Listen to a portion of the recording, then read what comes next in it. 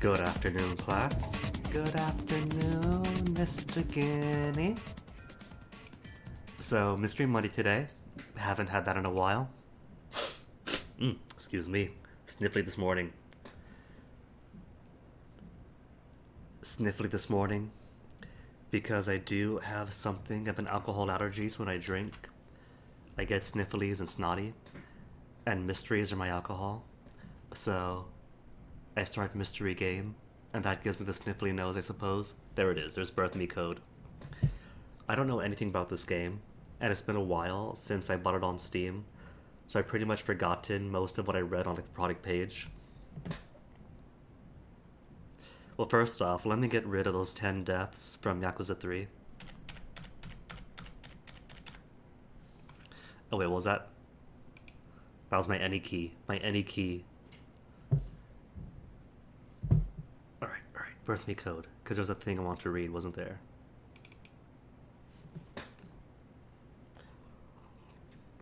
All I know is that it's kind of similar to 999, going off the product page on Steam. Is it up? There it is. The product page on Steam, and like a few like reviews. I don't really read reviews too often, because they either love the game or hate it, and there's always a risk that they might say too much. Which, funny enough, means that I prefer the negative reviews. Because people loving the game, of course they'll love the game. It's a great game, for any game. But for people who don't like the game, I want to see those complaints. I want to see if those are complaints that I share and might have a problem with, or if they're things that I could live with. And very often, the complaints of other players are things I really don't mind at all. So it's a story about fiction, is it? Only meant to be used for entertainment and do not represent the creator's opinion. Any resemblance to real world, be it people or locations, is purely coincidental, so Nevada isn't Nevada, and does not represent our reality. Now press the any key. So all I know is it kind of meshes well for people who like 999, and I think there's something about masks.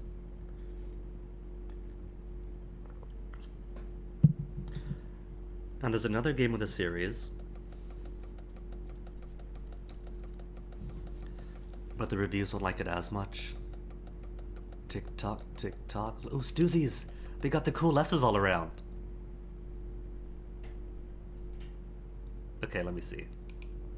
The cool thing is that this game does exist in windowed mode, so I could kinda keep the volume bars visible if I move this over here.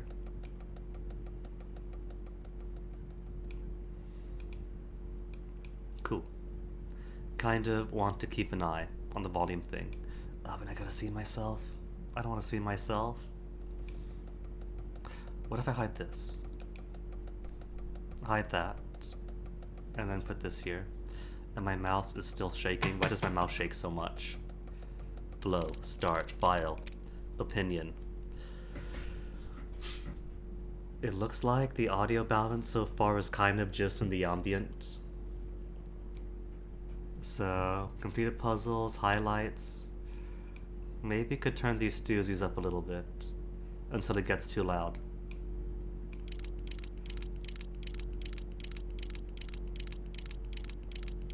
Feels okay.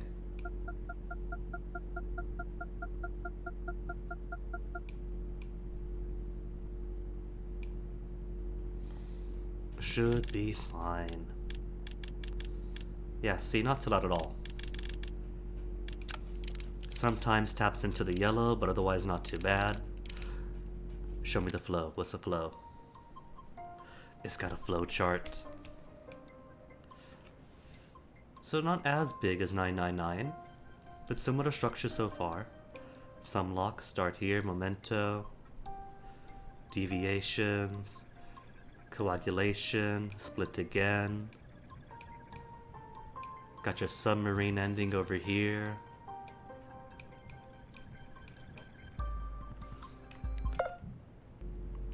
File, anything cool here? I'll just say file. Okay. What's extras? Lexicon, CG art. I guess I just start then. Oh, there's already a timer? 2 minutes and 23 seconds? Fine, I'll start.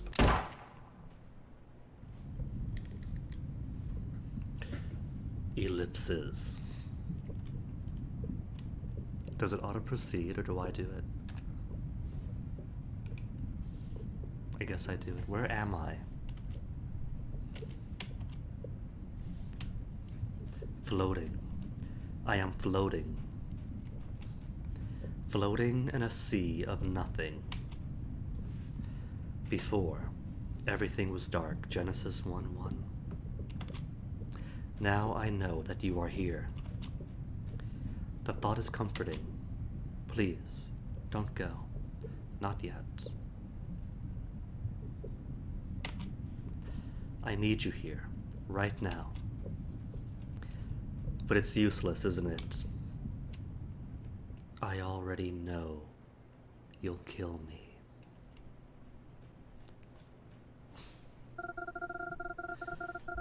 And God witnessed all that had been made, and indeed it was good. And there was evening, and there was morning, the sixth day. Genesis 1:31. You see, I knew it.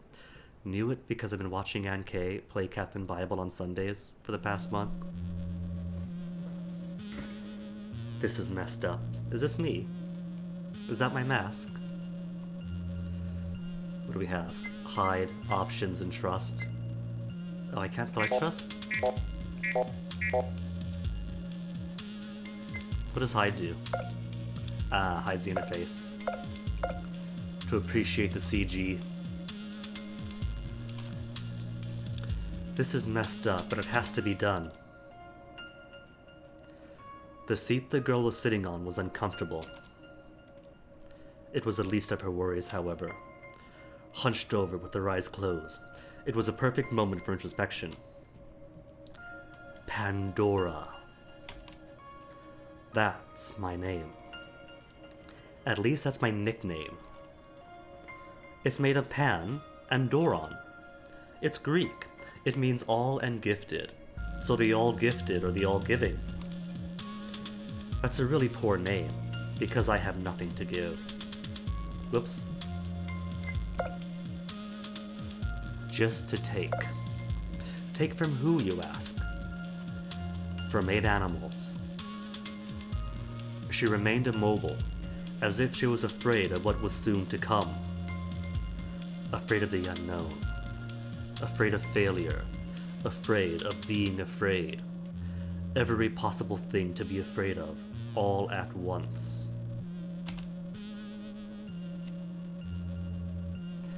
In the room, 2 other people were alongside her, immobile. They already had their masks on, unlike the other girl. One vaguely resembled a rabbit, and the other, a wolf. The one next to the girl was similar to a bear in theme. I think it's about time to put on the helmet. It won't be long before they wake up, and if I'm not ready by then, I'd rather not think about it. There. It's on. Oh yeah, that's a twist, isn't it? Instead of the typical nonary game thing, in which you all wake up together, Danganronpa style, who was a mastermind, you know who it is, it's you. I'm pretty sure that was the gist of the product description.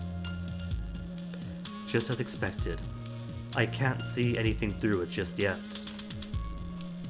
That's because my helmet's special, given that I'm behind all of this. I need to have some measure of control and all. The vision will be fixed once I connect to it.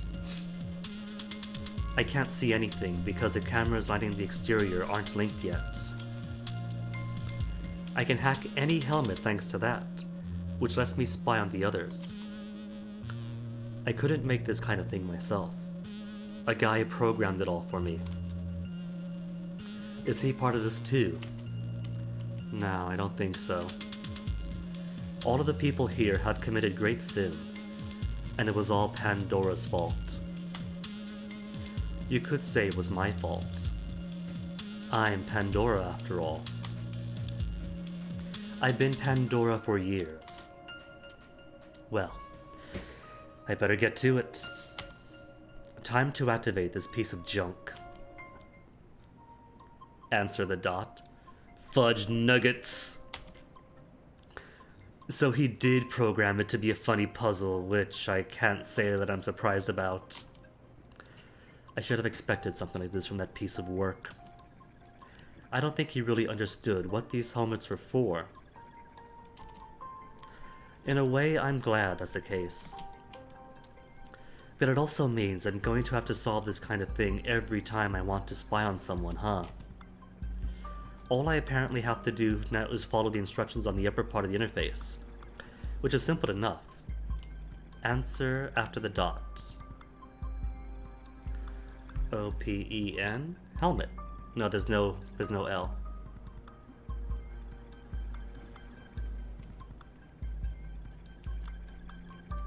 Judging by what I'm looking at, he left me where to get hints too. That's nice, since I don't have time to worry over solving it the proper way. Enough flubbing around. I'll just take the hints if I need them so I can finish this ASAP. Of course, the mastermind gets hints. Solve the puzzle, seek the way out. Answer after the dot.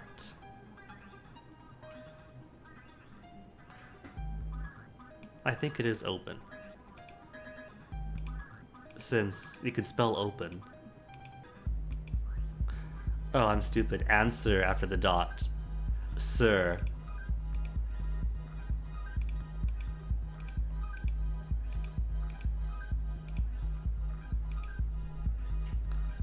There. Answer after the dot.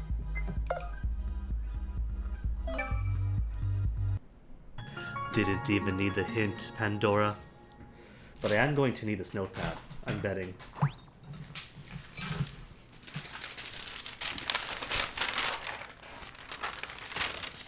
New mystery, new page. At least that was easy. Processing.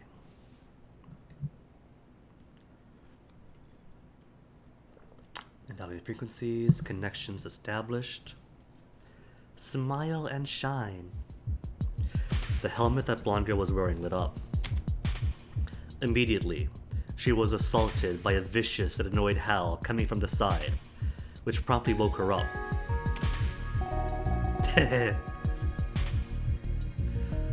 Then what the fuck is going on here? Cheerleader. One of the teens wore a helmet that loosely looked like a rabbit's head. Let me see, where's the options? There's auto, options. Music does seem a little bit loud. Let me just turn you 70? 70 feels good.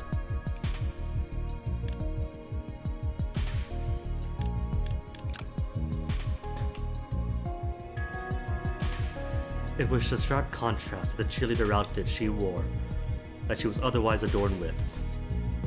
Colorful and bright in aesthetics, one could only expect the girl wearing it to be just as cheerful and happy, the picture of cheer and happiness. Judging by what she was screaming, she was anything but cheerful or happy. Wolf Trooper, look, I have no idea. I keep telling you, I don't know what's going on, and no, I can't take off this weird mask either. The other student wore a canine helmet. His clothing was strange, as if he was wearing one of those skin-tight suits from animated series. You don't get to pick how and when you get kidnapped, so that's what he was wearing. The bickering continued uninterrupted. I'm not buying that. You two are sitting there calm and peaceful like you owned the place, while I was going apeshit over here. Quick check, okay good. You're still going apeshit right now. Calm down, I was asleep, and I bet she still is. We must have been drugged. Calm down. Do you even know who I am? You don't order around a girl like me. Then we should introduce ourselves in this superiority complex. Unlike the more agitated rabbit girl, the wolf boy was still calm, studying his current surroundings, without blowing anywhere the same fuse as she was. No. Fuck, I'm not telling you. I'm not telling anybody. What if you're after my money? No, fuck no. Okay, then don't ask me if I know who you are. The wolf boy thought about it, and came up with an alternative. Do you have some kind of nickname then? Or anything else like that? I can't go around calling you Bunny, and I bet you'd hate that too. Bunny? What are you talking about? The mask you have. It kind of looks like a rabbit. It has two ears, see? Here and there. Yours looks like a wolf head, I guess? That's it. You think you could just threaten me with that thing on, don't you? Knock it off. Your head also looks really uncanny with that helmet. So, nickname. The boy's tone made it excruciatingly clear that he was getting really tired of her shit at that moment, which ultimately made her abdicate her stance on the matter. Whatever, fine. Superbia then, that's my nickname. Superbia. Is it fair enough? Doesn't say there's anything super about that girl. Yikes. The wolf boy thought about it for a moment. As the seconds passed, the girl grew increasingly agitated again. Hey, you tricked me. Now you've got a leg up on me, that's what you think, right? Now you get my name and I don't have yours, so... No, shut up, You shut up! Nobody tells me to shut up, my words are far more valuable than yours. What, don't you know who he is? I'm saying I'm thinking about it. Can you stop being a little bitch for a few moments so I can even say my name? You're not even hearing yourself, are you? Calm down already, holy hell. We're in the same boat, okay? That small outburst seemed to calm the bunny girl down. After he let a few seconds pass to test her mettle, the guy spoke again, making good on his word. So, I have your nickname too. I have a nickname too. It's Nvidia. Nvidia, really? Nvidia, just to get that product placement out there. Okay, that works, I guess. Now what? Now, I'm not sure. Maybe it's time to say hi. As her tone settled down, the girl wearing the bear-themed helmet reached forward onto the desk as if trying to stand up. Both of them turned to look at her, but just as quickly. All three of them could no longer see each other, anything of each other or the classroom. Or we could start the program by mistake. Had to happen sooner or later, I guess.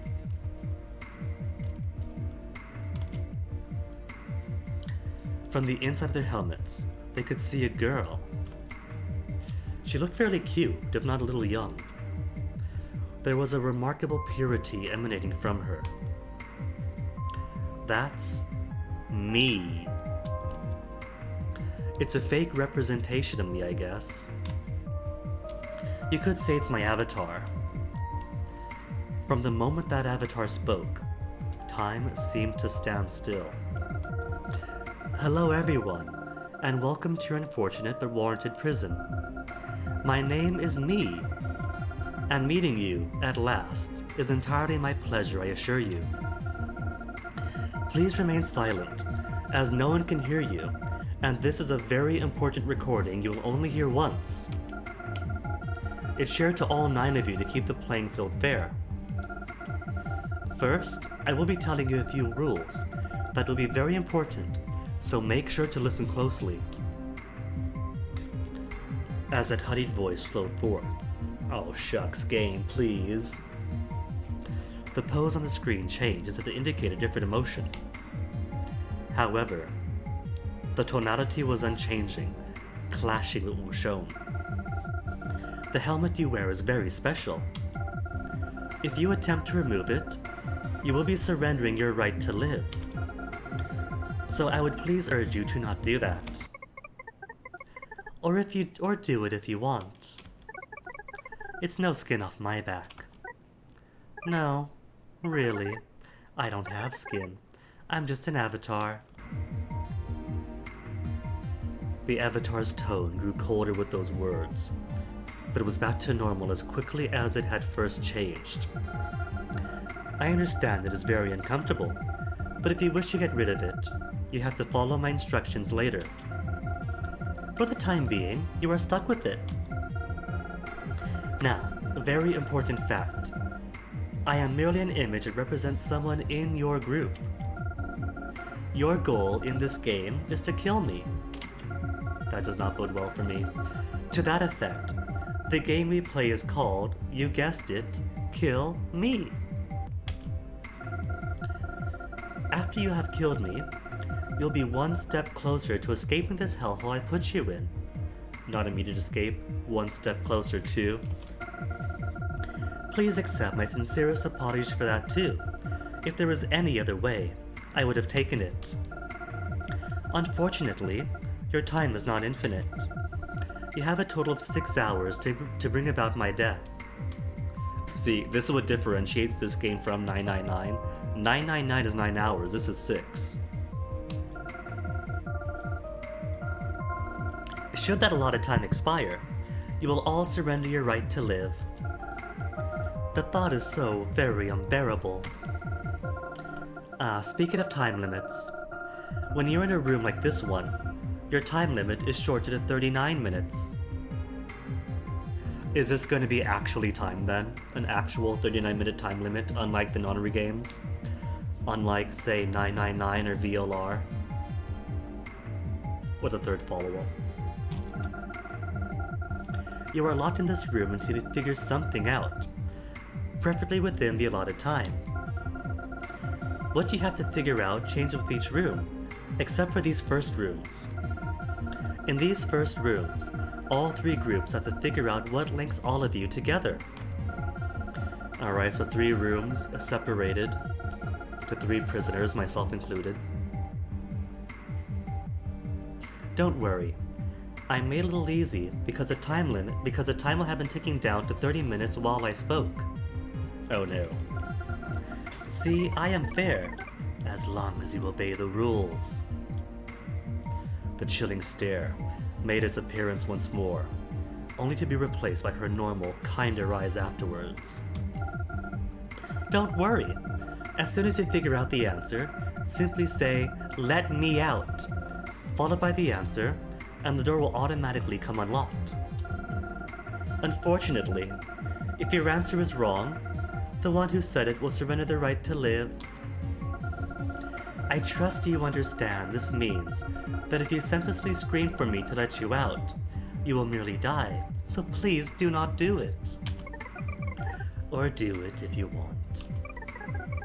If you animals value your lives so little, then be my guest. I will talk more about the Kill Me game once you are out. I have one last thing of note to tell you before I go.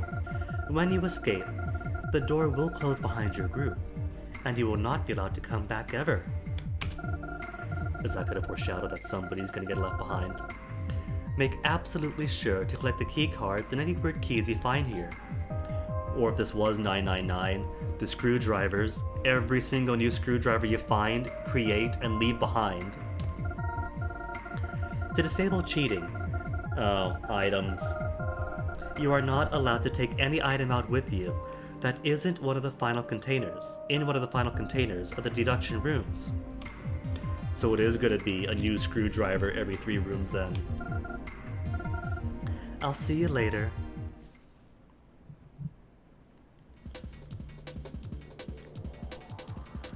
Following that crazy recording, the screen was replaced with the normal view of the classroom. Everything is going as planned, you say, having just said the recording came on early.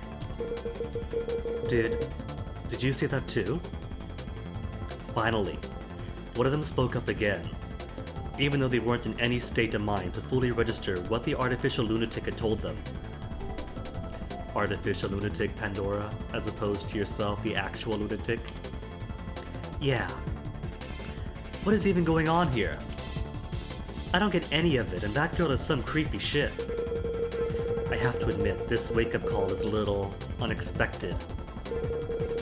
Anyway, there's no time for screwing around. Me said there was only a half hour before we die in this room, and I honestly don't want to test that claim. We have to leave, pronto. Me? Right, that girl's name. Fine, whatever. Like hell I'm dying here. But what about you, little girl? Wait, hold on. Hold on.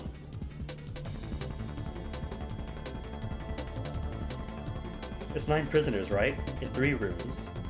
So it should be 3 of us here. But didn't they say there was a third girl, or a third person here, a girl with a bear mask? Is that my mask? Because my mask didn't look very berry. Would you mind finally giving us a nickname to call you by too? I guess they do mean me then. Or you could just say your actual name if you don't care either. These nicknames exist just because Bunny Girl here got cold feet. Bunny Girl? Fuck off with that! Look, you're wearing that, and it's not gonna change anytime soon. The 2 of them patiently awaited an answer. This is stressful as hell. Being locked in here with these 2 would be terrifying if I didn't know better. Actually, now I think about it. Funny.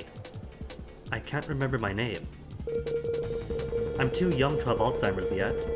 But what about you, Grumpy Face? First of all, I am not grumpy, and second of all, how could you be so calm and crack jokes at a time like this? We're running out of time here. Spit your name out already, holy shit! Apparently, playing the part of the fearful girl seems to be working out. Neither of them are suspecting anything. Though, it's making that idiot Sandwich even more annoyed, which is either bad or really great. A small sound came from the smaller girl, but the 2 others just looked at each other in confusion. Superbia eventually threw her hands in the air and decided to leave the 2 of them alone for a while. Despite the timer going down, things calmed a little after her departure. Look, I can't hear you. You'll have to talk a little louder. He leaned toward her, as if waiting for her to answer.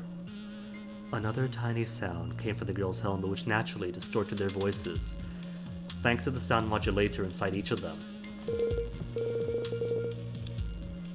Ancora. That's what I heard. So all the helmets have sound modulators. I can't trust that the sound we're hearing from them is their voice, and thus obfuscates a bit of their identity. That's right. It's Ancora. Ancora's my nickname. Another made-up nickname to hide behind. Okay, so you are that person then. It's necessary. Just like how I have to make sure no one can find out I'm behind this. However, things could get dicey later. Now hold on, there seems to be a separation of identities here between that girl and me. Maybe we're not the girl.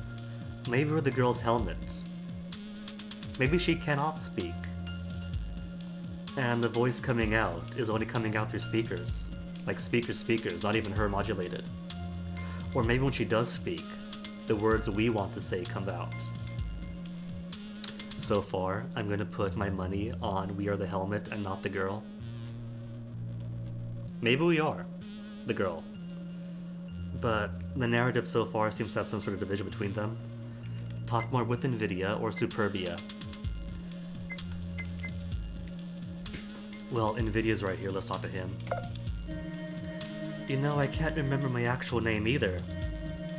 When I was thinking about it, Ancora just popped out. But it's not really a name, is it? Nvidia crossed his arms pensively, realizing his name is also fake. Trying to make sense of the situation a little. Yeah, I'm in the same boat. I bet the bunny is too afraid to admit she's got amnesia too. She's completely dodged it earlier. Ah, fuckwad. The door's actually locked. While they spoke, Superbia had tried to open the door. Despite the lack of facial features, it was easy to see she was getting worked up again. What was her first hint? The finger? The boy held his hands up, calmly shrugging. No kidding, that's what me said before. Stupid, stupid. We can't even leave for real. If anybody told me I'd be stuck in some dumb classroom with a bunch of idiots to play a stupid game.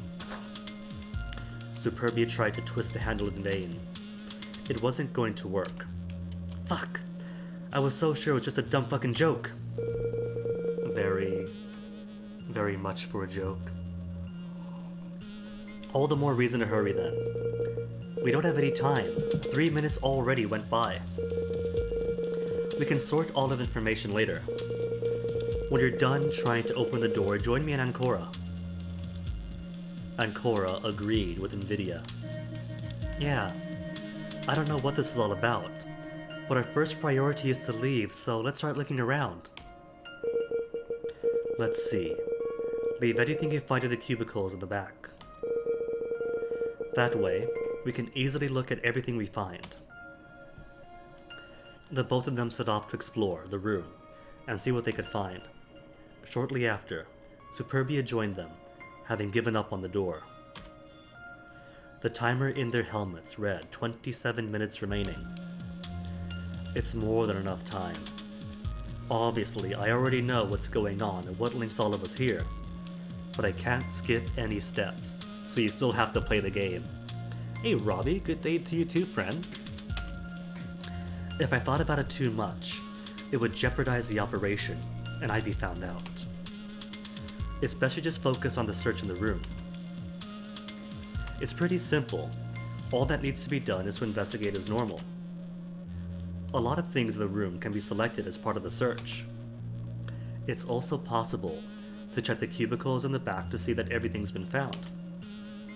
Everything that's been found. A bit like an inventory of sorts.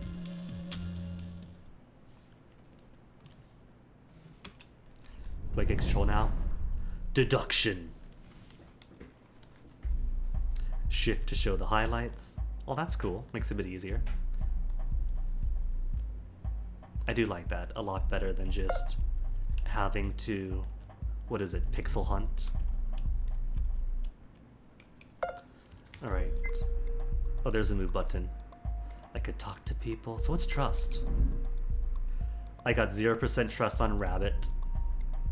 Achievement unlocked, you can trust me. 33% on Wolf. So I want to boost Rabbits up for sure. I don't know how this works out.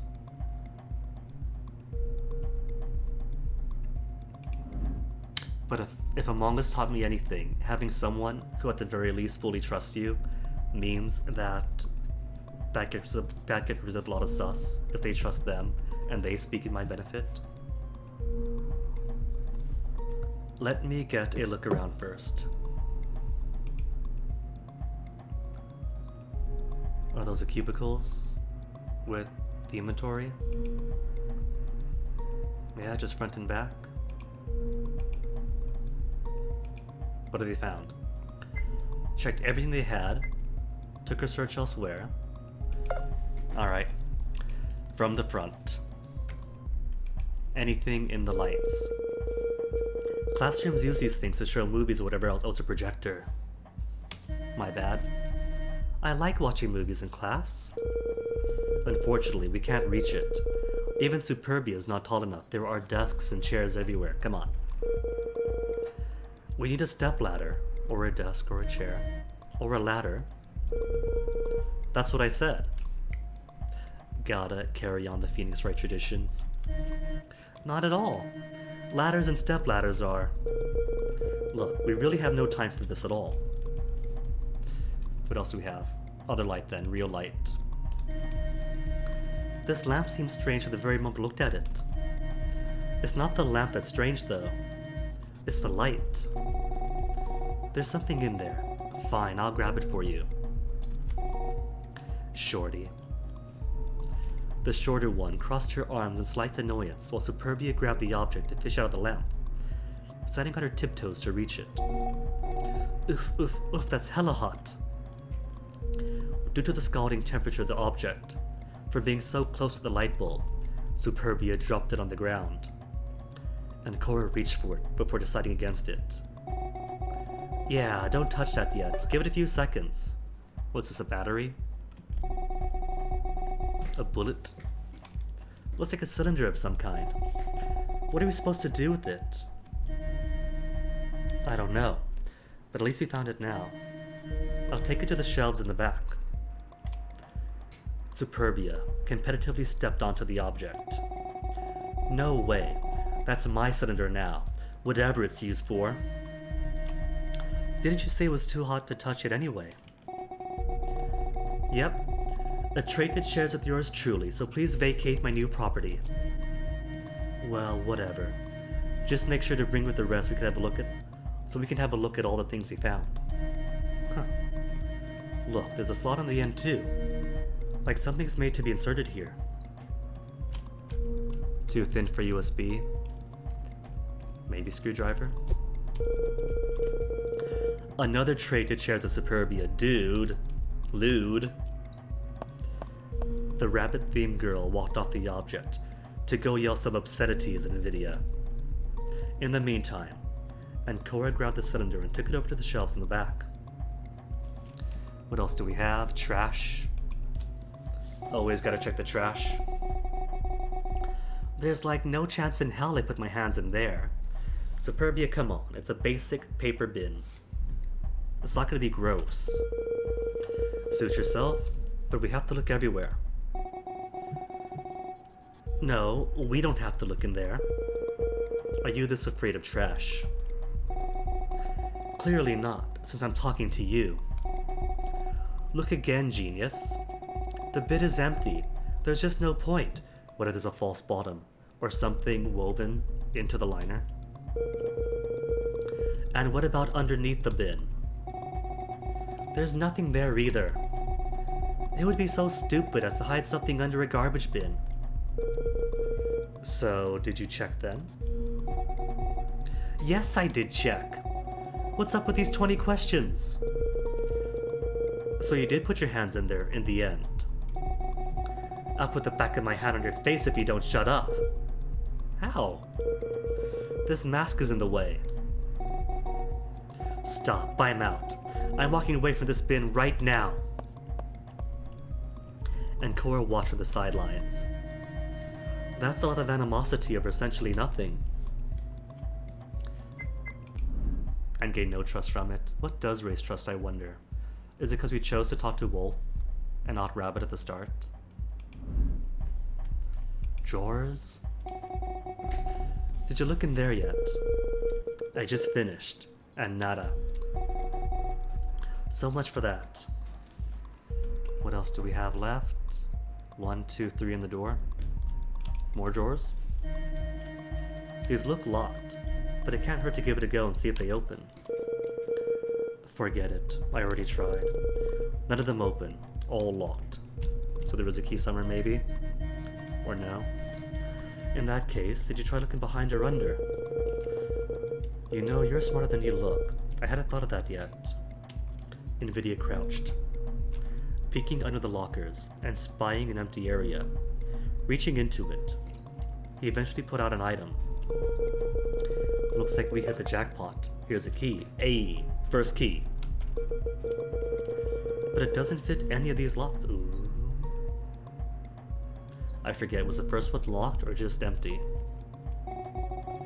Let's try it somewhere else then, Einstein. That's a good guess coming from you. But I don't think my name has anything to do with Einstein. It's a figure of speech, whatever. NVIDIA made sure the key was kept safe on the box shelves at the back of the room. Does it fit the door? There's a lock on it. Strange, the handle doesn't turn. That means it's locked. I mean, I already knew it was locked. There's a slot for the key under it. Do you think what me said was a lie? You sure that's for a key? What else could it be for? Beats me. One thing's for sure, we can't leave yet. There's even a large metal plate covering the entire window in the door. So I can't use that yet. Drawers? In terms of computer, this cabinet would be pretty poor. Doesn't even have one file on it.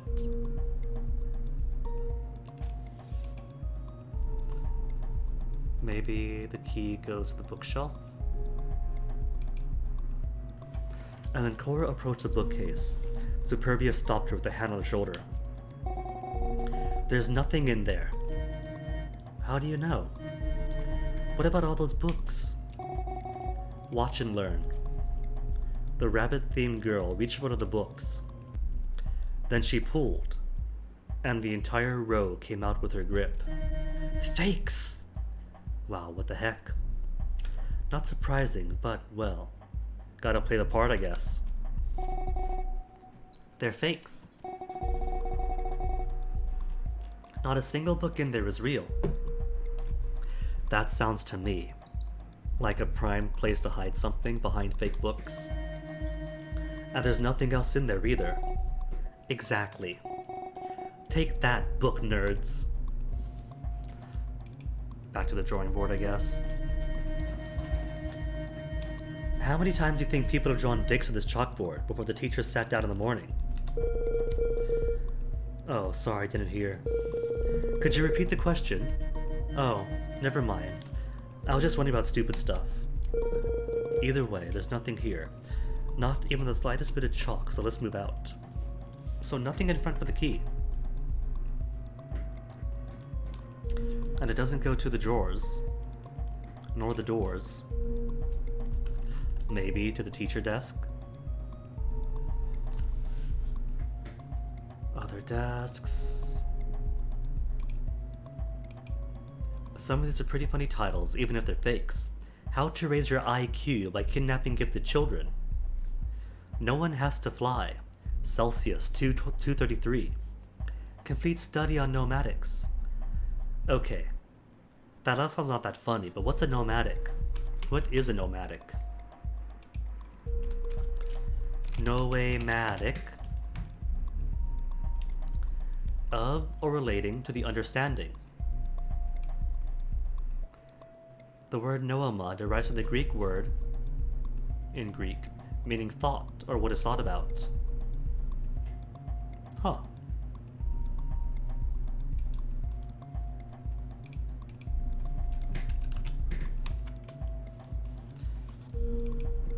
And the lock is still locked. Until we get a key that fits here, it's no use. I knew that. I was just seeing if you'd react. Yeah, sure. It's all bolted down anyway, so this is useless. Let's go somewhere else. Got it. You're acting like you have to follow me everywhere. Technically, don't they?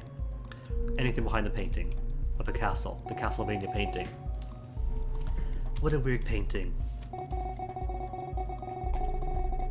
You won't see me hanging down in my living room, that's for sure. Are you sure it's a painting? It looks stuck against the wall no matter how much I try pulling it off. It feels like it's hiding something underneath. Yeah, but the cover itself is a painting anyway. See, it's painted. And it even has some 3D elements. Superbia dragged her hand along the surface of the painting, before removing it just as quickly. When a circular piece broke off her finger, she took off the moon. Yikes, it's coming apart. How old and filthy is this thing? I can't believe I let my pretty hand touch that surface. That's your only worry here. Invidious sighed in disbelief. Either way, look at the corners. There are several differently shaped holes in the frame. Great, putting things in holes. I outgrew that when I was like 2 years old. Tch, some people spend their lives putting things in holes. Might be worth keeping all this in mind and to figure out what to do with it. Mind bringing the circle over to the shelves? Superbia shrugged with disgust, flinging the circle over to the shelves. It landed in one of them, thankfully, on one of its flat ends. So what about mystery box? Metal mystery box? Look at this box. Doesn't it feel grossly out of place? What kind of classroom has random metal boxes lying around? Yeah, that's exactly the point I just made, Superbia. Very attentive, I see. What do you think is in there? I don't know, but it looks really heavy. Nvidia reached around it, grabbing onto the sides to attempt to lift it. Too heavy. He gave up after a few seconds, already panting from the effort. Yep, no lifting that thing. Not only does it look heavy, but it weighs as much as 2 or 3 persons together. That's not fair, you know. People don't all have the same weight. Let's just go with averages then. The point of the matter is, it's not doable by any of us for sure. Are you sure you're not just masking your incapability to lift? Nvidia shrugged, not wanting to get into a fight with it over anything. There's a keypad on one of its sides, but I can't think of what we should enter here. Maybe it's for later then, sensible wolf. Alright, so desk then. Desk with keyholes in them. Look, the teacher's desk has drawers behind it. Think we'll find anything in them? Nuts. The first one opens but is empty, and the second one is locked. A locked desk drawer. If only we had a key. Let's see if the key we found fits here. Bingo. There we go. What's in here then? There's another key. And a strange block that looks like a triangle. Looks more like a triangular prism to me, since it's 3D shaped. Oh, shut up. You know what I meant. Either way, we should bring all this over to our shelves so we don't lose them. So, key for the drawers. The triangle, I'm not sure yet. Maybe for the painting then? If the painting's got holes at the corners, triangular holes at the corners.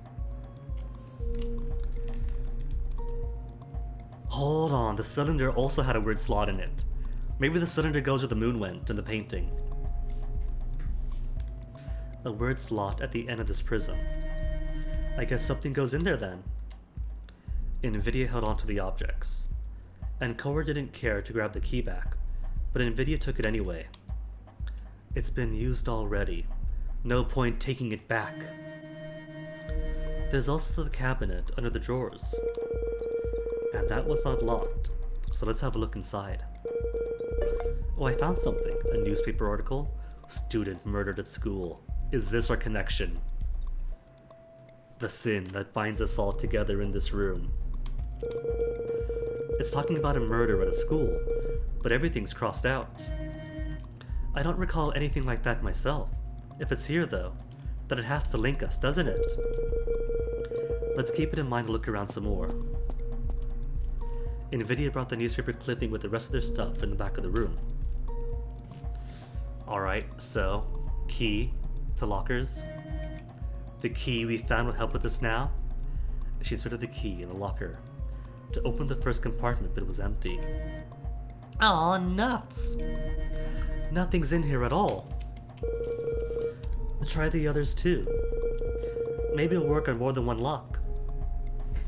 And Cora went ahead and attempted to unlock the other drawers, which found a moderate amount of success. In one of them, she found a rectangular prism. All the others are empty. So, corner to corner, that's 2, plus the cylinder for the moon. So I'm missing at least 2 more things then for the corners. Another one of those prisms. When I shake it, I can feel there's something inside. I don't feel too surprised we found another of those here. Small things come in big packages, huh? Hey. I just noticed. The prism has a weird slot on one of its ends too, like the other. At any rate, let's leave it in the back. But there's not all that many things left to check though.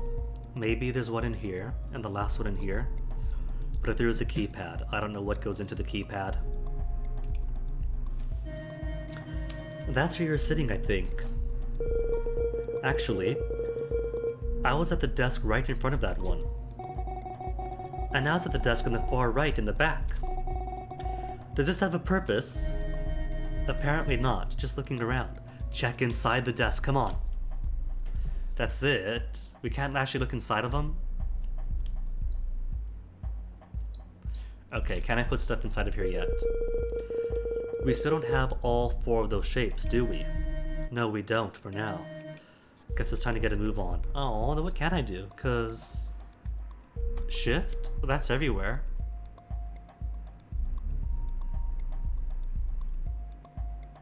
That highlights that whole desk.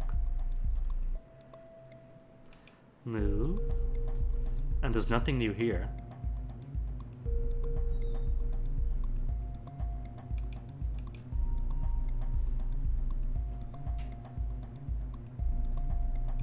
Empty.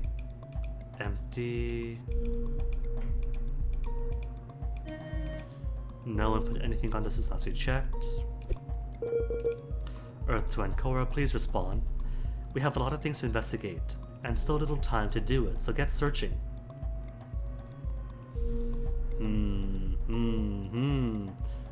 Maybe we overlooked something in the trash? A big nothing in there, whether big or small. Nothing is always just that. Nothing. Huh. Alright, so maybe there's another one in the back here. Or maybe mess with everything. Mess with the triangular prism.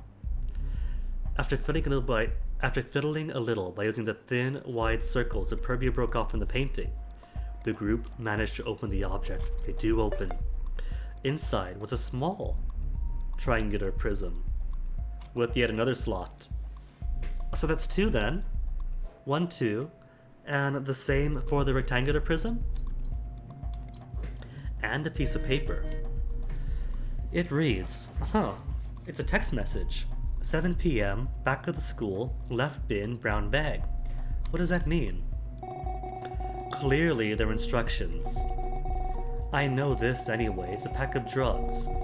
Generally left in a hidden area so no one but the recipient can find it. And how would you know that? I have a friend who's an addict. Not very reputable if you ask me. Nvidia, don't judge. Whatever. I'm not here to talk about my life. Anything about who sent this? Apparently, the sender's name was Pandora. I suppose you should keep that in mind. Maybe that's what connects them. Maybe Pandora sent all of them a message? Superbia, maybe not so superb. And Nvidia probably has something similar. Cylinder. By making clever use of the large circular object from the slot of the prism, the group slid its cap right off. Inside was a smaller cylinder. And a printed picture. That's a website of some variety. The address reads thesinemptiness.com. Is that real? Thesinemptiness.com.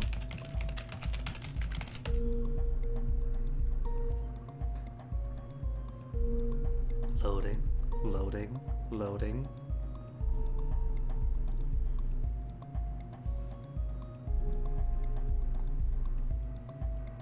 Domains aren't too expensive to be honest, so I'd be very surprised if it didn't exist.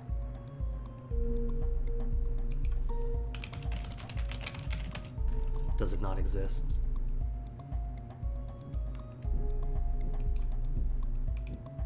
It doesn't seem to exist. Oh well. The title of the page says My Emptiness, and there's a list of names, 9 of them. Pandora, Tristida, Nvidia, Era, Superbia, Gula, Luxuria, Avarita, and Ancora. This kind of rings a bell. Yeah, there are names. The nicknames we chose. Yeah. Search everything we had. Oh cool, I can search everything we have.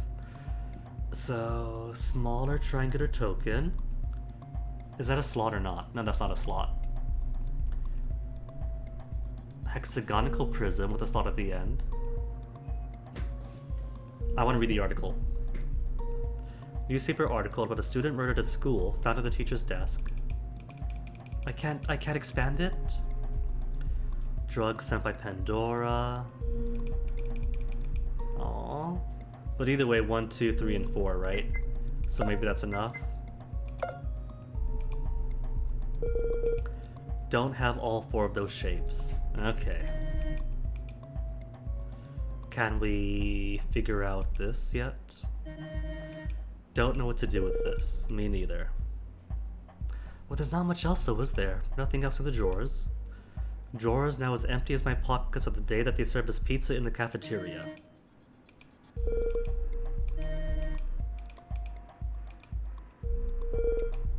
All empty, wasted time, wasted notes a waste.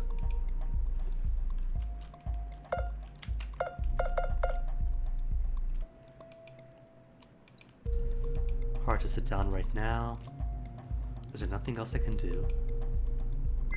I can't interact with anything else in the inventory. That's it.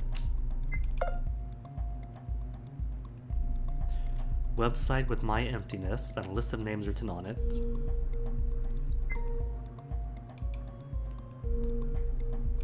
Found the painting. A blank. Another blank. Huh. I guess I have no choice but to continue the search. That's still empty. Waste of time. Takes away Sonoa waste. Can we reach up to here? Nobody could reach it since it's unimportant anyway. Anything else in the light? Nothing else to see here. Just a big old lamp. Brighter than Superbia. In terms of computer... Nothing in the waste bin. All empty. Very hilarious.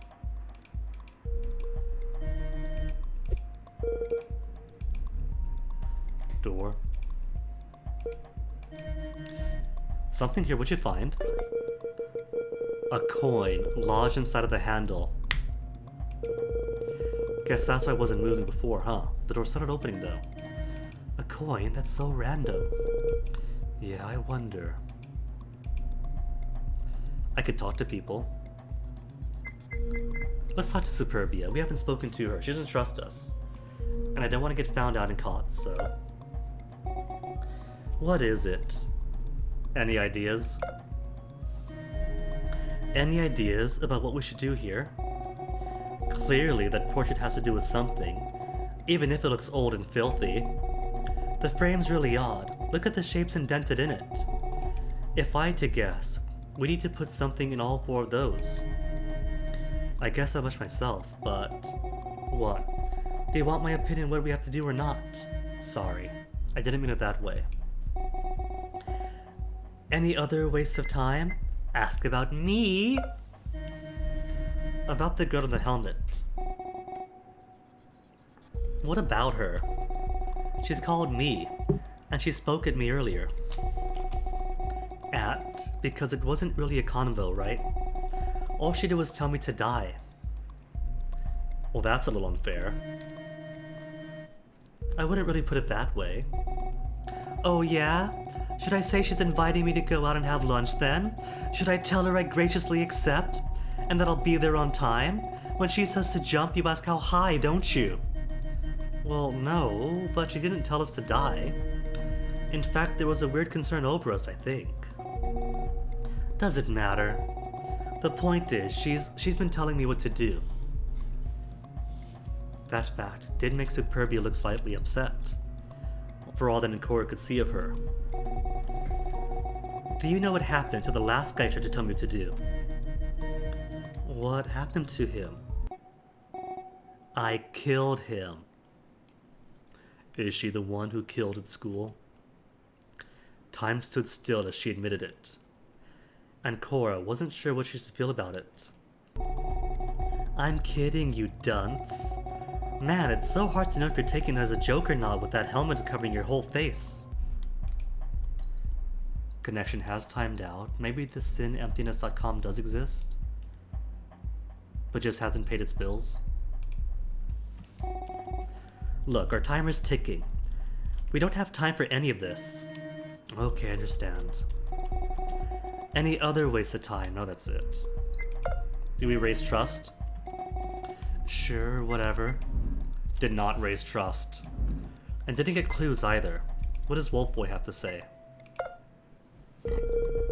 Be quick, our time's short. Any ideas? Clearly, we have to escape this place. Are you familiar with this kind of game? It's generally a small computer game where you click on various elements to search and combine them in various ways to solve puzzles. Yeah, and there have been movies made about it too, I know. There has to be a reason why we're here, but figuring that out is going to be tough. Let's figure out what links us all here first, and to do that, well, just search everything, maybe multiple times to make sure we got all there is. Be sure to do that. Anything else about me? About the girl in the helmet. That girl, me, was it? I don't know who she is or anything. Not that I remember a lot from before I woke up, except for certain things. Certain things like what? I don't really want to say. It's kind of personal. Maybe I'll tell you later if this whole thing isn't a farce, and we're still alive by then. What about you? Can you remember stuff yet? It's not like it's been forgotten for real. No. I'm trying to think about it, but it's like there's a wall. You and I both then. Wonder if Superbia is doing any better. You and me both, you mean? Huh? Oh, nothing. I guess you should go back to searching. Is that a slip? Well, I didn't get anything out of talking to them. Maybe finding the coin means they can open more things. Screwdriver style. Rectangular prism. Using the small coin, the group managed to pry the rectangular prism open. Inside was a small cube, another shape, and a newspaper clipping, Principal arrested. This is an article about the principal of a school being arrested over charges of murder. According to what's written, he was delirious and kept blaming delinquents or something. Hearing all that gives me the chills. We might as well put it with the rest of the stuff we found. And the hexagonal prism. After fitting the prism and the small coin, the group unlocked the mysteries that dwelled inside of the hexagonal prism. Inside was a smaller hexagonal prism and a piece of paper with more drug instructions. It's written a fake with pigtails.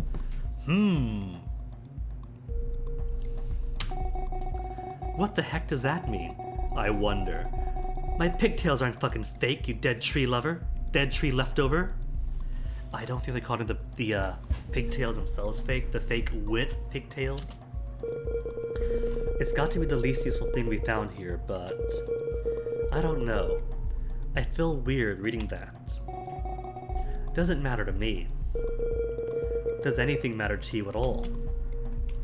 They have such a father-daughter relationship. Okay, is that enough then for the painting? The shapes we found all look like they can go into the corners of this painting. Let's try them then. First, the cylinder goes in the circle. Oh, come on, matching shapes is so easy, even your mom could do it. Let me do it. The rabbit girl snatched all the shapes out of Nvidia's hands to push them in each indentation one by one. When all four were in, the painting opened slightly, revealing a large, empty compartment. Hey, there's stuff inside. That is not an empty compartment, is it? Let's see. The first item was a pair of electronic cards. On one side of them were a few cyan and red lines, and on the other was a weird letter S. It's not a weird S, it's a cool S, it's a Stoozy. Hey look, it's a cool S. See, he knows, he gets it. You know, they're all over the place. Graffiti in the bathrooms, painted here and there, anywhere really. There was also a sheet of paper. This paper's pretty straight. It says, "Welcome to my emptiness." Is it related to... yeah, probably, the website that doesn't work. Does it say anything else? Nope, but there's another thing in here. Give me a sec. And Cora reached into the safe, pulling out a large old key. So, is that it? Didn't you say something about a lock on the door earlier? Will this work? I don't know. Let's give it a shot, but I'm doubtful. Their attempts to unlock the door didn't work. The key did not actually fit the lock at all. It was far too big. We don't have a lot of time left. Feel free to look around the room some more, but when you're ready, let's gather at the back of the door. Let's gather back at the door. Well, there's nothing new here to interact with, is there? We have everything we have. Maybe we could use a box now? Still don't know what to do with this. Me neither. Well, there's nothing else, though, is there? Desk drawers are empty. The key probably won't fit into here. Whoops, clicked the wrong thing. The bookshelves. Anything set inside the painting. Safe as how clean as can be. And don't have much time. Well, there really isn't anything else then. Unless the key goes here. No?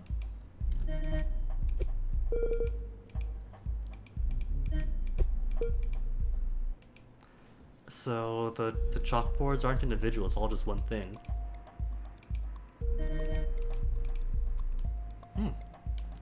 I've clicked all there is to click. Could I talk to anyone more now? Superbia, now that we know about the fake with pigtails. No. Portrait has something to do with it, we solved it already.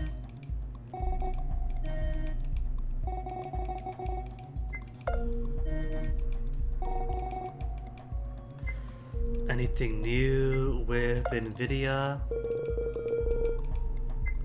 Nothing new with NVIDIA.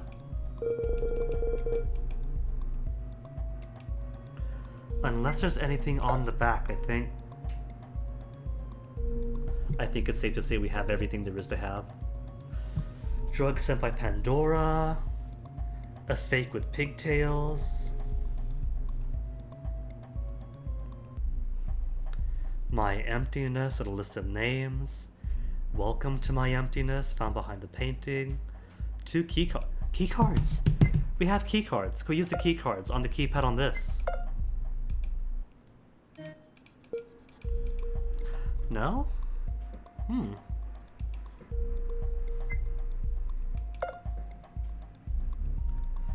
Newspaper article about the principal being arrested as a suspect of murder.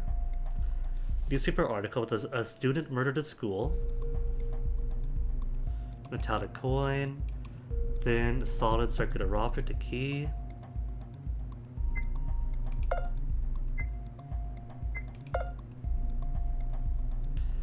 Maybe if that's it.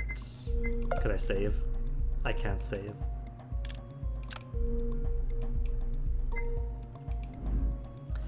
Maybe if that's it, all that's left to do is to go to the door and say what binds us all together. Either of you figure what links us here yet? Well, first of all, what are we? We're clearly aliens. No, not like that. Stop being stupid. I meant what we do in life. We're students, right? I clearly recall coming here before. That makes sense to me. But then who are we? Why were we put here? Ugh, this is so annoying. What about you, Ancora? Got any idea why we're here? What connects us? They're never going to say it on their own, huh? I guess dying if you get it wrong isn't really appealing. There's no choice then. Good old Ancora's gonna have to step in. The girl stepped forward, towards the door, inhaling deeply as if preparing herself to speak it out. The two others stopped all talking and listened. "Let me out. What links us is..." Oh no. I have to type it out. How specific is it though? My emptiness? Could I use... Okay, can't just use my keyboard. It fits perfectly. My emptiness. As soon as the words left her mouth, a click came from the door. The three of them looked at each other. "Oh. You didn't die, apparently." "Of course not. It was the answer." "Were you really hoping for the opposite?" "And what about the metal box behind the desk?" "It didn't have any purpose." "Yeah, I'm curious too, but we have to go. We only have a few minutes left until we die." Superbia immediately walked outside after that. I don't know, there's a keypad, right? I still think we could have used a keycard on it. Remembering what had been told to them, Nvidia grabbed the old key and walked out of the room after motioning towards the shelves at Ancora. Doing good on Nvidia's motion, Ancora remained inside for only another moment in order to nab the strange keycards on the shelves. There's nothing else important to it now, since it's just the bare minimum to make sure no one gets sidetracked when exploring these rooms. Since remaining here was useless and dangerous, the girl followed the others. As each of them left the room, their timers turned off one by one.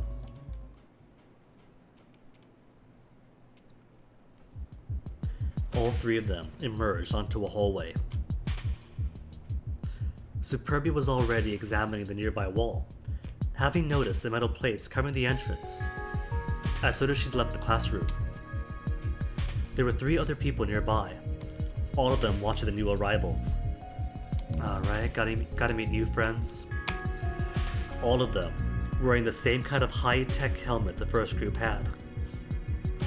Before Ancora could talk to them, Superbia interjected herself. "Nothing to do about this, is completely blocked off. I guess we have to meet up with these losers now." The losers are in hearing range.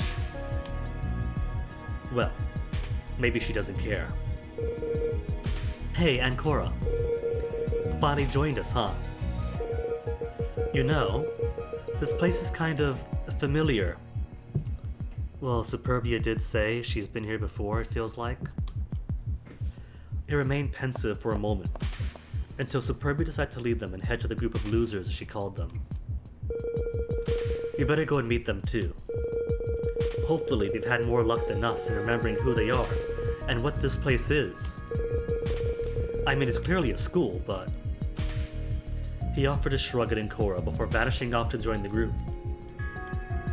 After a brief moment, Ancora joined the group in order to properly introduce herself to them too.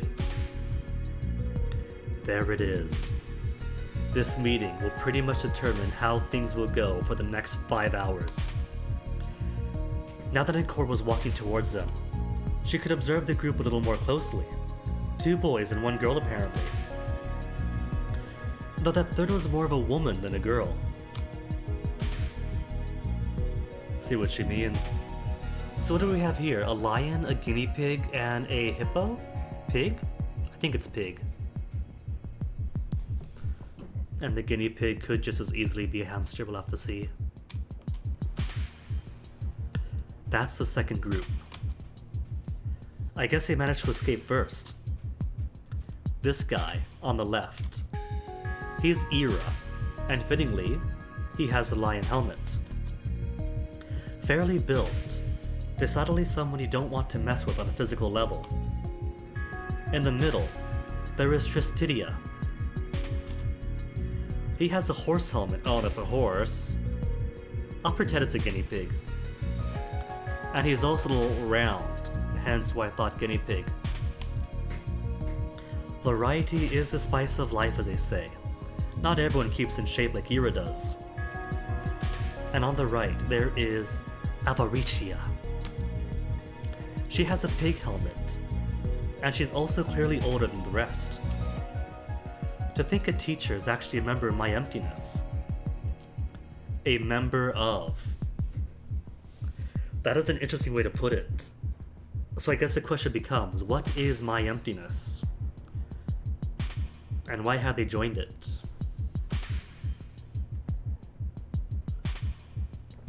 The situation has come to a standstill between the two teams of three.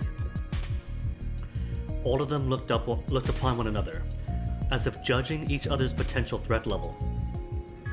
The entire scenario was played out similarly to a pack of predators sniffing out who would be the first to go, regardless of they're given animals a carnivore, herbivore, or omnivore.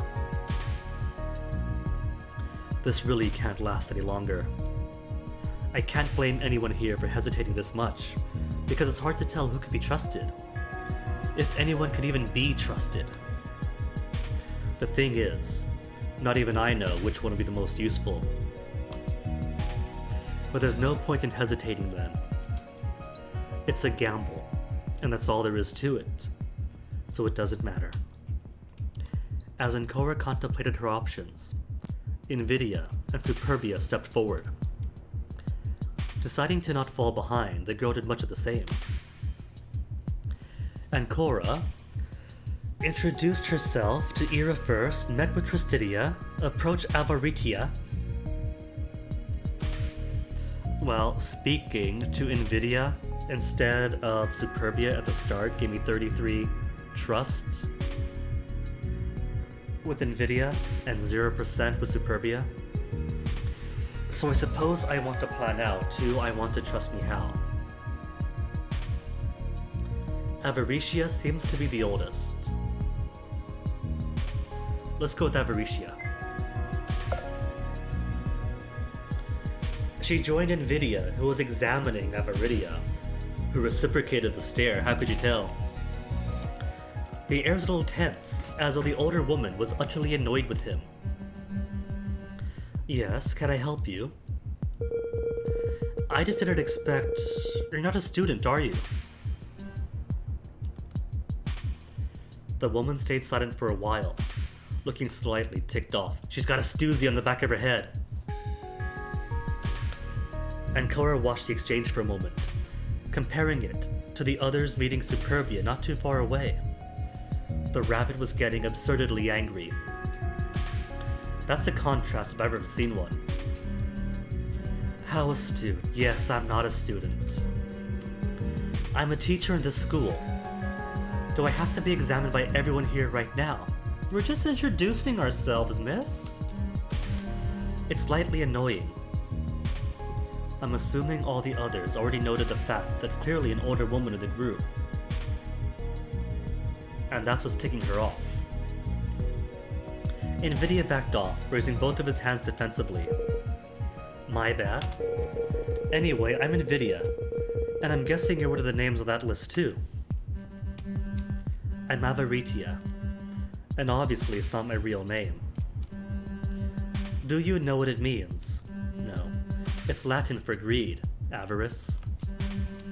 I can't say I'm happy with it. Good to meet you at any rate. I promise I won't treat you any differently than anyone else. Good to meet me. In here?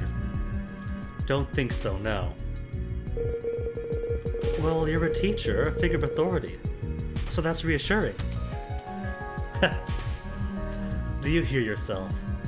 You just said you wouldn't treat me any differently than anyone else. Invidia looked, as if he'd received a gut punch of the mere words alone. Dealing with this woman clearly isn't going to be easy. Ancora couldn't see her face, but she definitely looked permanently annoyed. I'm Ancora. I was with Invidia and Superbia earlier. Yeah, I could see that. Just... She reached behind herself to mess with her hair a little, making it look even messier than before. Look, I might look cold, but at least I'm glad nobody died so far, okay? Don't you two have others to meet too anyway? Thanks for your time. I guess it wouldn't be a madhouse of criminals if someone wasn't extremely impolite. After everyone introduced themselves to each other, the group took a few minutes to sort everything out. So, to recapitulate, we have it in Cora, the girl wearing the helmet that looks like a bear. Then there's Avaritia, wearing one that looks like a pig. Yeah, sorry, I don't think that particular mask means anything either, if that makes you feel any better. It wasn't clear if Avaritia even acknowledged what Tricidia had to say. She remained silent, out of concern, annoyance, anger, or simply because she was speechless to the fact that he felt the need to make some kind of apology. Just to be ready for the others to find it. Just be ready for others to mind it more. Either way, there's Superbia too. She's the rabbit. Excuse you, you mean a rabbit queen? It didn't look like her confidence was radiating strongly enough to make Tricidia back off. Yeah, sure, but you wear a rabbit helmet and not a crown. So that makes you just a rabbit right now. Where was I? Right, there's a lion too, Ira. Then we have Invidia the wolf, and myself, Tricidia the horse. We're lacking 3 others.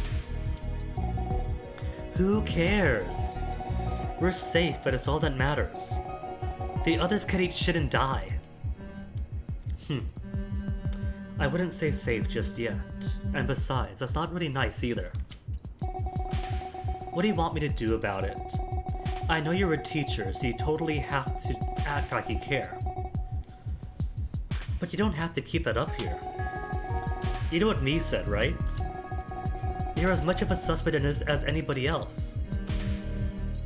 That goes for you too. Ugh.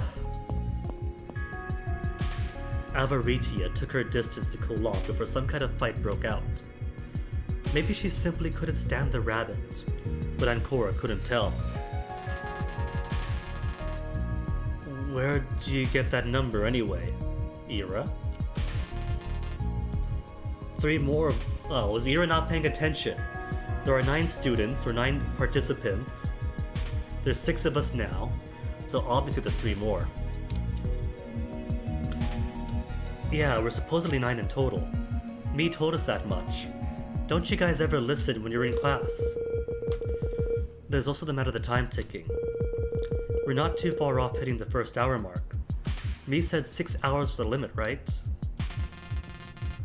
I hope they hurry then. Cowardly lion. Our room wasn't nearly this bad. It's possible they're having issues because you're not used to piecing elements together. There was barely any that needed. And on cue, the door opens. As if fate had been waiting for the subject to be brought up, the final door opened, and out of the room bolted 2 figures. Well, there's still the possibility. Like, Ancora came by at the end afterwards. So we have a bull and a koala, I think. The redhead is Gola, and the other is Luxuria. But where is the third one? They left the room in a hurry, and as soon as they were out, Luxuria rolled up into a ball and Gola held the wall next to the closed door as if in support. This was completely absurd. Who could have engineered such a deadly contraption? Deadly contraption. We made it out just in time, but... As she spoke, a small click came from the door to settle the fact that it locked again. And at the same moment, everyone's vision turned black. So there's at least 1 dead participant already.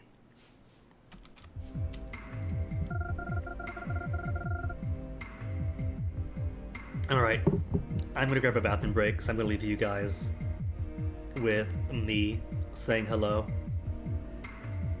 And then we'll continue this next act, this next chapter of Birth Me Code. So give me a sec, enjoy the music.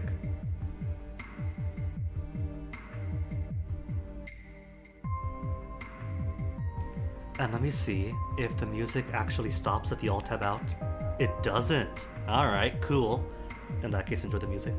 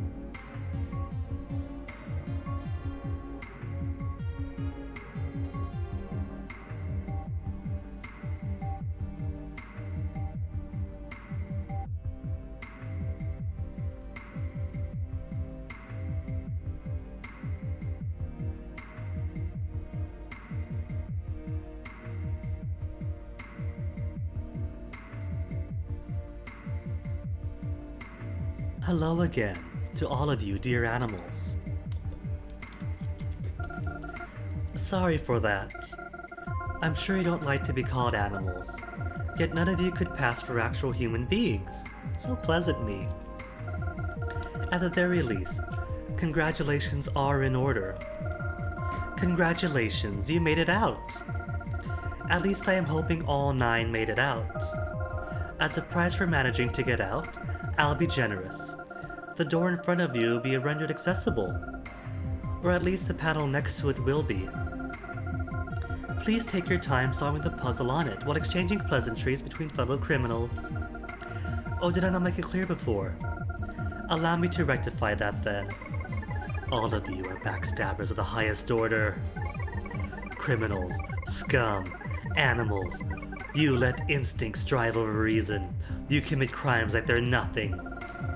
In particular, you all have one special crime you hold dear to your hearts. Don't let anyone find out, or maybe they'll distrust you. Maybe they'll kill you. But first, one thing at a time. By unlocking this door, you'll gain access to the crossroads.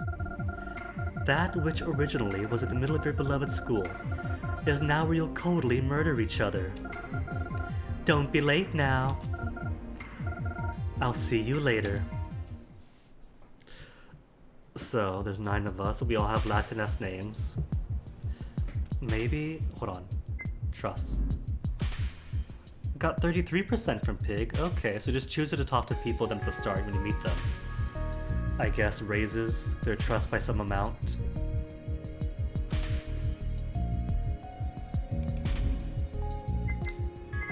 Options, I don't see a save option.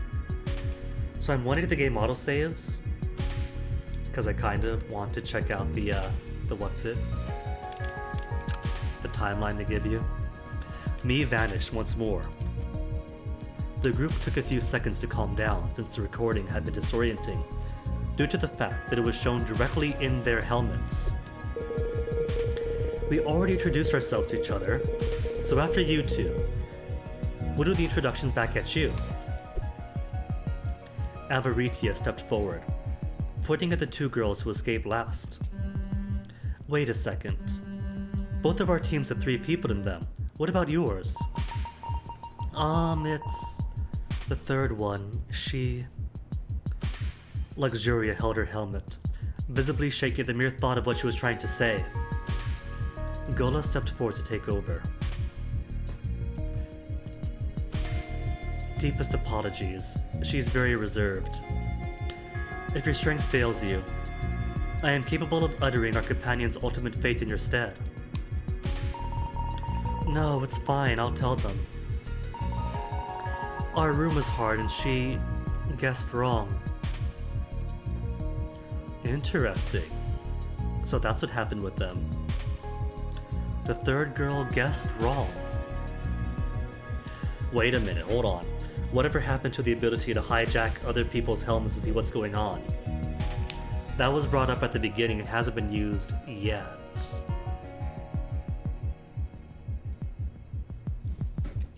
Luxuria pushed her back to a wall and slid to the ground, holding her legs in a fetal position. An awkward silence lingered in the group, only interrupted by her sniffling a tad. At that moment, Gola cleared her throat. I am assuming your wanton gazes are fixed on my being at the moment. I am unfortunately acutely aware my physique is unsuitably dressed for societal purpose. More than that, her syntax is a bit odd, especially given her dress. She glanced over at Luxuria, who either didn't notice it or paid it no mind. She seemed envious of that hoodie. I think lots of people have a mood in that. I can assure you, this spotty article was not in any way my own doing. Whoever incarcerated us must be finding some sort of wicked enjoyment out of it. Admittedly, I didn't touch their clothing at all, so that's false. Also, as it is apparent, I could witness you're all adorned with a helmet much like hers and mine. Yeah. The sooner it's off, the better I'll be. Naturally. Who would hold any desire to don their cranium with such an aberration? Not only is its appearance grotesque, but it's also completely unwieldy. Following that, the introductions began anew. This time, it included the pair who had just come out. And Cora didn't feel like talking to either of them since her mind was entirely on the puzzle they had to solve. Or that she had to solve, really. It's probably in a few of their minds too. This puzzle is fairly important to get past, like my avatar said, but it could wait a little bit. The blonde girl hesitated for a few seconds, but she ultimately decided not to bother with the puzzle for now. Meeting with the two newcomers would allow her to learn important information about them. And Cora, Gola or Luxuria, they both seem to be pleasant people. Luxuria could probably use some comfort. Gola appears approachable.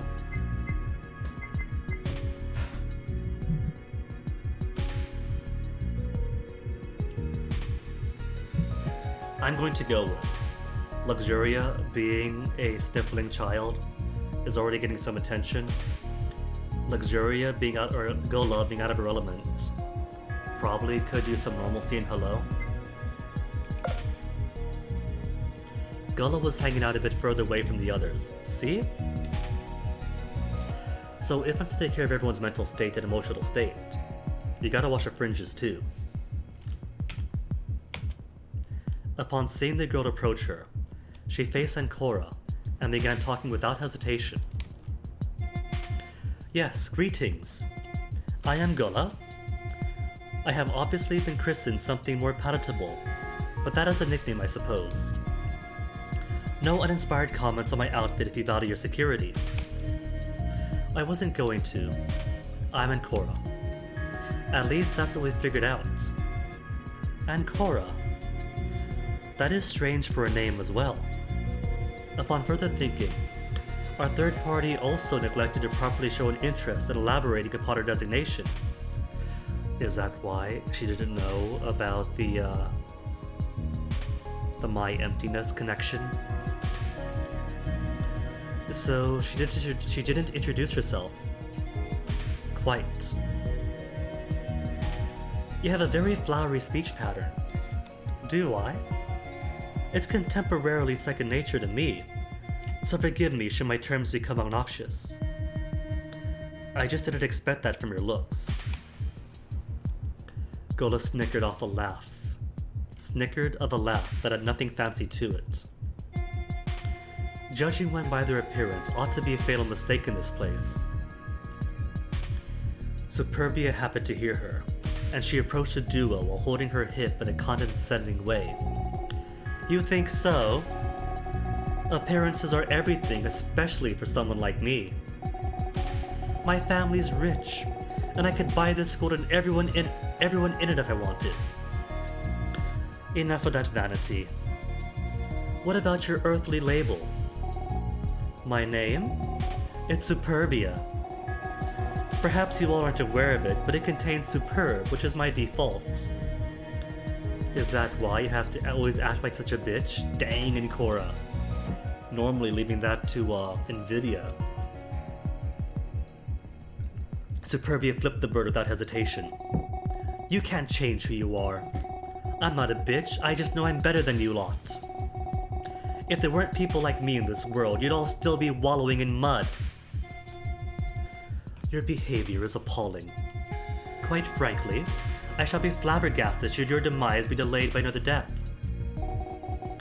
The fuck are you even saying? I think she's saying if you aren't the next one to die, she's going to be very surprised. We'll see who dies next soon enough. The group of three dispersed, following those words, leaving Ancora alone with her thoughts. I can't believe nobody's thinking about the puzzle. This is all well and good, but it's there, you know? Are they going to keep talking while ignoring the main pressing matter? It's Tristidia. It's Tristidia this and Superbia that and Luxuria this. Why can't we have better, shorter nicknames? Those are much easier to remember. I like the name Lux too. Maybe we can make up smaller, cuter nicknames. And Cora was already no longer listening to them. Instead, she stood in front of the puzzle, having decided to solve that while they were talking about, and Cora, come on, you're the mastermind behind this, and you're doing the game for them while they just chill out and relax and have fun making friends. There was a sense of urgency nobody else was acknowledging. Maybe it's just their way of coping with it. They're distracting each other, trying to find the chink in their peers' armors. Something feels wrong with all this too. This door wasn't supposed to be locked in this way. Oh no. My friend is testing me, but they don't know about what's happening here. By your friend, do you mean your alter ego me? Or the guy that was alluded to way back in the start who programmed the helmets? Having far too much fun with the programming but going off script? Was I duped? Oh, that's also a possibility. Maybe I only think at the mastermind, but really, I'm just another cog playing a part that I don't realize I'm playing. Or someone else duping me, perhaps. I know for a fact there's a traitor in this group. The entire reason why this is being held is to find out the traitor. Because they all shouldn't know Pandora's real identity. My real identity. Okay, so not only am I the mastermind of this game, but there's also a traitor who knows.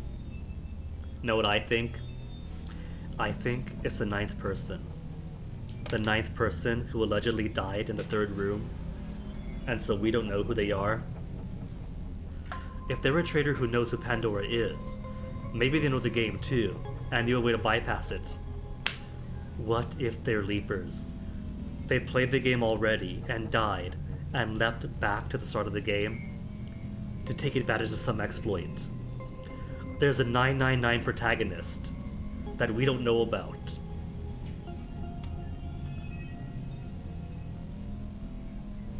One of them knows, though. Is it Superbia? Nvidia? Gullah? Luxuria? Avaritia? Tristidia? Or maybe Era? Of course. I already know who Pandora is. It's because I'm Pandora. But what if the traitor died already? Or isn't dead? Could I be so lucky? Until I find proof, I'll assume it's one of those still alive, and make sure they pay, even if I have to kill 6 of them. Cool, Stoozy. Solve the puzzle. Imprison within me. Oh, this looks difficult. I get 1 hint, 2 hints. And because I am the mastermind, I have access to that. Imprisoned within me. I see pigtails.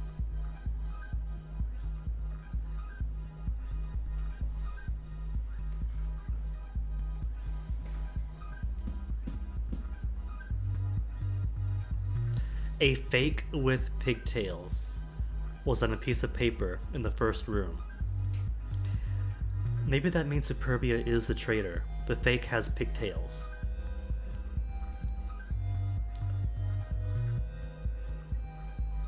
Or maybe it is a clue for here.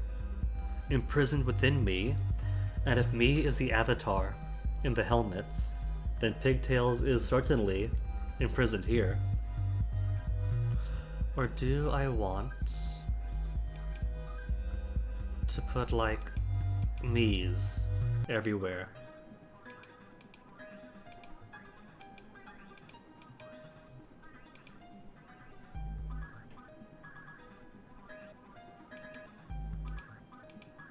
Me. Me's all along the perimeter. And that does give me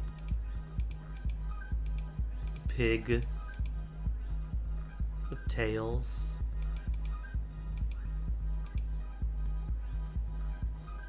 Pigtailus. A pigtails?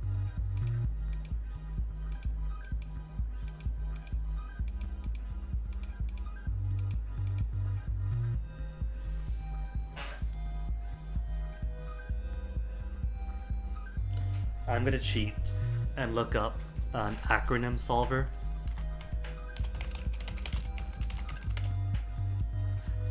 The acronym server, find some acronyms and meanings. A pigtails.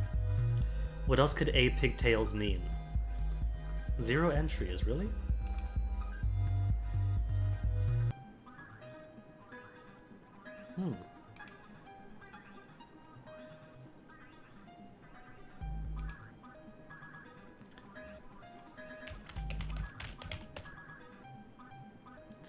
A pigtails, Tyga's lip, Tyga lips, Tyga slip, Tyga lisp, Gala teepees, Alga teepees, Gallus teepee, pigtail as, Gates pale, Gate pales, a Gates lip, a Gate lips, a Gate slip, a Gate lisp, a lag teepees, a gal teepees, a slag teepee, a gal's teepee, a lag's teepee, a pale's gist, a tail's pig.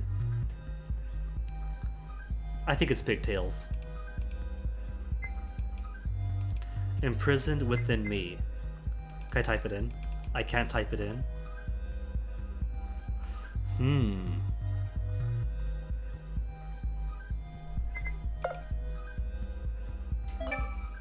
Solved. Maybe the puzzle was just to make me's on the perimeter and the inside doesn't matter so much.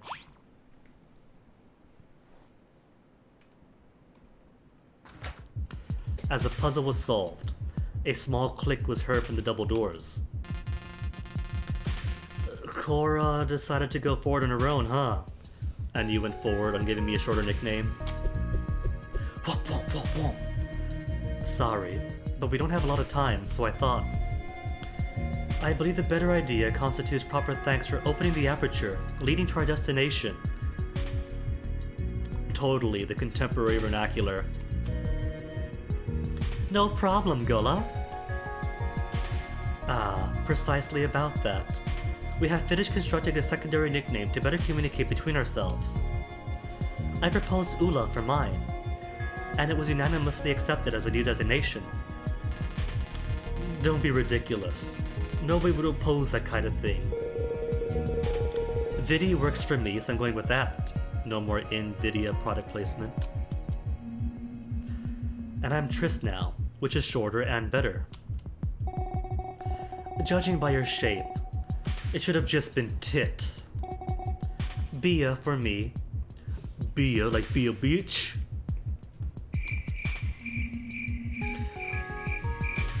He made the same joke. Right back at you, biatch. As with second nature, Superbia flipped the bird. I already said Lux earlier. I think it sounds cute. No nickname here. Ira's short already. Yeah, short for irrelevant. Dang. Ira's fist closed tighter. Superbia wasn't making any friends so far. I guess you guys picked Cora for me then. Any objections? Not really. It's fine too.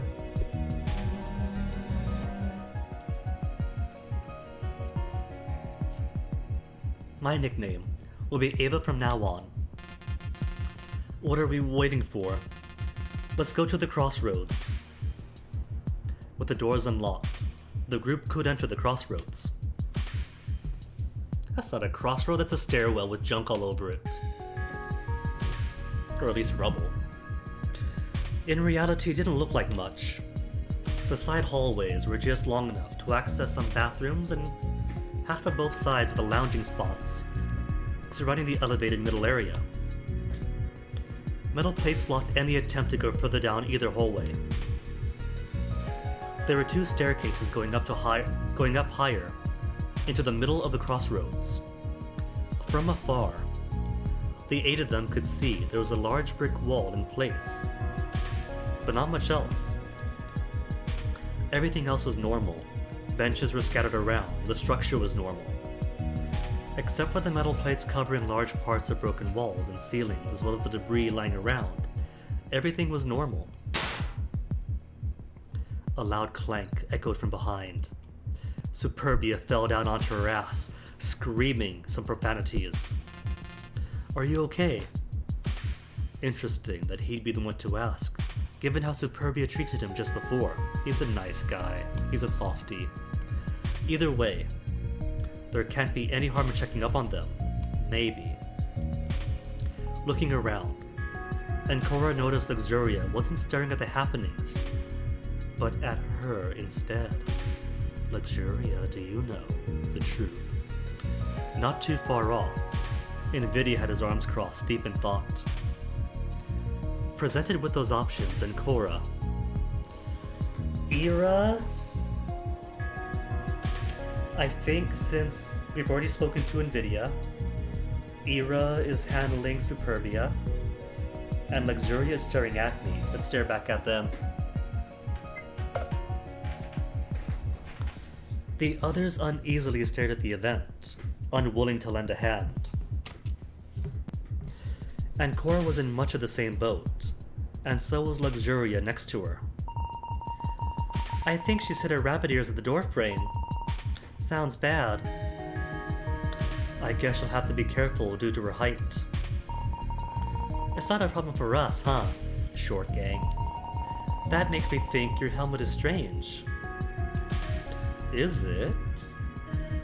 In what way? It's the same helmet that the girl who died had. Good. She also had a bear helmet? What if we had the wrong helmet? What if our helmet got swapped out with a victim helmet, and the one who died had our proper helmet?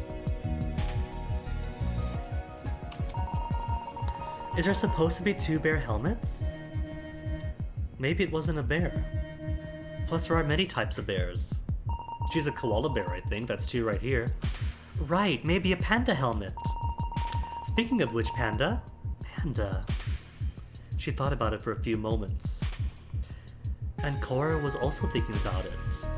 A panda helmet? Who was that panda-ing to? They were all gray, so there's no way to differentiate them. Hold on, a fake with... Was it twin tails or pigtails? It was a fake with twin tails, right? She's also got twin tails. Oh no, if the fake is the person with twin tails, that means Superbia or Luxurian before me. Remember that list of names and how there was a Pandora on it too?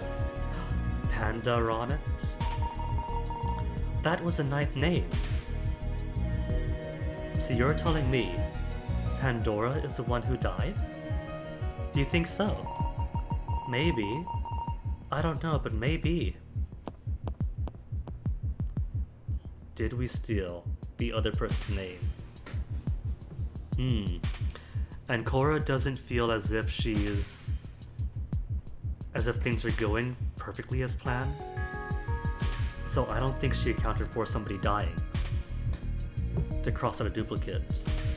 By this point, Superbia had recovered and joined them all. Interrupted in their talk, and Cora and Luxuria moved alongside the group again.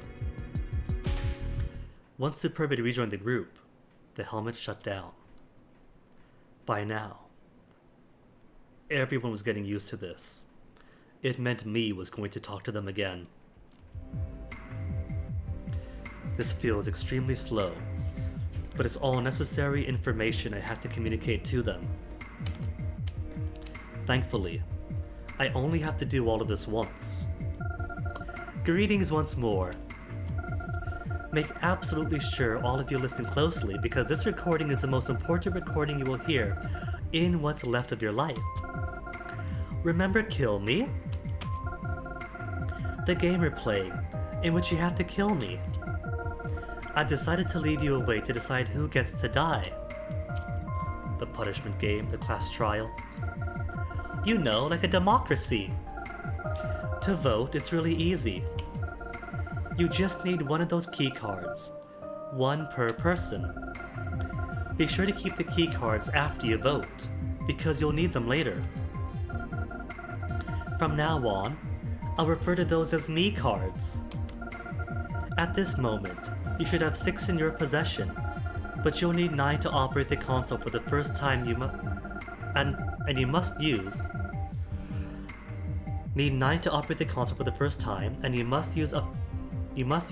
39, which you can find in the school or what remains of it anyway. To round out your amount to 9, you'll have to search around a little. For each subsequent round, you will need as many me cards as there are survivors. For example, if 4 of you died, you'll need 5 me cards. Of course, you could just kill each other without getting the me cards, but you still need to discard 39 of them within the middle of the voting apparatus, where everyone surrenders their right to live. You'll all be allowed to leave once all 39 me cards are discarded, provided you already killed me. Let's recapitulate, shall we? 1. Get those 39 me cards. 2. Kill each other by voting and discarding the me cards in the middle. 3. You're free to go once you've done that and if you've killed me. No matter what you do, you absolutely must have at least 2 voting sessions. They are required, as they would unlock the next 2 sectors, in which are the other me cards. Oh, one last thing. In the event that someone miraculously dies, a vote will be skipped. That's right. Each death removes the need to have a vote for the hour, which is fantastic for the 3 among you, who won't need to surrender their right to live. Otherwise, if no one died by the end of each hour slice, everyone surrenders their right to live. Do you all understand this? Instant kaboom for everyone. I'll see you later. I just noticed just something on the back of her left hand, and now I'm curious. Well, this is a little awkward now. And what did she mean by kaboom? Some of us will die, and some of us will live. If we fail, there might be a bomb somewhere to blow this place sky high. Panicky Superbia. Are you sure we should just do what this me person says? Like, fuck him, right? We should just try and figure out who this mastermind is, as soon as possible. Luxuria, Golia, Tristidia, Aviridia, Era, Invidia, Superbia. These are all the old ways to refer to the 7 deadly sins. And Ancora isn't? All the more reason for me to stand out? I don't know what Ancora is, though. That's not the place in Italy, is it? Ancora. Add for investment management because Ancora is Italian for yet. Ancora. Yet. Yet. Okay.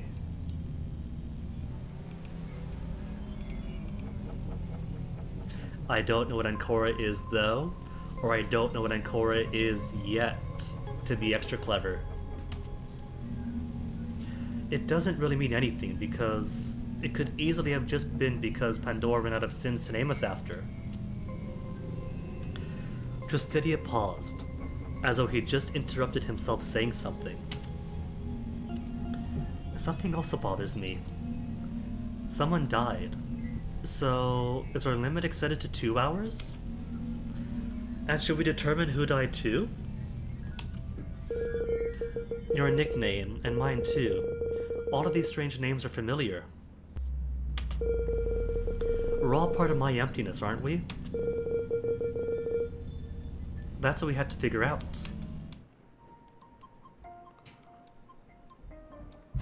The mood turned even colder, as Invidia explained his thought. So do they all know what my emptiness is? According to the list of names we found in our room, which I heard others found too, my emptiness is composed of 9 members. It's a group that I recall vaguely, and all of you should too because all of your names appear on that list. And if Superbia and Invidia have things that they do remember, but don't want to talk about, could be they all do. In short, we're not just part of it, we are my emptiness. Oh. Yeah, I know about that. You're all part of that? Sounds very dangerous. So what if you're part of it? Your name is on there too, don't try to sass this little girl. I wasn't trying to do that, Ava, I swear. I just didn't know this was the group I joined. It was advertised as being a group you can make all of your secret dreams come true. Interesting layer. Boldly lied looks. The truth is that you're part of it too, and denying it won't change that fact. She's not wrong. To make it in, you have to be someone very unscrupulous. They could both be right though. Looks being advertised, a group that can make her dreams come true, so she joins it, and then has to do unscrupulous things to make those dreams happen, or joins it because she's unscrupulous, and doesn't mind stooping to whatever lows to make that dream happen. Could both be right. Anyway, from what I'm seeing here, I wasn't the only one who didn't know who else is in it. Pandora always gave us tasks separately, huh? Pandora's the leader's name, right? I remember that much. He or she, you could just say they, purposefully left us all in the dark. That's ironic, because without the goggles inside of the helmets, they would literally not see a thing. I did know all about your nicknames. about all your nicknames, even if I didn't know what you look like. It's the list on the website, huh? I made it myself. If it's the one on thesinemptiness.com. And Cora wasn't added yet when I last remember updating the website. Am I an outsider? Huh? And why would she not be added to the list yet? Because I was the last one who came in. I've been in my emptiness for a week, I think. Interestingly enough, that means out of all of us, you're probably the one without a crime, huh? Unless you did something in that week. Hence Ancora for yet, because hadn't committed crime yet. Hey, skids.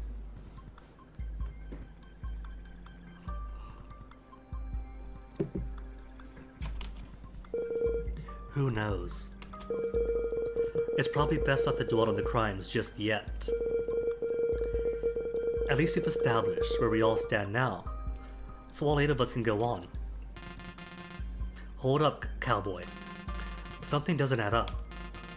With Cora, the list of names is 9 long. Is there a problem with that? We were 9 just now, weren't we? Yes, we were 9. Who died? She never said her name. All of them looked at each other in turns. The mood shifted a little. I was thinking that maybe the one who died was the traitor who knows Pandora. But what if one of these 8 other people is not who they say they are?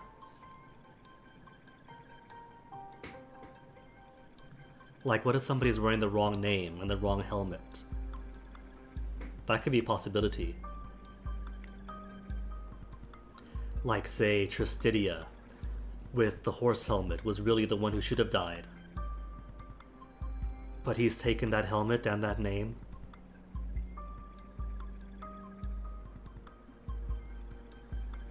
Could be. Like, not him specifically, but could be what happened. The mood lifted a little. So that's it then. Pandora is already dead. I don't think it's nice to rejoice, but if she's gone, then we won? If that was the case, you wouldn't be getting new messages from me. No, I don't think so. The one who died is definitely an innocent. Innocent of the crime of being Pandora, at least. What makes you say that all of a sudden? Would the mastermind behind all of this go through all this trouble, then just let themselves die? I don't think it's going to be this easy. This sounds more like a trap to me. I think the most likely outcome is that Pandora's one of us who assumes someone else's name. You can't remember much about yourself, right? So that's it. Pandora is still among us. Luxuria and Gullah looked at each other. The mood fell again, a longer silence installing itself among them all. The primary reason was simple. They once again didn't know who they could trust. So what then? The ones who died already might still be Pandora. Big deal, let's just spend the me cards and leave, we already won. Invidia lifted a finger to call on silence again. However, Gullah disregarded it and walked nearer to him. Her bust and attire were definitely intimidating him. I am in complete agreement with the Lagomorph. The 3rd participant in our beginning position never ensured her designation was known, and remaining immobile serves us negatively. But Trist is right about that. Anyone else could have said they were someone else. I haven't personally met any of you in the past, so it's not like I could put a name to anyone. Regardless of our conundrum, we cannot afford to remain still. However, I do agree Pandora's methods were unequivocally secretive on purpose. None has the knowledge of their appearance. So, either Pandora died in the room, or someone among us is totally Pandora using someone else's name. This is a mystery game, skids. It's kind of like 999, Danganronpa, more like 999 in VLR. in which strangers awaken in a room have to solve puzzles, have to suss out who is a true mastermind, with the twist that I'm the mastermind. You know that from the start. You're the mastermind, you put this game together, you're trying to get somebody killed,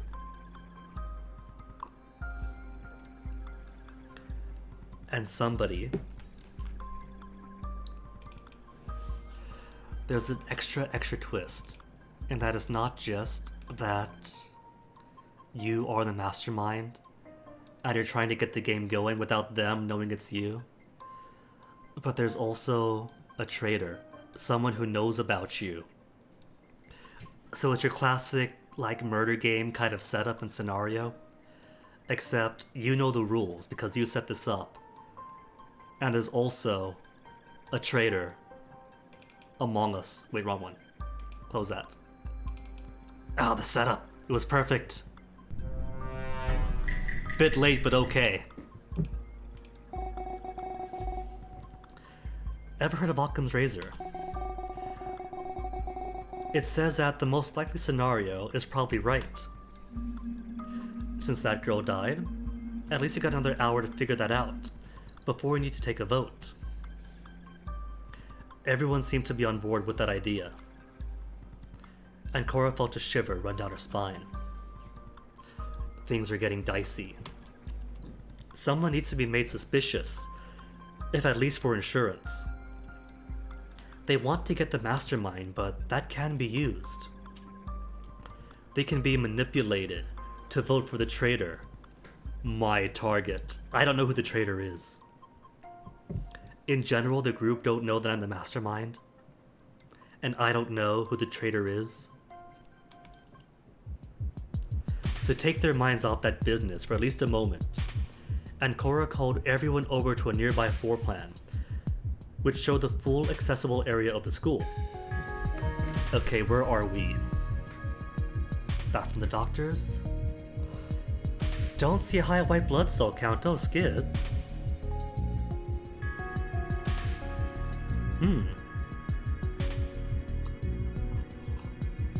Hopefully, it's either something that's more inconvenient than dangerous, you know? Like just some minor thing that knocks you out. But if it is something, here's hoping they find it. Hey, look. At least you'll remember what this school looks like, right? So let me see, where do we come from? I'm not sure. The plans are different than usual. Oh, we are here. I see now. I'm very observant. My eyes are drawn to all the blue lit up here. You're right. Normally, it shows the full school, but here it only shows about a quarter of it. Specifically, that's Wing A, the one with the classrooms. Do you think that means this area is the only one accessible at all? Let's split up and cover some ground. We have to see exactly what we can reach for now. Makes sense to you? Very well. I will take my leave with Lux. I'd like to head with Bia. I mean, it's not like we have to group up, but oh my goodness. Cowardly Lion Era, I think, has a thing for domineering women. She straight up insulted him to his face. And now he's tagging along, helping her out. Superbia shot him a glance. If her helmet was off, it was clear she'd be looking upon him with the greatest disgust. Whatever, I'm fine with it. Peace out, losers. The rabbit and the lion left together for another corner of the crossroads. The horse and the pig left together as well. And Cora was about to leave too, when Invidia grabbed her by the wrist. Listen, just be careful. I trust you, but others might not. I feel like you might be the first targeted by the votes, so you should probably try and talk to them. Okay, but I'm really not Pandora, even if our names are similar. I don't know how much it's worth, but for some people, it's much easier to lie than for others. After that, Invidia let go of Ancora and the girl set off. She didn't go too far, still wondering about the possibilities presented to her, stopping to think about them. This is just like when I first booted this helmet. I can hack into the other helmets in order to obtain information when they split up like this. Okay, if I still can, then I guess I do have the Mastermind helmet. By hacking their models, I can see and hear exactly what the cameras lining on their helmets see and hear as well. That way, I can gather information to manipulate them. I feel like if this game was really, really clever, I'd have to be careful presenting what I know, because how would I know what they saw, heard, said if I wasn't there, right? But I could still use that information, so I probably want to keep note of what I see and hear, but also where I see and hear it from, so I don't slip and out myself.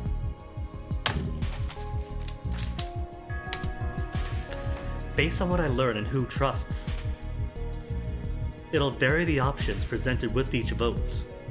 Still, the goal of this operation is to figure out who the traitor is in the group. They might want to figure out the mastermind, but what I want them to do is kill the traitor for me instead. One of them is a traitor to my emptiness, and they've joined it in order to sell me out. Meaning, there is an imposter among us. Thank you. I have to figure out who it is and kill them while masquerading it as a mastermind's death. Another problem.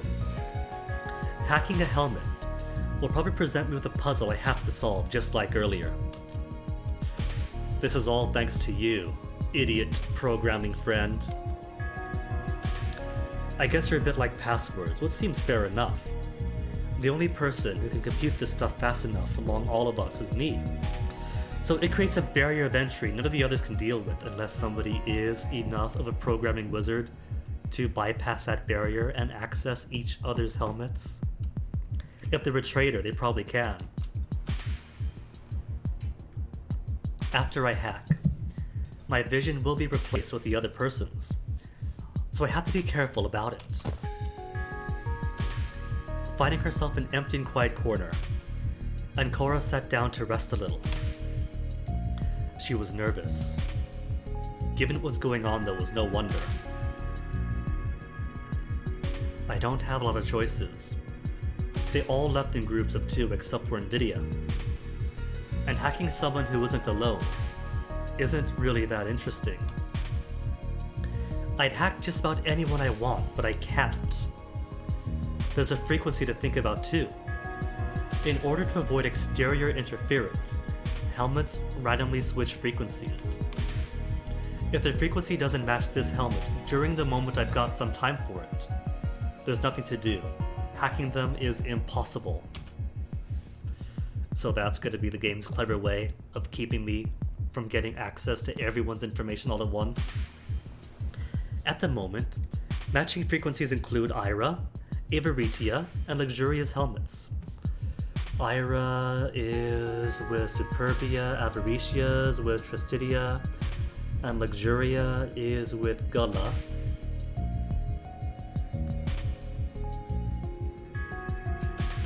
I'm way curious about Gullah.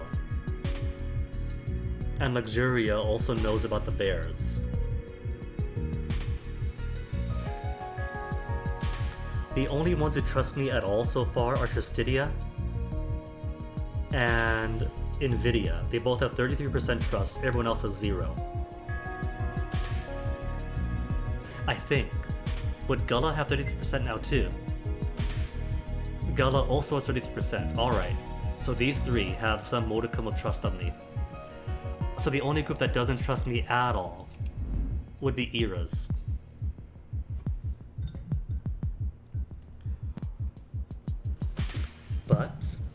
But, I'm spilling my tea, but I kind of want to know. I think Gullah is a red herring. She stands out, she's unique, she speaks weirdly. But that's just her way. What does gullah mean? Of all of these, is it gluttony? Gullah, Latin. Throat, gullet.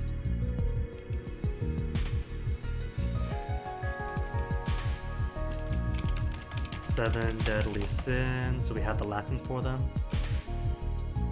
Harmonious Boch. Lust is luxuria. Oh no. I thought she was given the name Lux because of light. The little kid is lust. That can't be right. Maybe that is a sign that the little kid is somebody else. Gluttony is gullah, greed is avaritia, which is a teacher. Tristidia is the big guy. Sloth is Tristidia, and sloth is given the horse. That could be some other evidence then. Is a horse a slothful creature? Gullah being a cow. Greed being a pig. I'm gonna guess it could make sense. One tends to associate greed with gluttony with pigs. But pigs can be greedy eaters, so maybe. Wrath is Ira. But Ira's a cowardly lion. Maybe the names are ironic then. Wrath for a cowardly lion. Lust for a literal child. Sloth for a hardworking horse. A hardworking horse is also the programmer.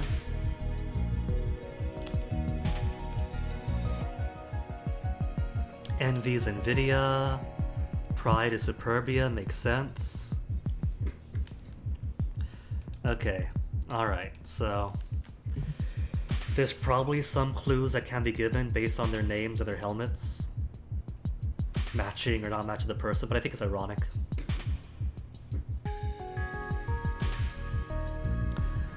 I'm going to peek over at Luxuria and Gullah. Primarily because Luxuria, that group knows a missing third person, and we might get further information out of it.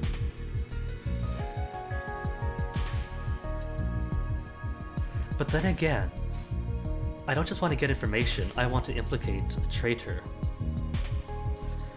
And Ira's group, Superbia, does make a good easy target. Oh no, it's going to have to be Ira's group or Luxuria's group.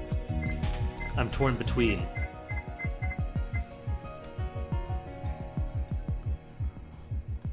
Well, I could talk to everybody else after, too. To maybe get some more trust up. Let's go find Luxuria and Gullah. Wait, what is this? There's nothing. Would our helmets share the same frequency? I made absolutely sure to check. Oh no, that's suspicious. That is very suspicious. Luxuria, huh? Knows about the ninth person. 2 bear helmets.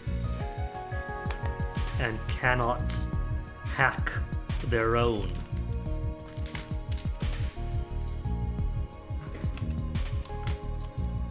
I have no idea why this is happening. Maybe there's an error in the programming, or I'm just missing something vital somehow. It should normally immediately reboot. All I can do is pick another helmet to hack for now. Okay, that is weird. Suddenly, all of my sus is on her. Okay, Ira and Superbia.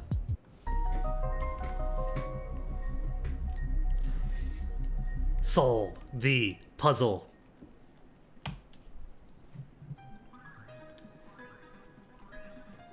There are 2 elves. Okay.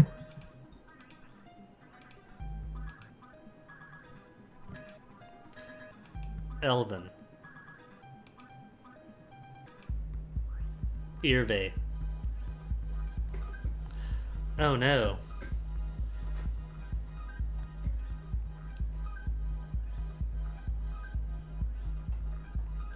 Is it Elven Irve?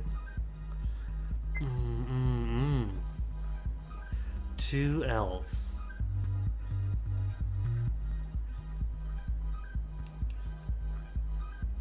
Oh, there are two Eves. I'm stupid. I'm way stupid. Why did I read it as two elves?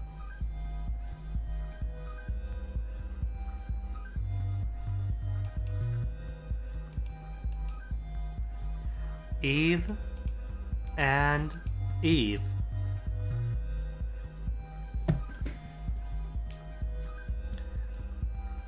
So... never leave for two Eve? Because that's Eve. It's okay, Robbie. I could have my stupid moments.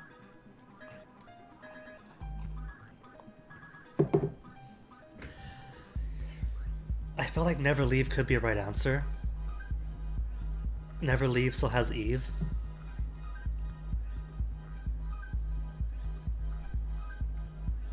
I'm gonna try never leave.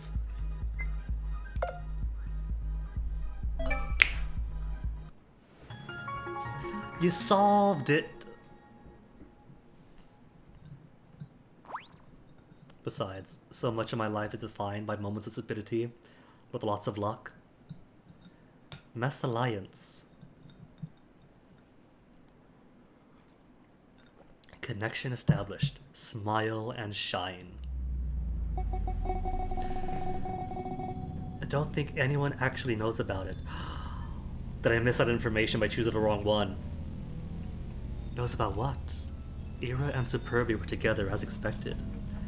It was clear from the tone of the rabbit girl's voice that the current subject was meant to be a secret from the others. Yeah, we already know none of us know each other. Do you think they would be more suspicious if they knew, though? Like, is it really that big of a deal? Of course it is. None of these idiots know each other, so we have to act like we don't know either. That we don't. None of these idiots know each other, so we have to act like we don't. Ira and Bia know the others? Question mark, question mark, question mark.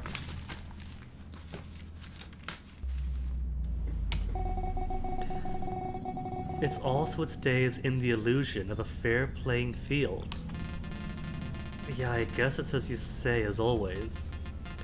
So, who are you going to vote for? Not like we're there yet, but... While Ira was talking, he was looking around as if searching for something. On the other hand, Superbia didn't lift a single finger, content to give a minimum of effort. I should probably note that this is Ira's helmet, right? Ira's helmet was never leave. If these are all personalized passwords, that probably denotes something about his personality. It seems that he and Bia know the rest, at least each other, and he's sticking alongside her. So maybe he's the type to do anything and everything for her, for the slight possibility that she stays alongside him.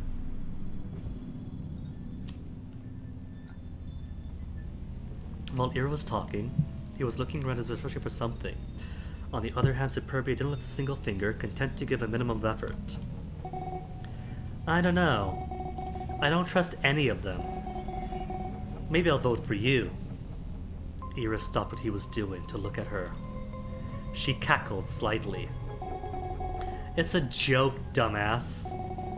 What's important is that they don't vote for me. You know, the only girlfriend who'd totally ever care enough around to be your loser ass. Called it. And who among us hasn't been in the situation? Yeah, you're right on that one too. What's your plan for that? I don't think anyone trusts you either. I'm not Pandora, so all I need to do is point the finger at someone else. That little bitch Cora has it coming, I think. Out of all of them, she's the one most likely to be lying. I don't know. She seemed very genuine to me. You sure you don't want my me card? Superbia mimicked pinching her nose at that suggestion. Your me card. Ira, I should deserve to have it, obviously. But Triss gave it to you, so I think I'll make an exception to let you have it. There's no way I touch something that's been held by garbage. Ira shrugged and set the me card in his pocket. The two of them kept looking for more in complete silence. They don't really have a healthy relationship, huh? It makes me feel kind of bad for Ira. Just kind of. After wandering around a while, the duo stopped in front of a bench. Why did we stop? Did you see one? No, but I've been thinking. You wouldn't really vote for me, would you? No, of course not. Never thought of it even once. Good then. Look, we'll get out and leave all these little idiots in here behind us. Yeah, that would sound good to me. Another silence came around, until Superbia broke it, stopping in her tracks near another bench. Say, if you're all in my emptiness, we all committed a crime, huh? I wonder what their crimes were. Maybe, just maybe, if we can learn that, we can blackmail some of those chumps. Figuring that out will most likely be a decent mystery, but it doesn't have anything to do with the traitor I'm trying to weed out from the group. But maybe it can help me, so I'd better stay sharp. Yeah, maybe. You know, I don't get why you stutter so much. Because you keep on intimidating and domineering him, so he hasn't got the confidence. So he's always second guessing the things he says. Not that I know anything about that. Are you really afraid or something? You've always been like this, but it's hella bad right now. Don't like the idea of fooling those bastards. No, it's like, I don't feel like anything has changed. Okay, well, good then. Oh, right there. There's a me card. Under one of those benches was a small key card, much like the ones that came from their respective rooms. Superbia pocketed it. Think we should go back to the others. There's nothing here but rubble. Well, of course we should. Come on, Ira. It's a rhetorical question. What I say is law, remember? Yeah, what you say is law, Bia. Glad to know we understand each other. Hey, look over there. What the heck is he doing? She pointed at Nvidia as he came out from within the girls' bathroom on the other side of the crossroads. Ira shrugged at that. I guess he's just being thorough. My guess is that he's got no me card yet. I'd like to say it sucks for him, but we do have to find them, so what a fucking pain. If he doesn't find one, we'll have to look around even more. We should join up with the others anyway. Yeah, it's his problem as far as I'm concerned. I don't give a fuck about any of the chumps here. Maybe they'll think I'm an ass for it. But what's it going to matter if they all end up dying anyway? I'd kill all of them if it meant I could get out. She closed her hand in fists, though despite her stance, it was clear to imagine that she felt more powerless than anyone else. Look, just calm down, okay? At least let's go through the votes so that it's fair. If violence comes to it, though... He punched in his other hand when he walked off. Fair? Life isn't fair, and you know that better than anyone else. But fine.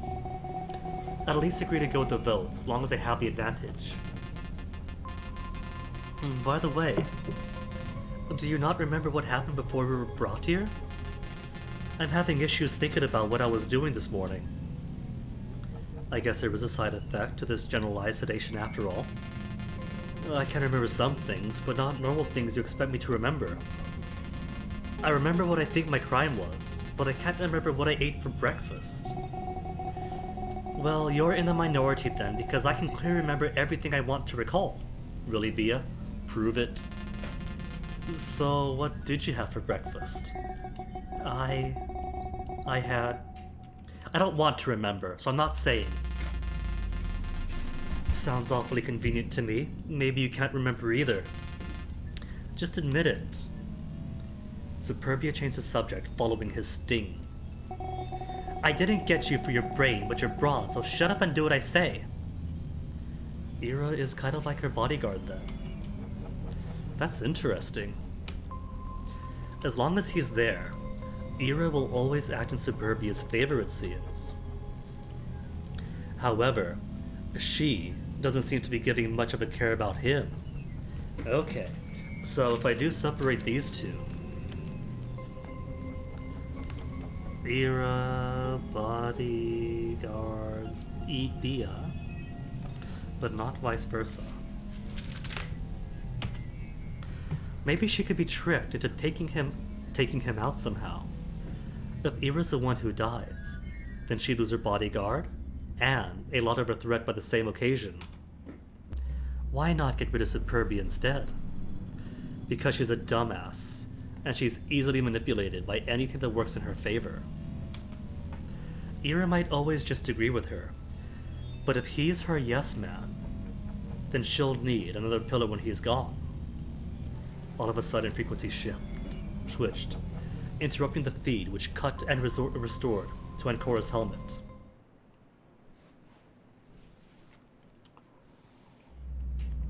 An hour and 20 minutes had passed since the beginning of the game.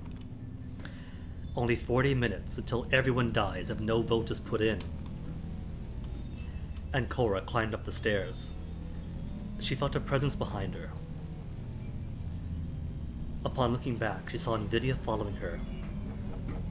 So, we've been sitting here this whole time, staring through somebody else's helmet. If Nvidia was talking to us, we wouldn't have heard it, because we were listening to somebody else's. Hey. Do you know who you're voting for yet? No, not yet. What does he want exactly? I thought... I'm going to vote for whoever you will. Thinking about it logically, if we all vote for a different person, we'll get into a deadlock, so... That makes sense. But is this just a poorly thought out lure into a false sense of security? Oh, okay, but I'm still not sure yet. I think we'll need to talk it over. If you think that's a better way. Know that if we talk about it, things might turn bloody. In here, there's no way to restrain anyone. And whoever we're going to vote for won't let it happen so easily. That makes sense, but we're still missing details. How will the vote be determined? What's inside inside of those cylinders exactly? Of the cylinder. I don't see a map button, so I can't see what cylinder she means. We'll know the answer to those questions very soon.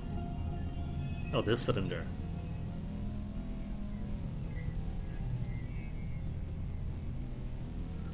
Guessing we all get our own voting station, so we can't see who the other votes for? Their dialogue stopped when they reached the top of the stairs and joined the others in front of the cylinder. It was a gigantic structure, rising from the floor all the way up to the ceiling. This doesn't look like it belongs at a school, no matter how you look at it. No shit, Sherlock. Of course it doesn't belong here. What are you, an idiot? All 8 participants stood in a circle on the black cylinder, waiting for something to happen. When it was clear nothing would automatically trigger, they got impatient and searched the surface. What's the big deal?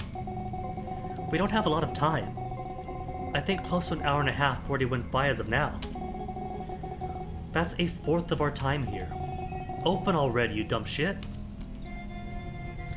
Will you cease your incessant auditory pollution pertaining to every single element belonging to any situation whatsoever?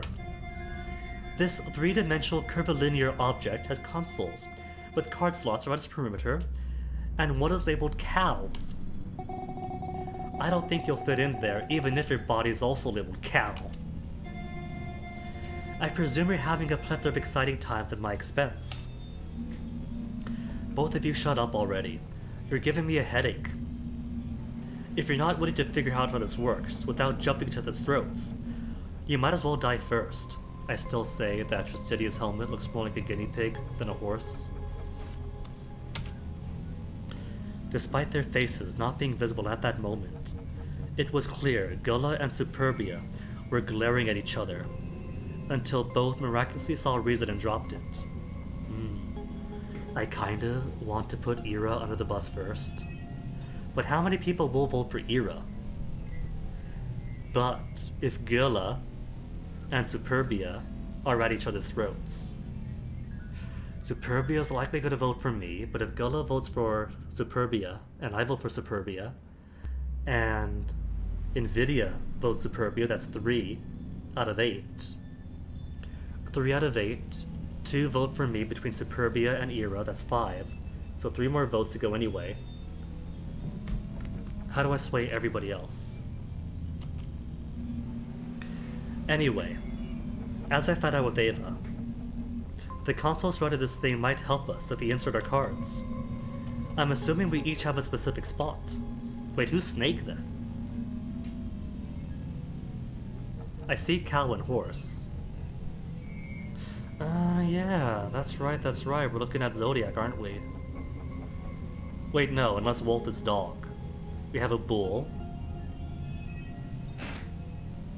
I thought that Luxuria was a koala bear given her ears. But maybe she's a rat, because she's also got the fangs, right? Well, no, a rat would have teeth in front.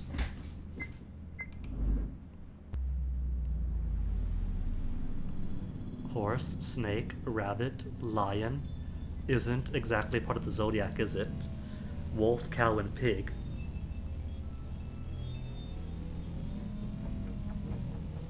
Wait, your snake? That's snake? Oh, I guess I could see that then. Like the hood of the cobra? I thought those were big old koala ears, but I guess that the fangs make sense. So who doesn't fit then? Wolf can kind of be dog. Lion? Lion doesn't really parse, does it? Let me see, what are the animals?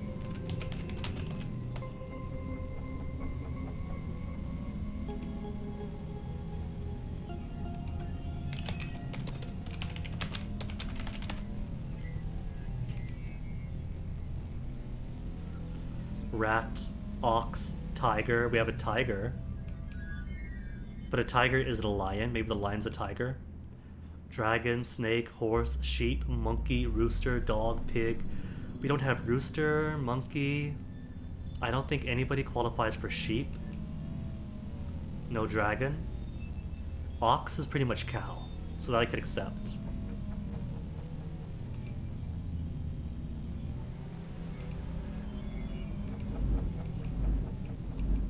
Alright, got 33 on snake too. Trust, trust, trust, trust, trust. Only one, with no trust at all. Wait, even Ira trusts me. I haven't spoken to him at all, though. When did he learn to... Did hacking his brain put some serotonin when he thinks about me? Because I haven't spoken to him, or him, or him. Everyone else I spoke to. Weird. Don't drop notepad.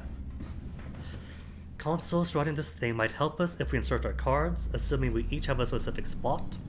Didn't me say she would give further instructions anyway? Yeah, she said she's gonna come back when we were going to vote, didn't she? It's technically not time to vote just yet. The cards need to be in first. Okay, let's insert our me cards and we'll see then. All of them agreed, and mechanically, their hands all pushed their me cards into the corresponding slot on each console. After a brief moment, nothing happened. I knew this was stupid. Did we do something wrong? No, I don't think so. Me said we needed 9 me cards to open this at first, right? Yeah, we were supposed to be 9 here. Fine then, I guess you all need my help. Superbia reached into her shirt and pulled out another me card, seemingly from nowhere. All the others stared at her accusingly, despite the mask covering all their faces. None of them said anything, prompting her to immediately huff back at them. Oh, what now? You're gonna tell me I'm a bad girl for concealing a me card? Bitch, please. As if you wouldn't have done the same to secure yourselves the next votes. She went over to the left console, which was labeled Panda. There was a panda then. To insert the me card into it. Once that was done, she waited a little before walking back to the console labeled Rabbit. Wait, oh, that's right, I'm a bear. I'm a bear, and there was a panda. Oh, so that's two more that don't fit the Zodiac theme at all then. Unless one of the bears was properly a monkey or something. All of a sudden, right when she took her spot back, me reappeared to all of them.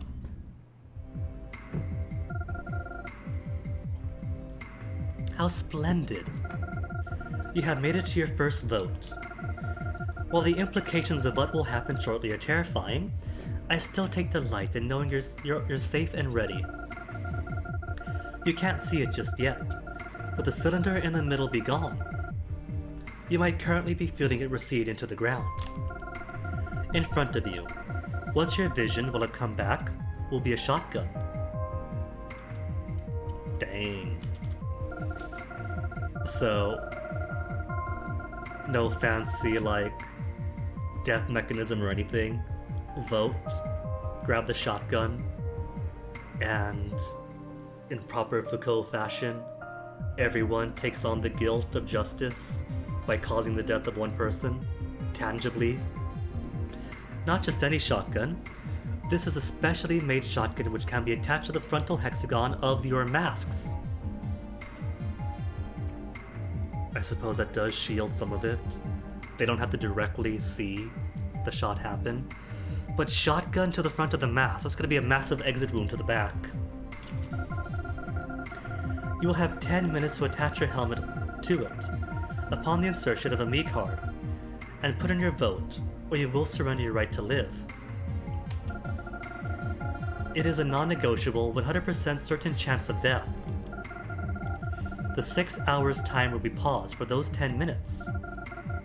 That means you can indeed survive 10 minutes longer than the timer allows if you do it right on the hour. You will no longer need to unlock the cylinder, so you may put your next cards directly into the contraption in the middle if you wish to give away your right to vote and kill at your indiscriminate leisure. Remember, you still need 2 voting sessions to unlock the way in. The 10 minutes timer will start now. This is probably one of the final times I'll be speaking to you like this. If anything important happens, I will intercede, but otherwise, we'll be saying bye-bye. I will have one final announcement ready after your vote has ended. Unfortunately, one of you won't be there to see it, which is really sad. I'll see you later. No creepy voices time, just full-on pleasantries. Everyone's vision faded back to reality once again, but this time, as me promised. Oh, everyone gets a shotgun to attach their faces to. I mean, I guess you only do need to use it once per person. Well, and they're all shaped differently as well, so you can't like force somebody else into it. It has to be theirs. As me promised, a shotgun was waiting for them, right in front of their helmets. Everyone looked at them with great apprehension. If you think I'm going to just do whatever you say me, you're a goddamn idiot. Who would put their face on the barrel of a shotgun? We have 10 minutes. There's no time to think. Quick, put your face on the shotgun, or you're going to die. As squeamish as I am to locate my visage in front of the instrument of death, there is no objection. Almost simultaneously, all the students and the teachers pushed the front of their helmets against the symbols on the end of the shotguns, slotting them into the indentations and locking themselves in place. So we have 10 minutes to decide and discuss with a literal shotgun on our frontal lobes.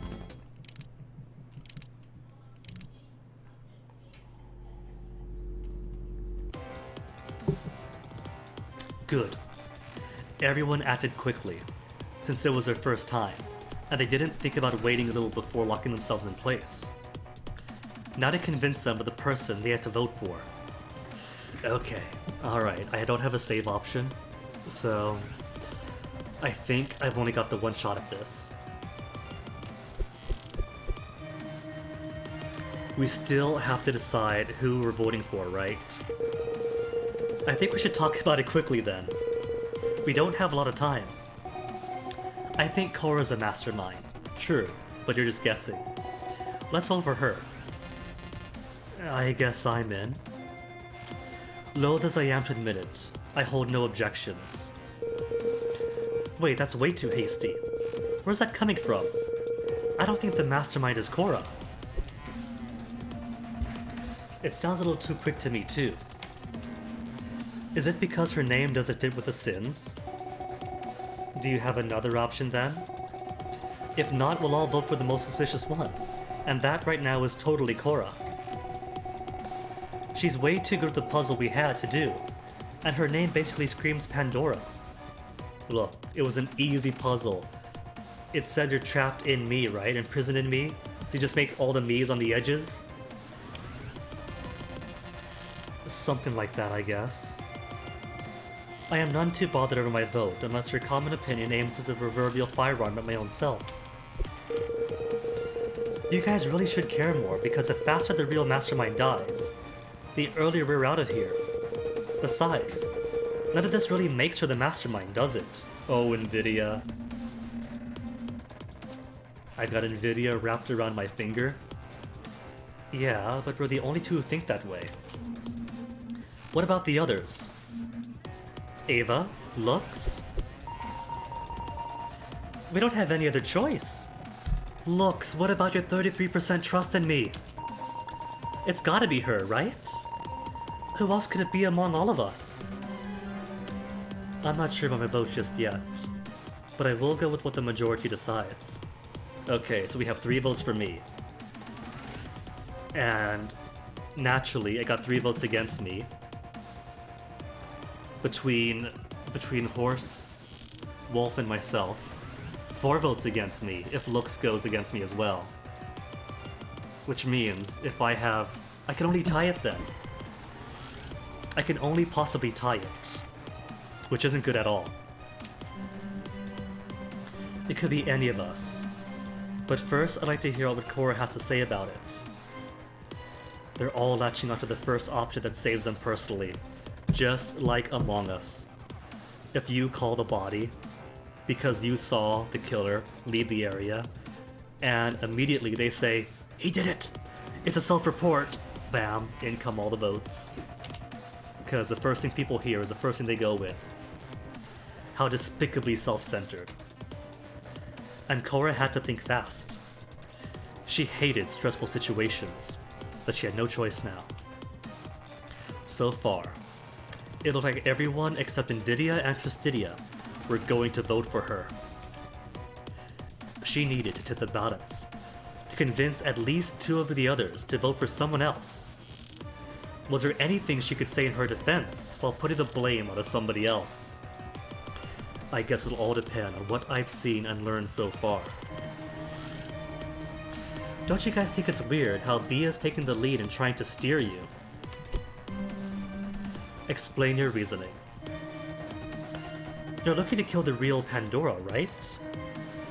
She was all on board about treating the previous death as Pandora, but now she's trying to have me killed. I'm not Pandora anyway. You can say whatever you want. Need I remind you that you're the most suspicious one in here? You've already said your reasoning, but can you elaborate a bit? I'm not an idiot, so I noticed your name was weird. It sounds like Pandora for one, but it's also not a deadly sin. And also, you haven't been exploring with the others earlier. I saw you hanging around by the bathrooms. It's likely you don't need to do it because you know everything already. Refuting those points quickly is mandatory. Well, I might have been tired, after exerting too much brain effort solving an easy puzzle door. There's only so little time though. Stomach ache. I had a stomach ache. The more Ancora wanted to argue and pin it to somebody else, the more she realized that she really didn't have much put together at all.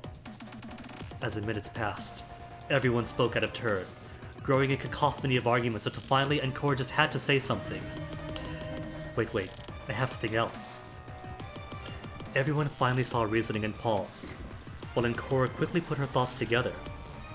They wouldn't wait very long, given the time was running out shortly. We can change our names, but we can't change our helmets. The rabbit helmet you wear was very suspicious, Bia. It makes you appear a lot more inoffensive than you really are, but that just means you're the most dangerous one. What's your problem? Do you want to die or something? Because I can send you there quickly and easily if you really want. Wait, don't start this. We don't have the time. The vote is almost here. Your helmet would have been more suitable being a donkey due to how much of an ass you are. This whole time you've just been antagonizing the other people. You're a threat to everyone here. Which is exactly why I vote out the ones who try to act too hard as detective. Even when crew member, because nothing is more dangerous than an over-eager detective that tries to get everybody else killed. Puts too much suspicions on everybody else, waste time. What I do or don't do isn't anything you need to worry over, little imbecile. I could buy out your entire family and turn them into my dad's slaves if I wanted. Like that's going to help you after you're dead. Hey, stop, the both of you. I'm not going to stop. Fuck you. You have the personality of a porcupine. Every time you talk, spines fly out and everyone gets pricked no matter who wants to get close to you. Porcupines don't shoot spines out of their mouths, you idiot. Bears are stupid and so are you. A jab at my helmet. Why don't you look at yourself in the mirror in the morning and realize how much of a buck-toothed fuckface you are before stepping outside? Dang, Ancora!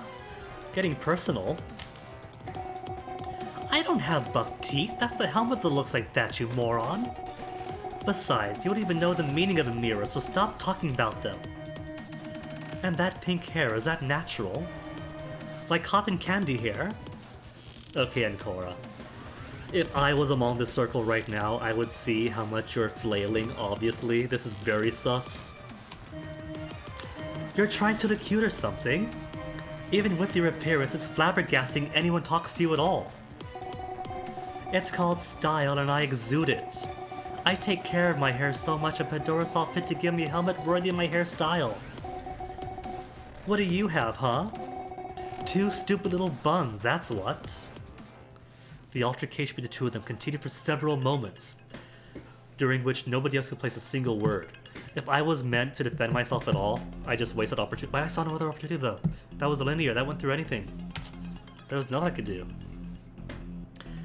By the time everyone noticed how much time had been wasted, the detonations came.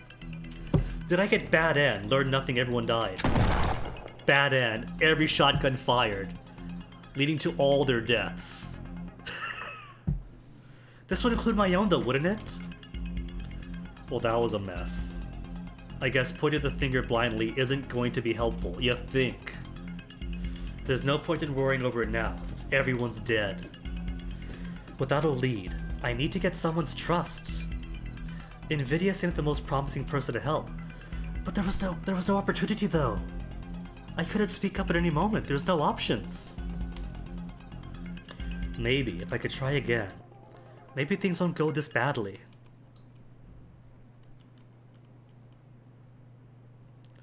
But the box remains shut. From way back in the... We can't go back... Don't tell me it all hinged on the box. Hinged on the box. On end. Achievement unlocked. Should I count that as a death? Is that a death or no? A dead end? A dead end is probably literal, so yeah, I'll count that as a death. Let me see though, what do we have? File. What do we know? Oh, that's just save file, I keep forgetting that. Extras, lexicon.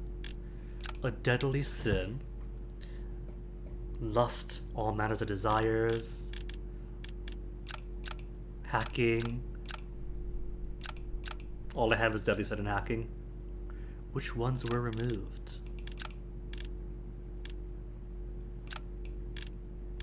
CG art. Nothing interesting there. Alright.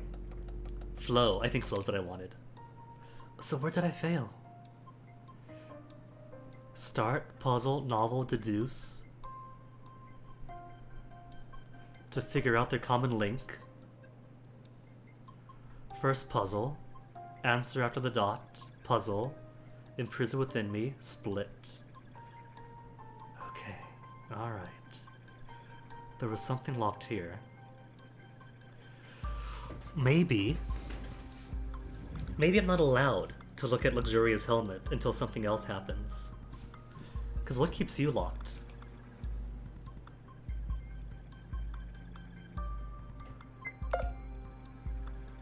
May access any segment of the flowchart as you like, provided it's already been unlocked. Some segments have a trust requirement. Once you enter a segment, all of your chosen outcomes will be set for the remainder of the save file regardless if they were set before or after the selected segment. Choices will only let you set them if you've experienced all their possible trust-changing outcomes first. Otherwise, the button will be colored red. Autofill button, quickly set your choices, convenient. Won't solve the puzzle of the flowchart itself, I think. Segment has an exclamation mark. You need to set its choice. Otherwise, you'll be refused access to later segments until you pick all the choices leading up to them. Alright, so there's a puzzle here. There are two elves. They got that correct, but led to puzzle and an end. So I wasn't able to determine anything then.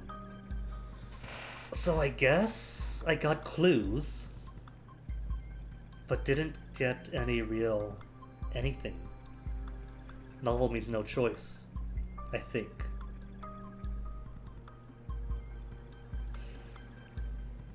Kinda, maybe. There's still a chance to raise trust. Spy on Ira.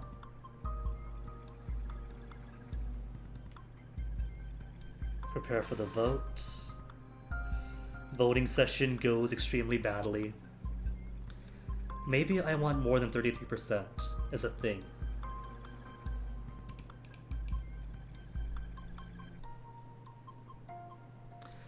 Well, first I gotta pee. So I'll let you all dwell on this very lovely flowchart. And I'll be back in a minute to stretch my legs, empty bladders, do the same if you gotta. Prevent those blood clots. BRB.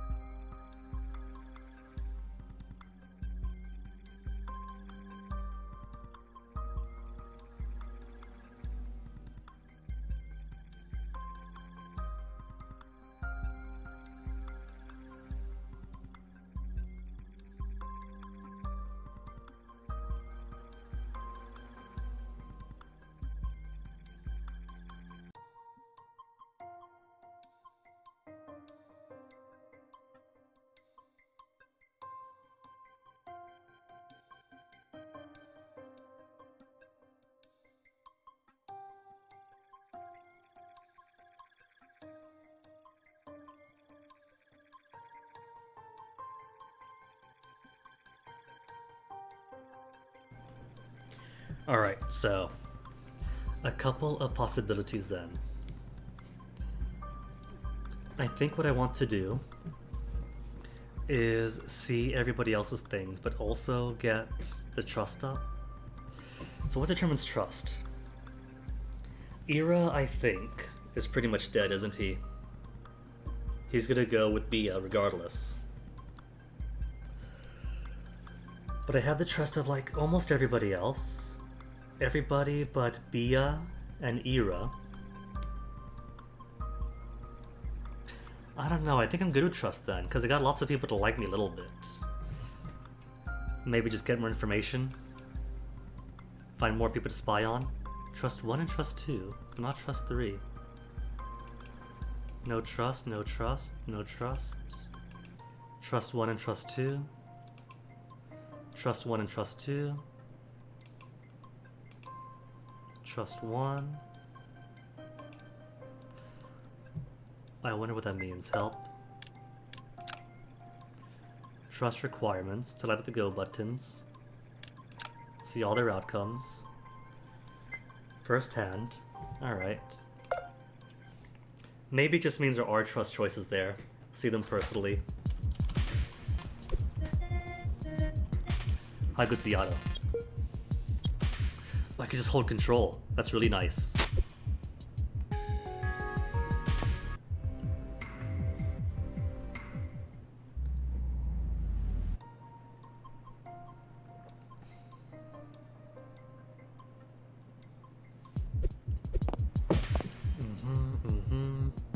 Go through the map and all the explanations. So who do I want? Solve the puzzle. I didn't make a choice yet. 2 elves. Hold on. No. That's not right.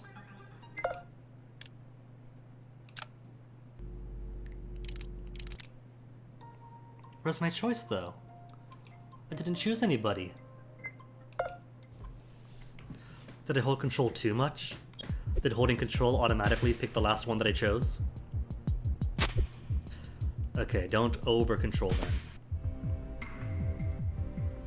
Because I still want to see other people's helmets. Where's the map?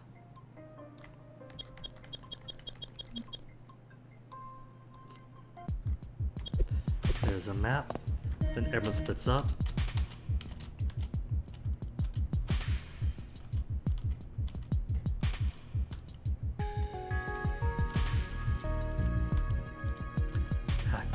Hacking.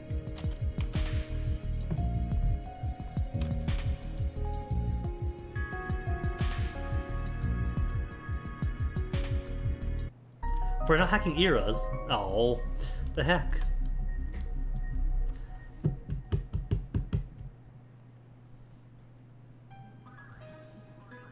Alright.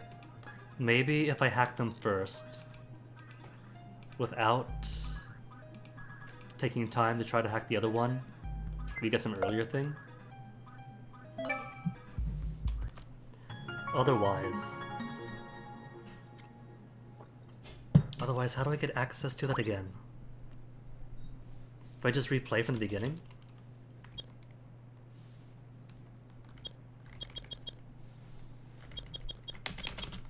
Can't skip this.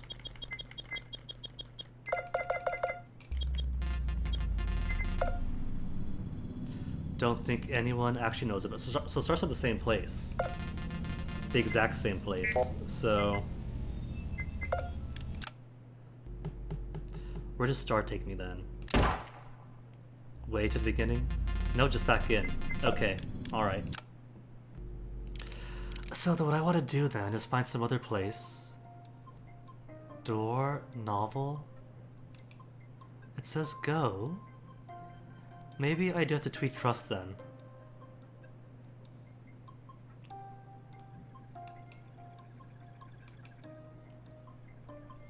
Or talk to somebody else. Novel. Deduce. Trust 2 and 3. Maybe if I go as far back out as a meeting.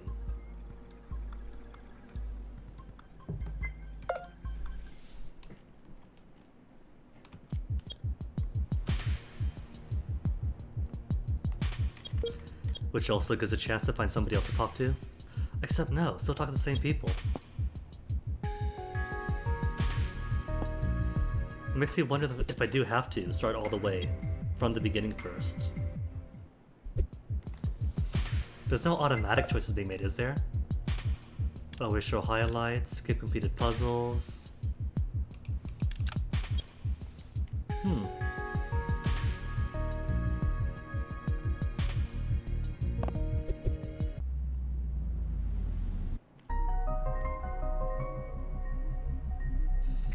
Solve the puzzle. Just imprison it inside me. Me? Me? Me? Me.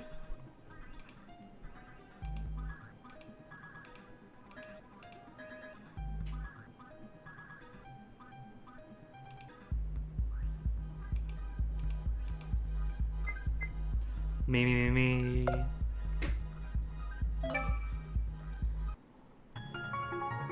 Yeah, and the inside doesn't even matter.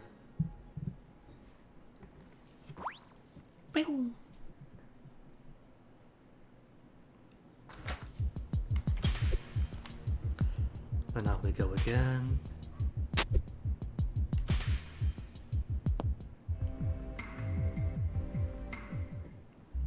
If I really can't make any changes, 1, I don't get it.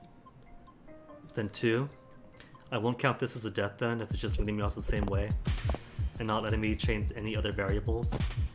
But maybe going through the second time might... No, it wouldn't change the vote thing, would it? It's gonna go the exact same place.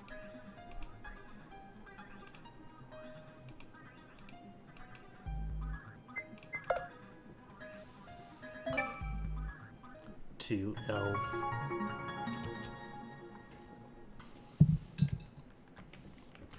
Which takes me to the exact same outcome, because they're hacking Era regardless, because it's not letting me choose anybody else.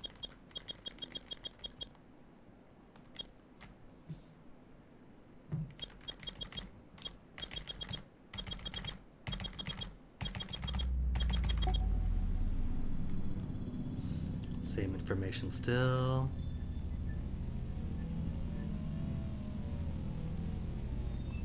I would have thought that if you go all the way to the back to like different novel parts, that lets you choose who to talk to.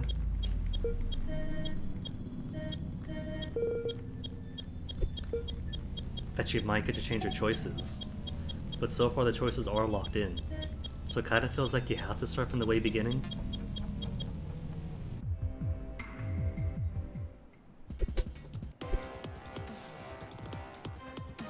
No choices to make. Just lots of arguing. Saying she has to contest stuff, but instead we just argue. Yeah, that's it. So I guess you could only start from the start then, if you want to actually change variables around. Unlike, say, 999 VLR, where you could hop to any given point.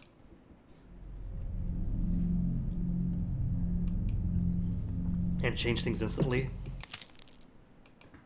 Oops, where'd the game go? There's a game.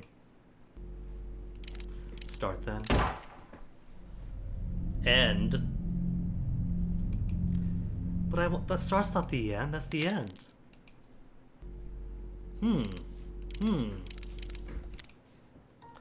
Float to beginning.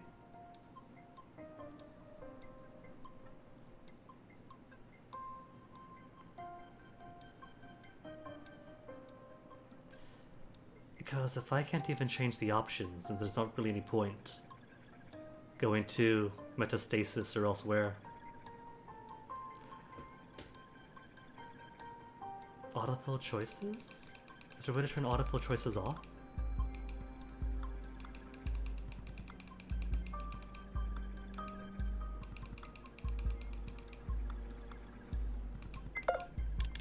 Anything about getting to change my choices?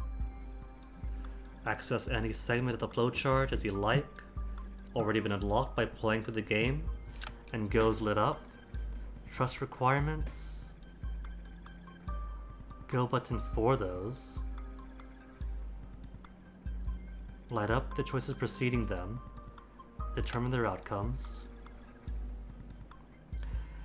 Once you enter a segment, that choice hold on, chosen outcomes set for the remainder of the save file, regardless if they were set before or after the segment. Does that mean then?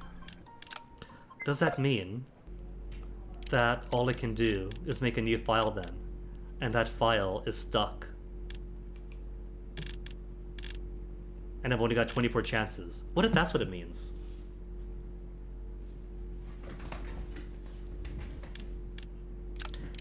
One way to find out, if I go to the flow, and we make our way to the deduction, and it doesn't change who we talk to at the start, then we know it's set, don't we?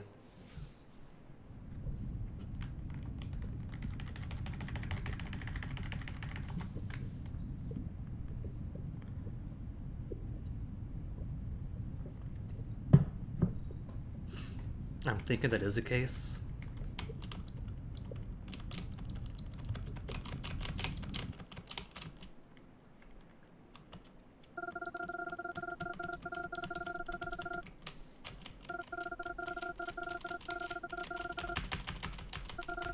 I can't skip this, can I? Oh, can't skip. No, to the main menu. It's not skipping.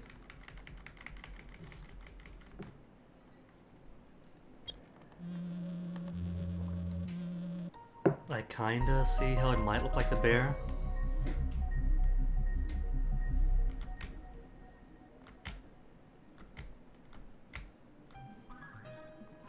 Answer after the dot.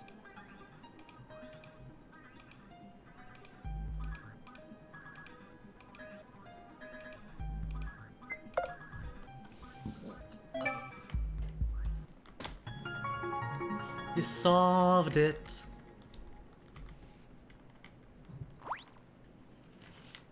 Yeah, well, now let me see if I have my choices.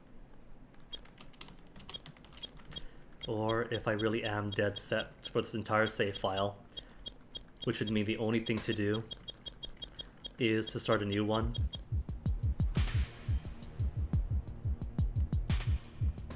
Bicker and argue.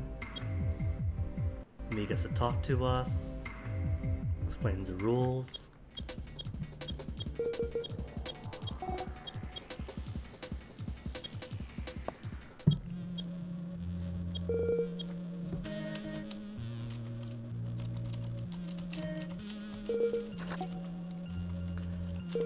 I'm not sure it's letting me choose to talk to any of them.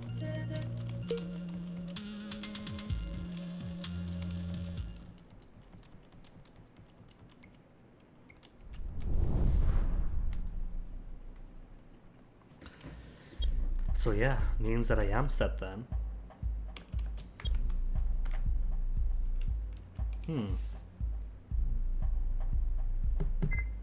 In that case, alright. Not else to do but choose a new save file. The flow, at least, stays the same. And I can make a change here. Okay. 0 trust on this save file. So nothing that I could do.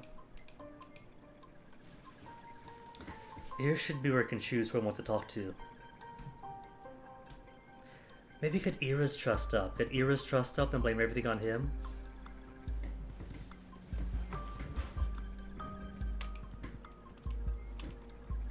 Okay, let's go.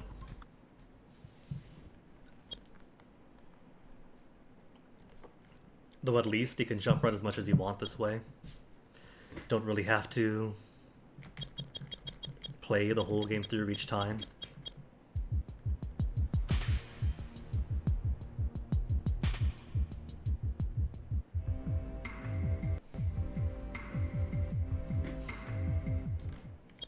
Smell you later.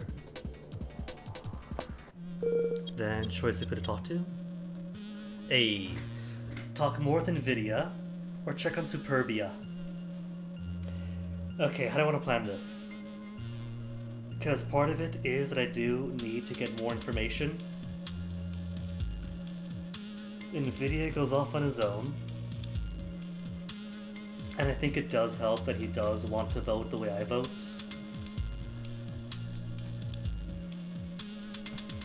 What to change though? What can I change? We can choose who to talk to among the others later on as well. I can get Ira to really like me, I think. There's 2 opportunities to talk with Ira. But I also think that Lux is very, very suspicious. What if I get Lux on my side? If I maintain the same variables, but get Lux to be more appreciative? So change nothing here.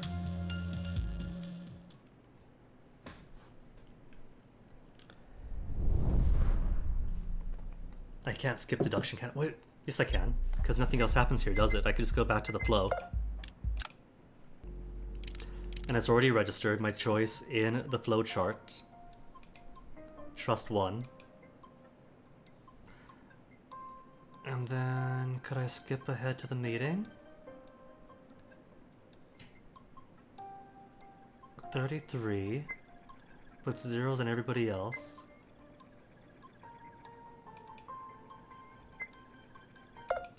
You know what? I don't know exactly how it works, so I'll just rush through it. Just rush through the deduction. We need things in... Trash is nothing. There's cylinder and you. Coin in the door. Gotta search you twice.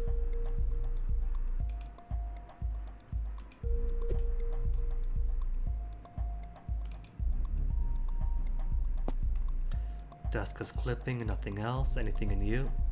Key for the desk.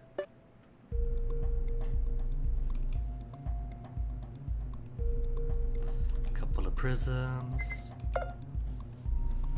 More prism stuff and papers.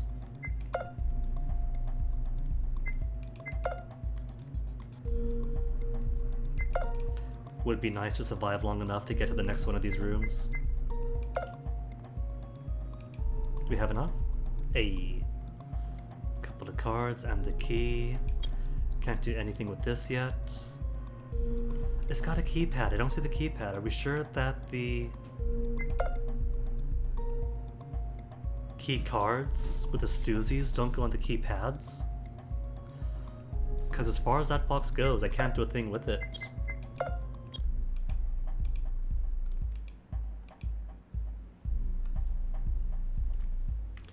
Oh well, guess that's everything.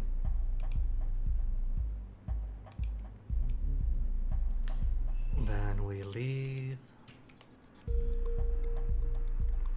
What links us? I could get myself killed, couldn't I? No, I won't. My emptiness.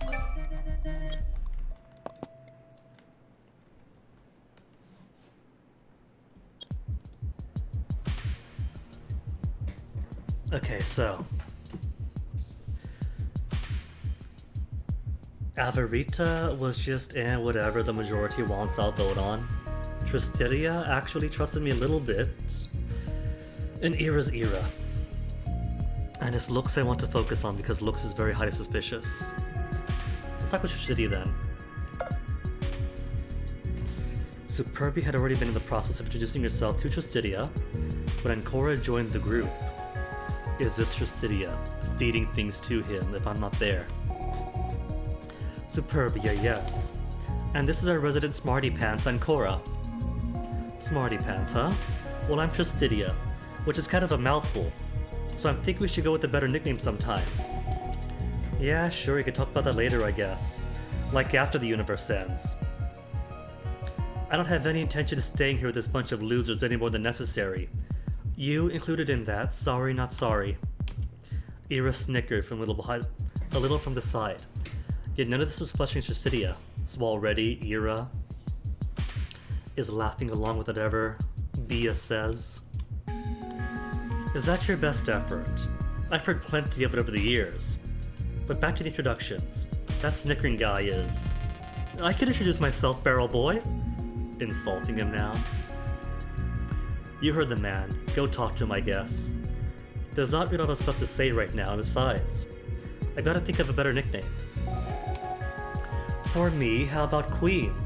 If you could start groveling right now, that would be great, thanks. Tristidia slapped the back of his hand into the air as if sending her away. Outraged, Purby didn't need to be told twice to vacate his area.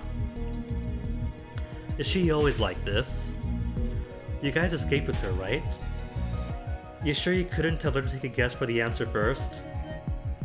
Ah, that was my fault then. I gave the answer, so don't worry over it. Either way, I'm going to gather the others. The lumbering boy went to fetch the others, still talking together.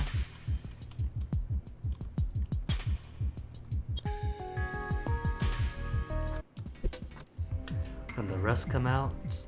And now we'll talk to Looks instead. Because you got 2 chances to talk to Looks. And I'm going to take advantage of that to get her trust as high as it can go. And this also gives us more Tristidia FaceTime. Oh, now I see it. That kind of looks like a horse, the design there. And you could see here the snake's head rising up with fangs. Tristidia was already in the process of talking to Luxuria, when Ancora waved, prompting her to join them instead. And I'm Luxuria, or Lux, it's cuter, don't you think? Cute things are nice, I think. Kana kana. This helmet I have is really not cute, though. I bet. My name's Ancora. And it's good to meet you, Luxuria. At least as good as things are here. The smaller girl nodded, excited to meet Ancora. She most likely smiled under her helmet there. If people could be likened to desserts, she'd sound just like a cupcake. So she gets Pinkie Pie voice if I was doing voices. Yeah, likewise too. It's just too bad for the third girl though. She didn't make it out. Seeing how she started sobbing lightly, Tristidia moved away, wanting nothing to do with it. Ancora glanced in his direction as if disapproving. It's alright. There's nothing you can do, right? Yeah, it was just a mistake in the end. Invidia happened to come by at that moment. Hey, I'm Invidia. I'm Luxuria, or Lux if you prefer. It's shorter and cuter, huh? Haha, maybe so. You remind me of one of my 6 sisters. 6 sisters? That's a lot of siblings. Yeah, I'm 7th in line. What are the chances of that happening, huh?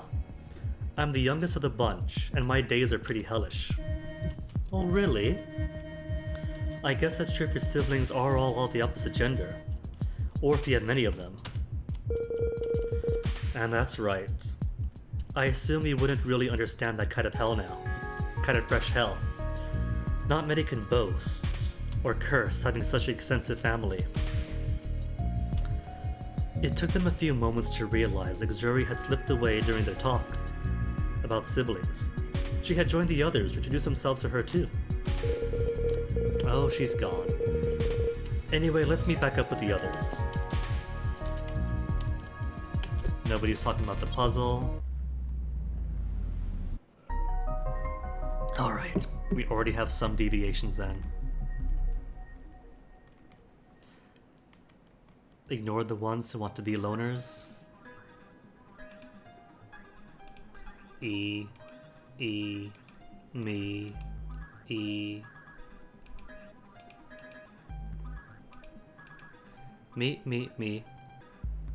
Rosem. And me's. Me's all around.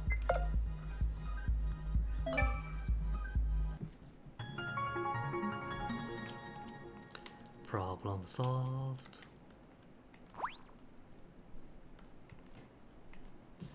Oh yeah, it was another choice I would have missed too. Right on the other side would have been my first clue. Help Ira with what's her face with Bia. Maybe I should have spoken to Invidia here then. Bump his points up a bit more. Cause Luxuria is already at 33% now, right? Yeah, got a decent spread at 33%. I think maybe I do want to get Invidia further on my side.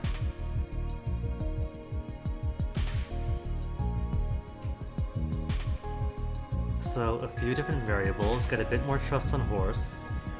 But let me push the wolf further up then. Forgot I could talk to him too. He stopped her with a hand. Before she could even say a word, he spoke to her. Everyone's watching, but almost nobody's doing anything. I don't feel like anyone here can be trusted. He leaned against a nearby wall, shrugging, while explaining his reasoning. Let's take them one by one. First, let's look at Bia. I don't think she's scheming anything. If I had to take a guess, she's a really simple girl who thinks she's superior to everyone. Ironic, given her name was a sin of pride. Then there's me. You could choose to trust me or not, but I trust you. Or so you say. Which means he's perfect to use for now. Trist is the horse guy. I don't know, he feels a little sketchy.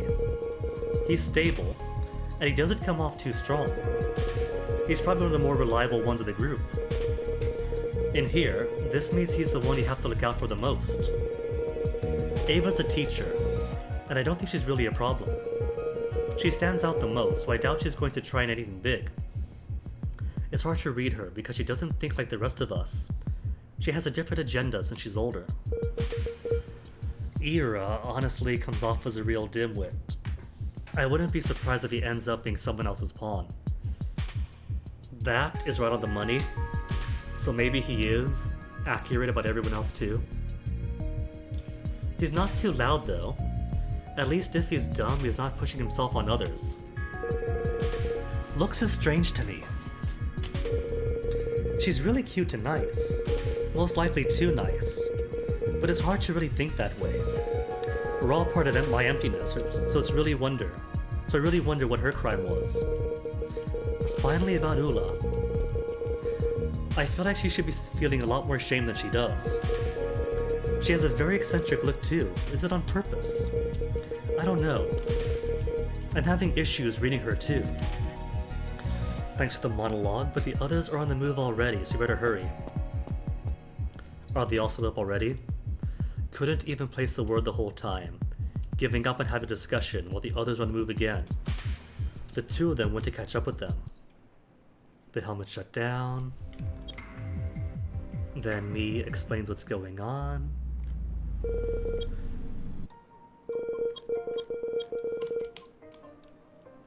I don't think anything's changing here. So how is the trust now? 66% on wolf. Got nothing on cow, pig, rabbit, or lion though. Which means I could still be looking at a 4-vote block. But if I can get these guys to sway my way, that's 4 of my own as well. And pig is going to go with the majority. So if it's 4 against 3, then it'll be 5 against 3. Huh? Huh?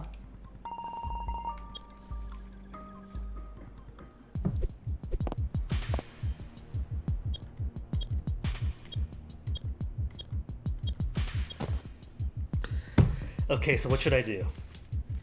Maybe getting enough people's trust is enough? Especially with Nvidia's? But I kind of also want to see others too. Alright, what I'll do then is stick to the same one for this round.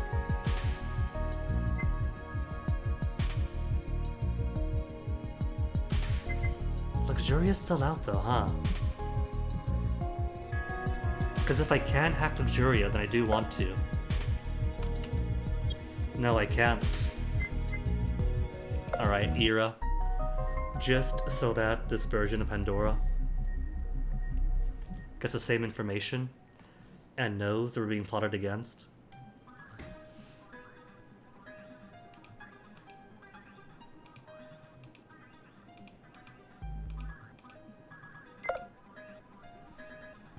Two elves. Da da da da da da dun.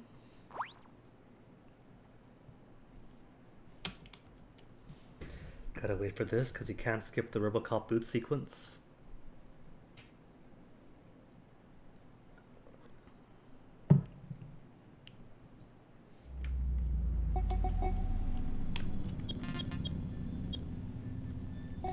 Vote for her. It probably is going to be the exact same thing too, considering the flowchart that we are here, and that's novel and novels, there's no deviation.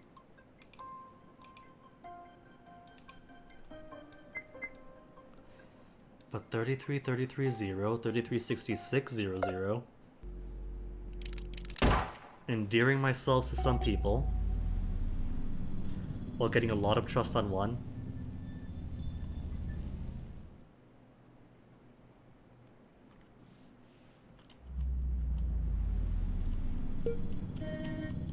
Don't know who I voted for yet. Still not sure. Wants to vote how I vote. Still. Hopefully tweaking the trusts means that I can survive this round.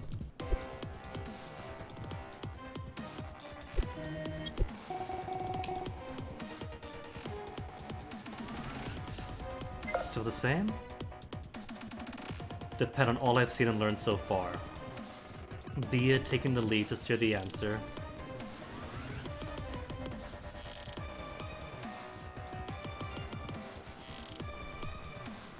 What'd I skip through? Superbia thinks Cora's a mastermind, Ia goes with. Gola's no objections. Nvidia has objections. Trustidia has objections. Any other option? Ira's like, sure, whatever. Gola's not bothered. Trustidia, Luxurious got no other choice.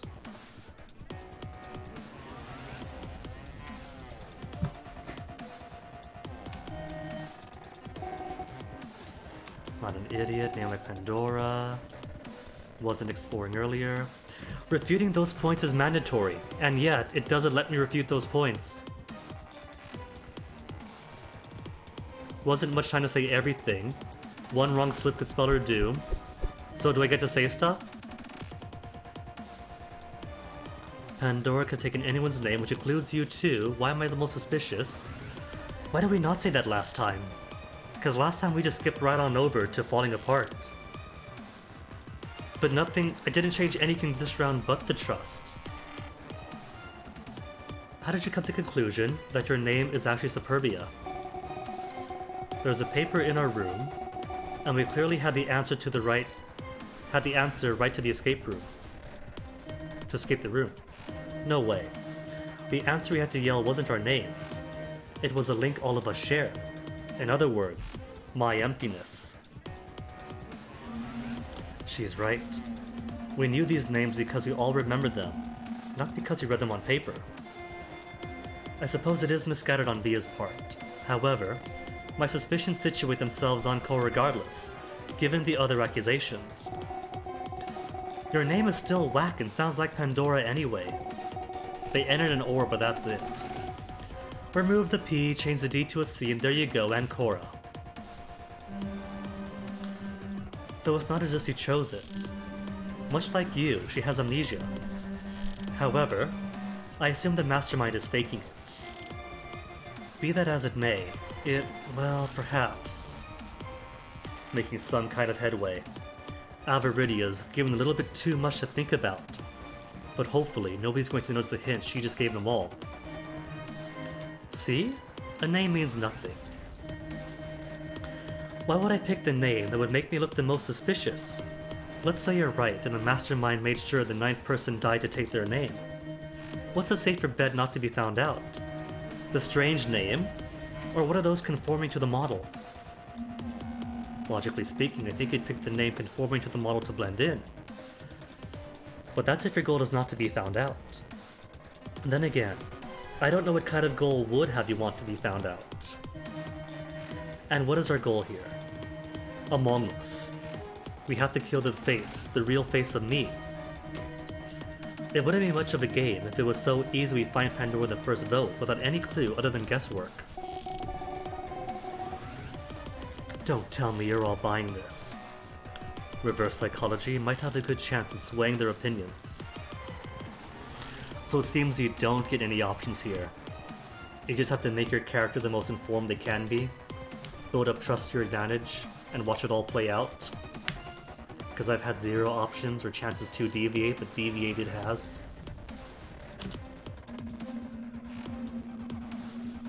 Look, you've been a huge bitch to everyone, so I don't see why I should follow you more than Korra. It's true the name Ancora doesn't fit with the rest, but... Word. I personally rather just vote out the issues in the group first. And you're pretty high on the list right now. I'm still not entirely convinced though there is a logic to what you're ascertaining. We still need more information. Until then, we don't have a choice. Avaricia is remaining silent. I think she's considered what's been said so far. Maybe she's been swayed already, which means only one more needs to be convinced. Lux, Gula, and Avaridia are kind of neutral-ish, but swaying one way or the other.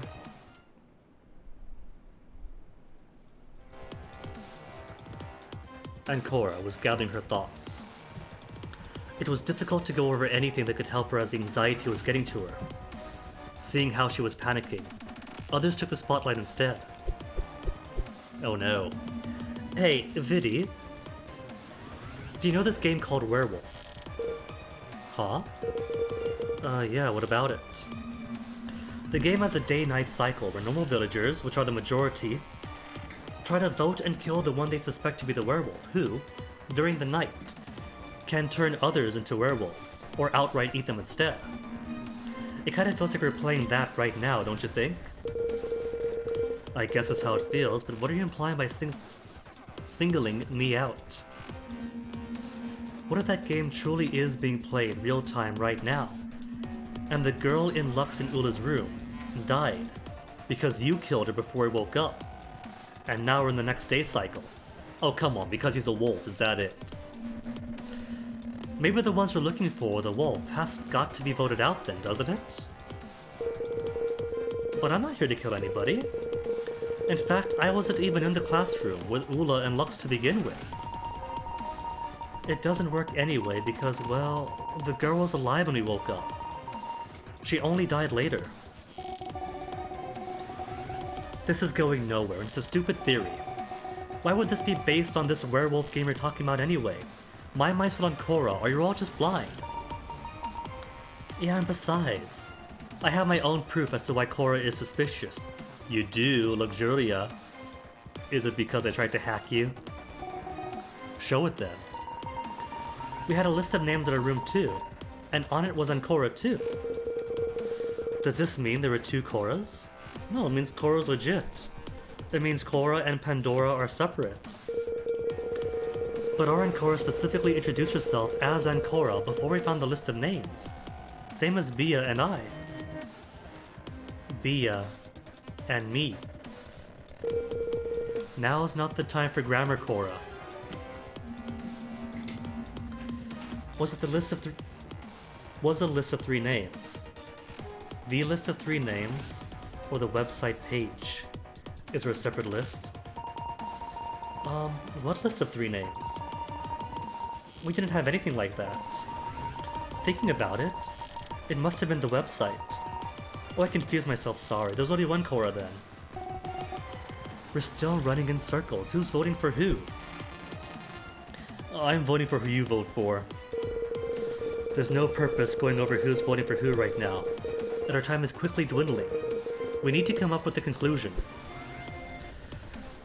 You duplicitous lot may suit yourselves at this debate, but I desire to be kept the equilibrium between my head and the rest of my body proper. For the purpose and additional purpose of your common survival, I propose we vote swiftly and promptly. I guess there's no avoiding it then. We still don't really know who to vote for though, but... Wait. I want to vote too.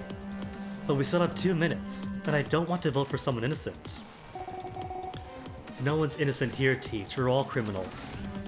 Ugh. You know what I mean. I have doubts on Cora, and I'd rather not vote for her. I see. So we're going to that outcome. I guess it sucks for me, but it will save all of them. What are you talking about? Too long to explain, and we're running out of time. We're all voting for someone different, and we're stuck at a deadlock. That's all I need to know. We need to come to a conclusion. I am not dying because teacher put us all at a fucking deadlock. I have been given specific instructions in case of this happening. Excuse me, really, NVIDIA? Is that why I want to secure my vote? Is the wolf in sheep's clothing after all? The traitor. But if I keep the traitor on my side, then it works out for the better. But the traitor might learn too much, and figure me out too. Because we are all amnesiacs, except the lovebirds remember each other. You apparently have special instructions. Just vote for me and don't look back. No. If I die, everything falls apart and everyone will be saved. Everyone. There. Specific instructions, he's lost it. At this point, I'm not even arguing, just vote for the wolf. Vote for the wolf, I see. Sure, I guess. They're all so willing to do it. I also don't understand what he's talking about. But with that kind of sacrifice, there's no way he's a traitor. I don't think it's possible to change their minds though. Go ahead, vote for me. I've done some bad stuff too, you know. At least, maybe with this, I'm going to atone for the crime I did to you and Bia. I did, and to you, Bia. So... how come... wait... the only major difference is that I got more FaceTime with Lux. No, with Tristinia. And with Lux. And got NVIDIA's trust a bit higher. Maybe there is a trust combination that I'm missing then.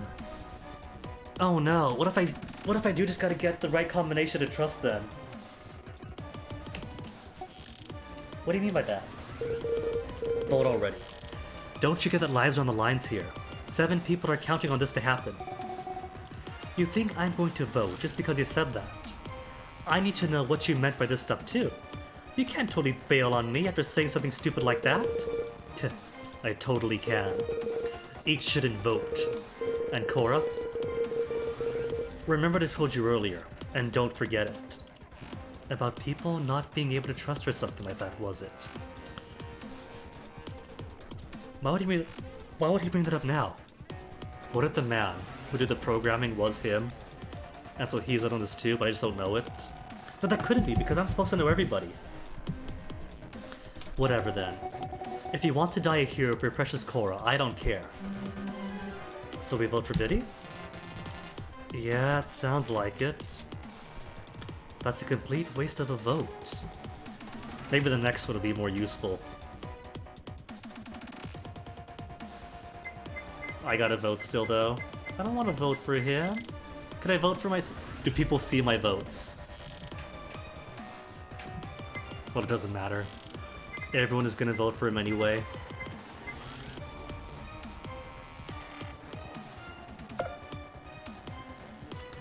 The screens above the voting console settled onto NVIDIA's symbol. It was clear what was to follow. It was his execution.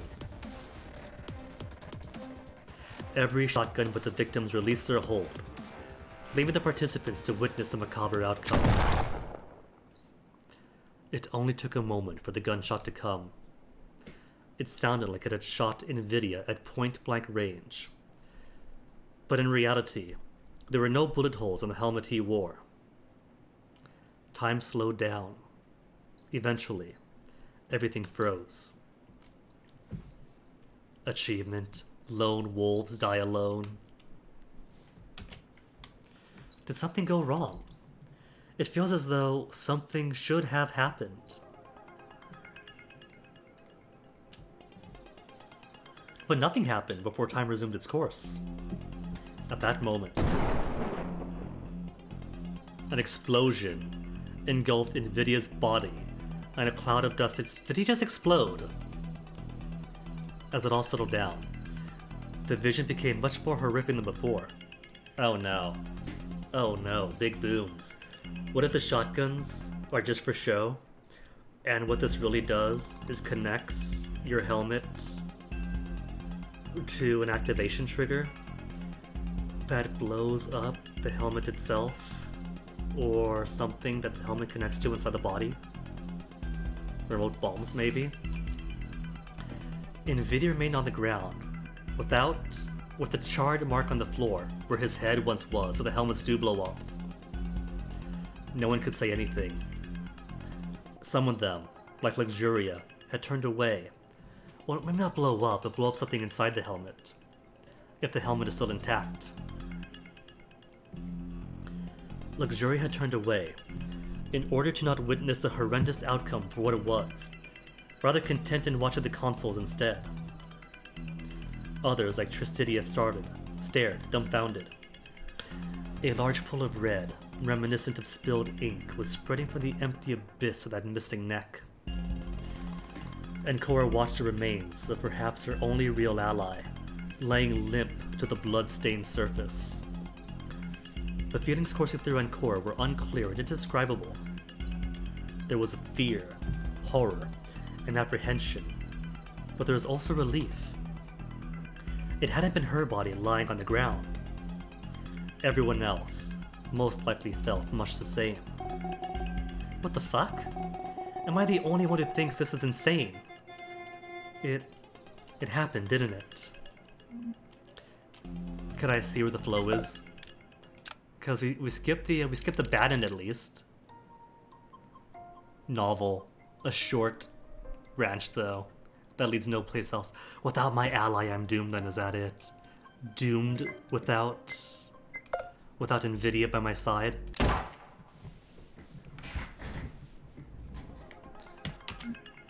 Vidi is dead.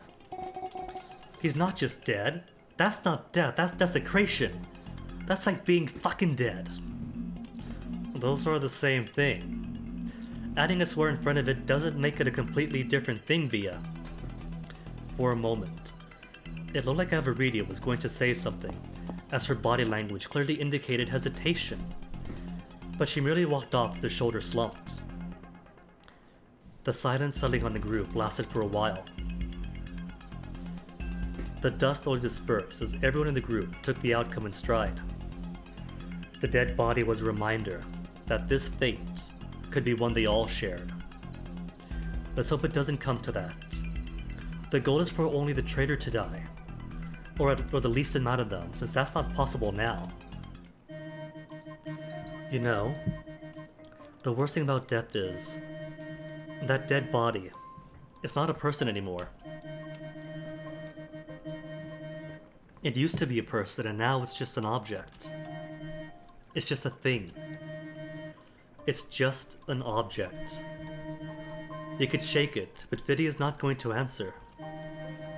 He was alive right before that, though. He was talking and arguing with us. It's just the lack of the ability to process information and answer accordingly. It's not really different than a machine. Except we can process it differently because we can choose to not act accordingly. Assuming what you enunciate is true, would that not mean we would be following the script regardless? Ancora paid little attention, looking around for the others. Ira and Superbia had been strangely quiet. It's because they both left already. Avaritia was still gone, and Luxuria wasn't near them. After all, it is presumptuous to assume we have this free will when the choice, as you inferred, is made based on the valuable information. Tristidia finally stared back at Gullah, shrugging. Maybe. Maybe not. There's always radical freedom. I don't think anyone can tell. If I had to guess, though, you're probably correct. No, she's not. Again, Tristidia shrugged. We're like monkey puppets dancing on strings of fate. Maybe it's not called fate, maybe it's called destiny, maybe it's called Shakespeare's script. The point is, you can't drive your train off course. It will stay on the rails. Of course, with sufficient force, you could make it go off the rails. When that happens, though, it's not a good outcome. You'll crash and kill dozens, if not hundreds. And as you can see before us, the consequence is real. He pushed against Nvidia's side with his foot. Gula grimly retained her silence. The only sound interrupting the moment came from Luxuria, whose tears were running wild. Is that sobbing from fear? Disgust, if she is a traitor. She probably doesn't want to see people die, especially so violent. Plus she's a kid. Legitimate sorrow. Either way, it doesn't look like we got the mastermind. The others looked at her. It was a real worry. With the timer ticking down again, they had a job to fulfill. Truth be told, the game will really only end the moment I find the traitor. Anything to manipulate them into thinking they won. I'm guessing Vidia's not been our target. I suppose we'll just have to keep the train going. Hopefully, I'm not the next one entering eternity. I don't think anyone would hope for that. Can we stop talking about death? The little girl spoke aloud amidst her tears, supporting herself against one of the consoles. Gula and Tristidia split from the others, decided to take their conversation elsewhere. And Cora remained with Luxuria. We can go elsewhere if you want. I guess. I can't really believe this actually happened. Twice now. Twice. Twice a beheading. The others, from when that girl got the wrong guess, most likely. As Ancora noticed when she wandered closer, Luxuria was extremely destabilized by the event, to the point where she was not only hugging herself in fear, but also on the verge of mental collapse. Want to help me put the cards into the slot in the middle? We have to do it at some point, so we might as well fill 9 cards in. Okay. The angle of her helmet showed that she gave a glance toward the headless corpse before she set off to work alongside Ancora. The two of them began collecting the deactivated cards from the consoles, careful not to wander in front of the shotguns. It would be too stupid if one of them fired by mistake. It's obvious they can't fire unless a vote is cast, and they don't shoot real bullets. This precaution is just for Luxuria's sake, for sure. Lux, are you calmer now? And Cora asked the question, though she didn't expect any real answer out of the girl. To her surprise, she nodded while they were putting in the cards into the contraption. Yeah, a little now. I don't know what's going on, but I don't want to be weak like this either. It's just... the body. What about the body? I'm just glad I can't smell it right probably. And Cora's vision faded right afterwards. I gotta ask though, if all this bonding time with looks raised anything? No. Still at 33%. Well, at least I get a good opportunity to raise more people to 33%. Or higher. Not that it matters for this forsaken timeline.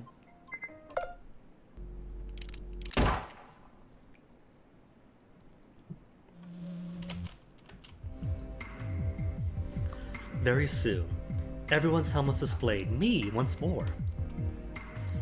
Their instructions weren't over yet. Greetings once more. I'm sure you'd rather not see me again, not after the vote and your forced witness of a dead body.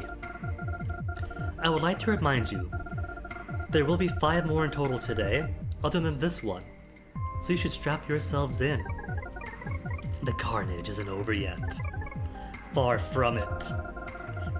Fortunately for you, Now you have an hour of respite. Please use your time well. We will be heading towards more of those education rooms now.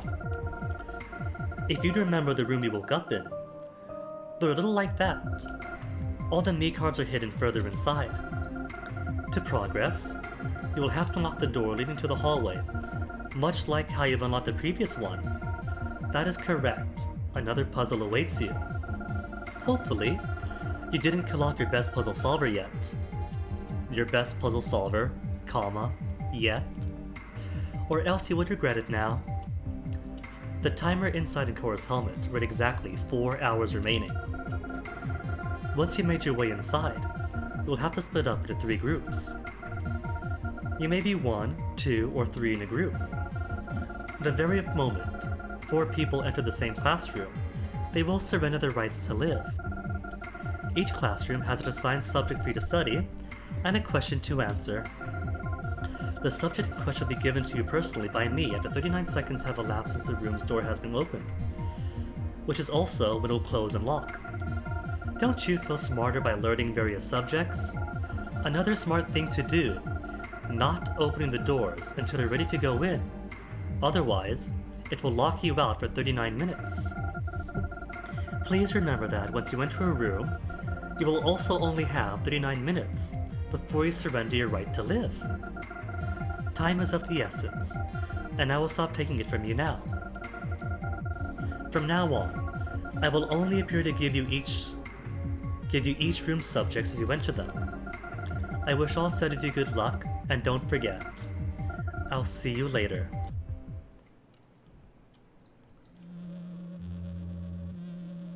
Then, the image faded once more, and Ikora's vision was replaced by the real world. She looked at Luxuria, who looked back at her. The bear-themed girl decided to keep Luxuria company, instead of helping the others to solve the aforementioned puzzle. They can probably take care of this one on their own anyway. The others had all gone to gather in front of the double doors leading further to Wing A. Luxuria brought Ikora back to her, with some more talking. I kind of want to look at this machine a bit more. We only have so much time before the next voting. If we're going to do that, we'll be leaving the teams to separate into strange groups. What do you mean? We're 7 left now, so it means if we both stay here to look at the machine and try to figure out how it works, we're leaving them to split as teams of 2, 2, and 1. Do we have to? What if they split up into 2 groups of 2 and 3, and we go together to the rooms? I guess, but there's no guaranteeing that, is there? But in that case, I should go tell the group. For a moment, Luxuria hesitated. And Ikora could tell it was because this would leave her alone. And there was already a feeling of kinship developing between the two of them, is there? I don't see that kinship, it's still 33%. Already clinging on to another, huh? Okay, but come back fast, Cora. After promising it to Luxuria, and Cora walked off to join the main group, in order to tell their plan. Is this officially a new entry in the timeline? Officially on part 2 then, the merger.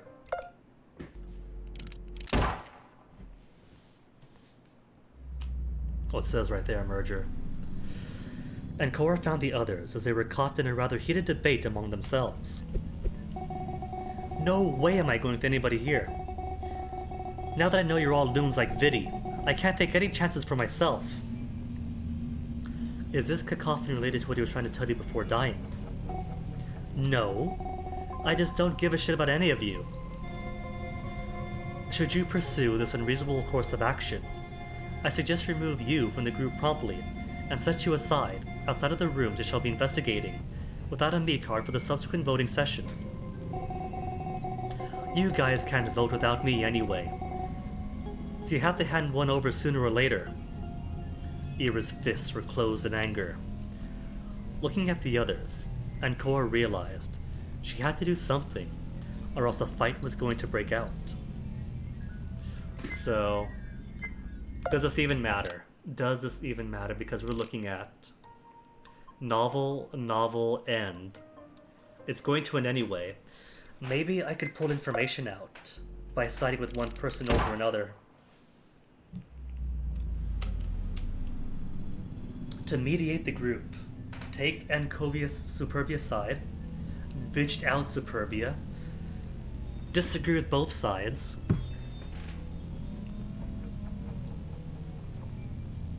if I suss her now, because it is Superbia, who was really eager to get me tossed out the airlock, that forced a deadlock, that further forced Nvidia to sacrifice himself. Let's make her the target. Ira's not gonna like it. But if we take her side, which is pretty much everyone's side but his. What the hell is going on here? Are you guys fighting at this time? BS, seriously, you should hold off. We don't have time for this kind of thing. Shut up, idiot. Don't get caught up in this, you're gonna be at the back of my hand. No, we really do not have the time. So you have to settle down now. Settle for now. Bitch it is after we're free from this hellhole. The rest of the people had gone silent after their altercation. Even Superbia understood what Ancora meant after a while, and she relented, making a move of her hand as if to dismiss the entire conversation altogether. Okay, thanks. See? Good outcome. I think you're best coming with the looks in me. Whatever. I don't care. Guess I'll tag along. The girl's proposition went rather flawlessly. This means I've separated her from Ira, now that Ira and Bia are together again. The entire group was glad not to have to deal with Superbia anymore, so they didn't have any issues pawning her off onto Ancora. Only Ira didn't change his stance for a few moments, before he reluctantly agreed to it. Very well then. I'll be going with Ira, and Ula will be going with Ava. Are you certain of this? The team seem moderately unbalanced. I'm afraid I cannot accept a mere thoughtless endeavor. No, it's not unbalanced. You and Ava are smart. But I think I'm able to piece things better. That way I should go with the most cognitively challenged individual, in order to round it out. If you're so certain of your assumption, very well. Yet I harbor some disagreements regarding the fact that you believe your personage should be so mentally superior to us. I'll bring the groups for now, okay? Bia, come with me. We'll go have a look at what Luxuria wanted us to check, and then we'll go. This could still be some information, even if this timeline's forsaken. The rabbit-themed girl shrugged, and went with the bear-themed girl, after a brief goodbye thrown to the others. Joining back with Luxuria, the two girls noticed that the smaller one had been in the process of examining the machinery already. Lux, we've got to go solve a room. The timer's ticking down and... No, wait! Cora, look! Bia, you too! The two girls approached, curious. Luxuria was examining the 9th station, the one that belonged to the person the two others hadn't seen. I think we can do something here. She pointed to the mechanism behind. The shotgun that had been propped up was held by a tall pillar to match the console, which one could open by applying pressure onto the side panel, not visible from afar. And what does all this mean? I don't know yet, but it opens. Then Cora knelt beside it and took a look inside. There was machinery, cogs, and belts, clearly. They were all made to hook onto one another to trigger the shotgun. How it actually worked remained a mystery at a simple glance. So wait, if all of them are required, is it possible to sabotage this? Sabotage all of them, so no one gets blown up, but the trigger happens anyway. We can mess with this one, And it won't matter too much. But the others won't open. Oh, maybe they don't open until they're worthless. This is dangerous territory to cross, though. I want to look at it too. I think it's fine if we fuck around with this stuff. Or will me roll over us. Like, what's up? It might be good to look at the others. Maybe they open like this one. There shouldn't be any harm in just having a look. But I think Mia will get mad if we break this stuff. I don't recall an explicit rule. And Cora stood back up and let Superbia have a look inside the box. While the rabbit remained there, the other girl searched the rest. As much as Ancora tried, no box opened like the first one, except for the one behind Nvidia's console. So yeah, once they have no functional function for this operation, then we get to mess around so we can't sabotage them. So they can open after they fire. What counts as firing? Because the ninth person wasn't here for this event. The head blowing up probably counts then. Once the head blows up, then he could access. Something doesn't feel right. Must be a problem with the mechanism. None of this should be accessible in normal circumstances. And Cora watched the box for a moment, before reaching in with a hand.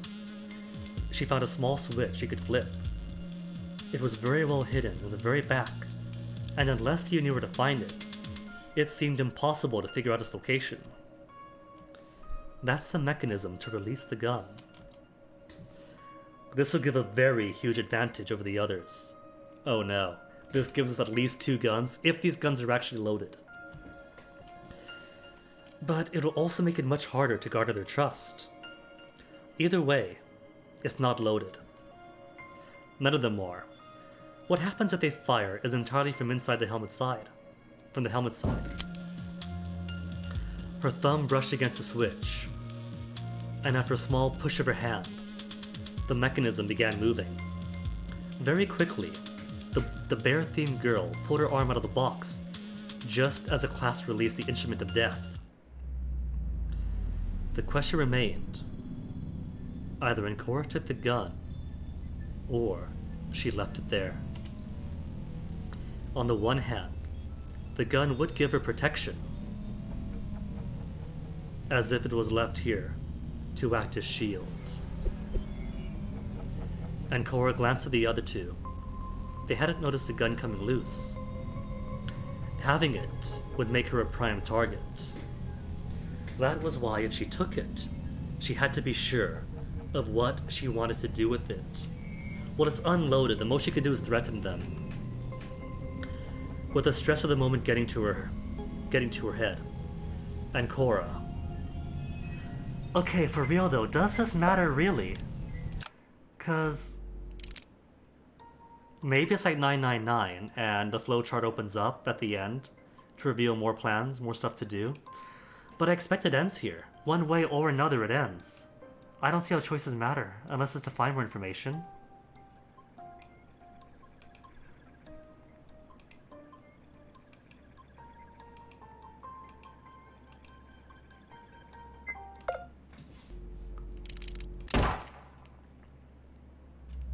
I'm gonna take the gun.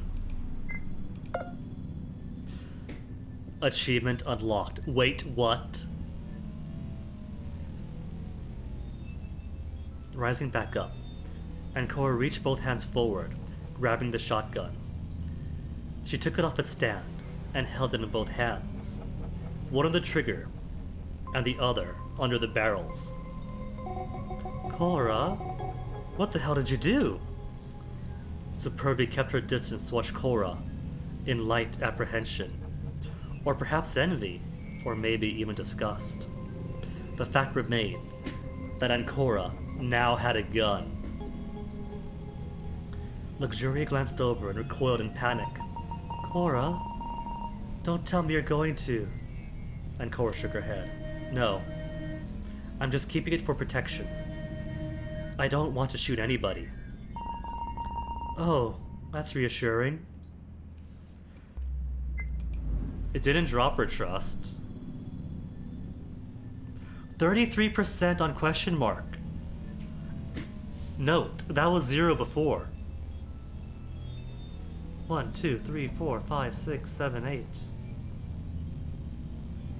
Okay, I'm the 9th person, so there's some other person in here who now trusts me a lot more. Oh, that's curious. That's more mystery for me. It didn't feel too reassuring, but Ancora didn't feel like she had to explain herself any further.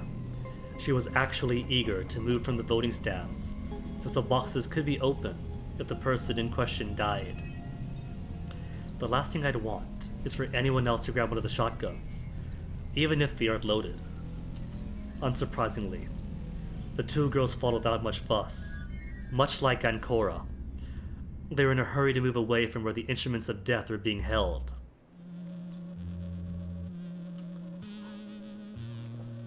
On the way towards Wing A, Superbia asked the two girls a peculiar question.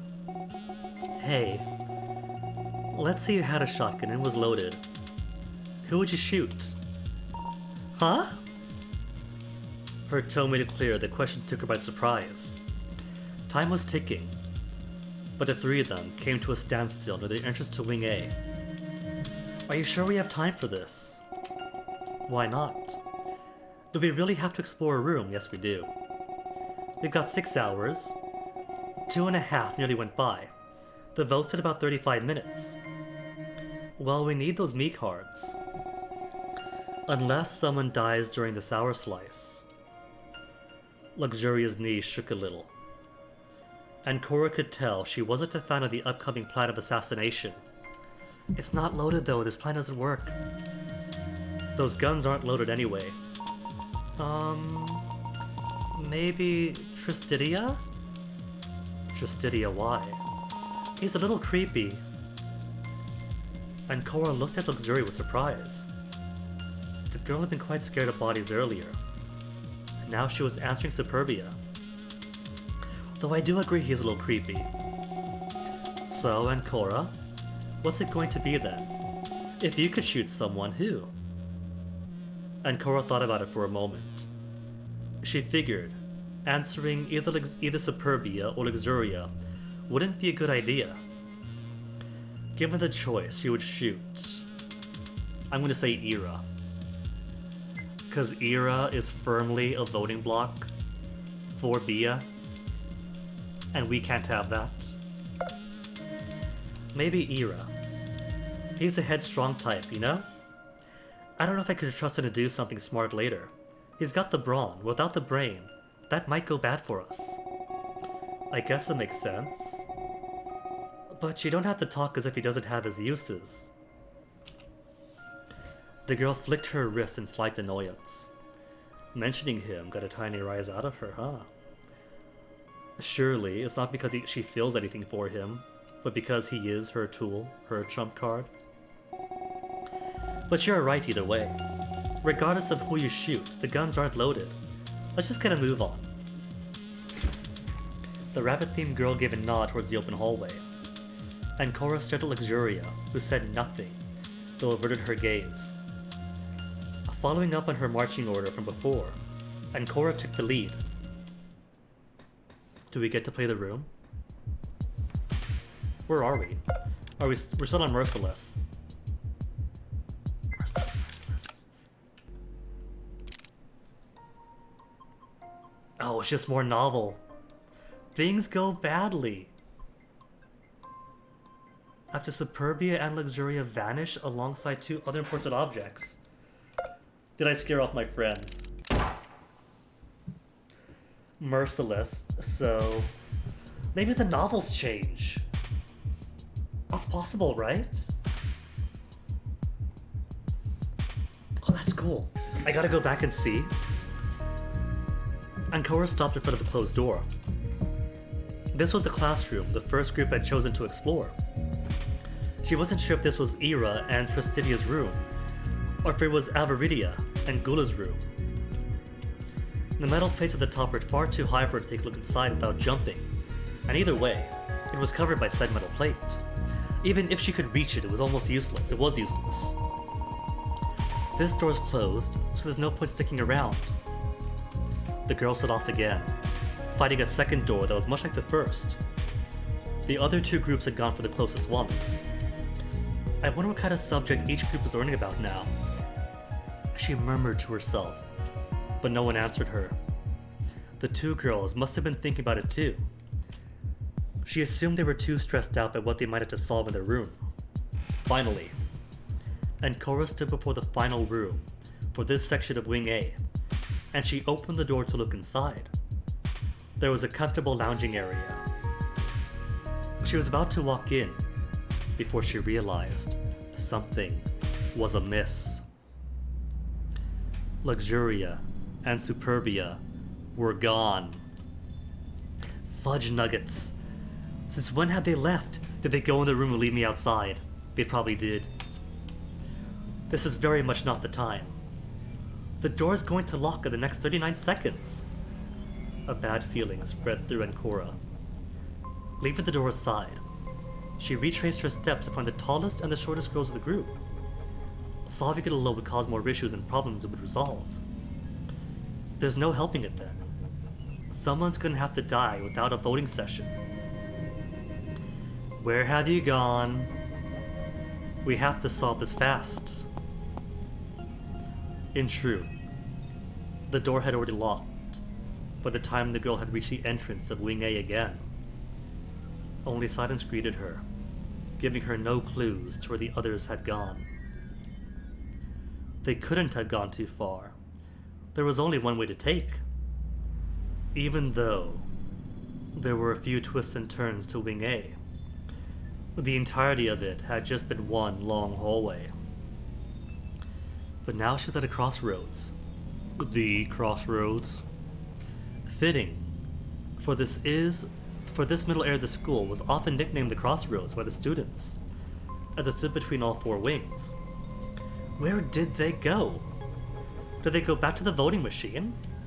Did they go back to the first hallway? Ancora wasn't sure, but ultimately, voting machine. If they went anywhere, they were going to see if they can get a gun for themselves. Her steps brought her to the mechanisms they had inspected earlier. There was no trace of anybody or anything at all. I was wrong, that's right. Something was wrong. She didn't expect to necessarily find anyone here. But as she approached the shotgun to examine the ninth one, something was amiss. The gun was amiss. The shotgun was there, of course. Yet her hand was going through it, unable to touch it or pick it up. Hologram? Is that why she's able to leap back to the beginning and change her answers? The same was happening to NVIDIA's shotgun. She could touch the symbol plates, but not the firearms. Am I the hologram? Am I a hard, light hologram? And now that I'm locked out, I can't interact with the real things? Huh? It's there, but I can't touch it. What is this? What does it mean? I definitely could touch it earlier. A ghost. Can't touch it. Hand going through it. That's the sign of a ghost, isn't it? No, that doesn't make any sense. Ancora was scared by what she was witnessing. Scared enough to leave the area back to the staircase. She waited there for a few minutes to try to figure out where Luxuria and Superbia had gone, but they never appeared. Instead, she went into the first hallway, deciding they must have been there. But there wasn't anyone. The girl tried to process just how that was possible. She'd explored every possible area of the wing and at the crossroads. By now, the timer showed there were only 10 minutes remaining. Groups would begin to emerge from their rooms soon.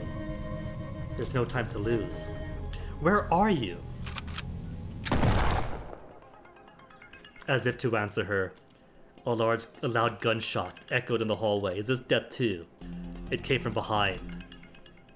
Ancora fell to the ground after that, body flopping over like a marionette with its strings cut. Before her vision had cut, she almost saw what the figure looked like. It was not alone.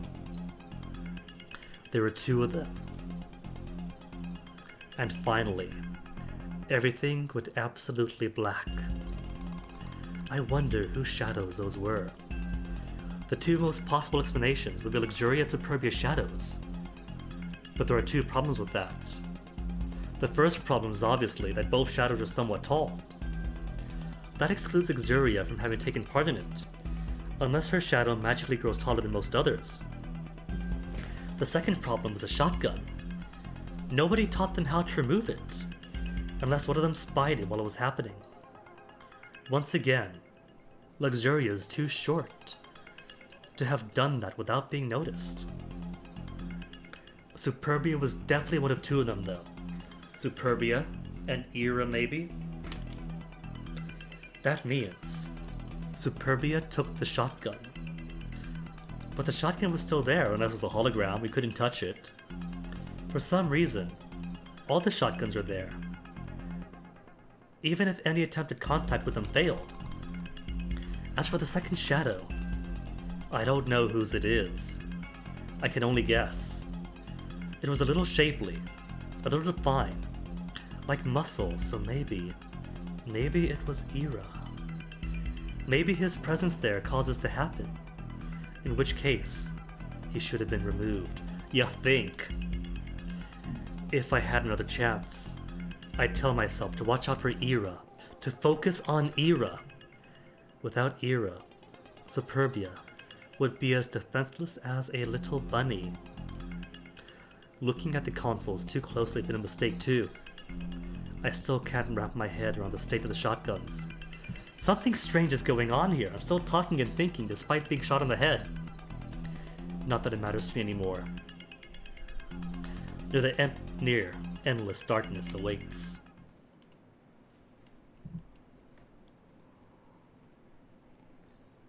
But the box remains unopened. Remains shut. Well, that's two ends. I'll count that as a death. End. Splat. Okay, so... Oh, I could just... Oh, that's cool. I can go by keyboard and not just mouse. And that means the chamber revolves. Okay, so, flow. So I got a bit more trust out of people. Merciless turned from a novel into an end. Unavailable. I just want to see the title. If I go back to file 1. Deduction. Oh wait, no, that's where I left it at. That was Meropia, and now that's unavailable. Okay. Voting session goes extremely badly. So, and this is all unavailable too, right? So if I want to swap between the timelines, need to fix stuff up. So I think what I want to do... Actually, hold up. There are 4 options here. There are 4 lights. This is following Ira and Superbia. I'm going to assume this is whatever space was. The bigger fellow and Gulla's group. No, Gulla was with... I'm assuming that Gulla and Luxuria is one of these. Tristidia, something like that? Tristidia and who else? Either way, it seems what I have to do is get all these trust things, approach Gulla, wave at Luxuria,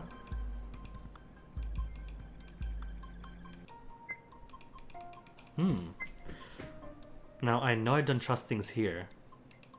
Oh wait, I get it now. The other trust option from the other timeline. And if I go back to here then, I saw 2 of them. Can I change it? Can I change things here? Oh, I guess I could then. Either take things as is, or see about changing who I trust up. Gulla or Luxuria? Could I change it to Waving at Luxuria? Here.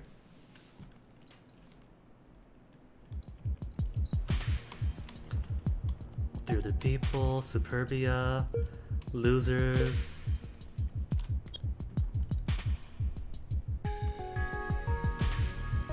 Approach 2. Nvidia and Superbia move forward. Yeah, this is the first option I took then. Okay. Go back out.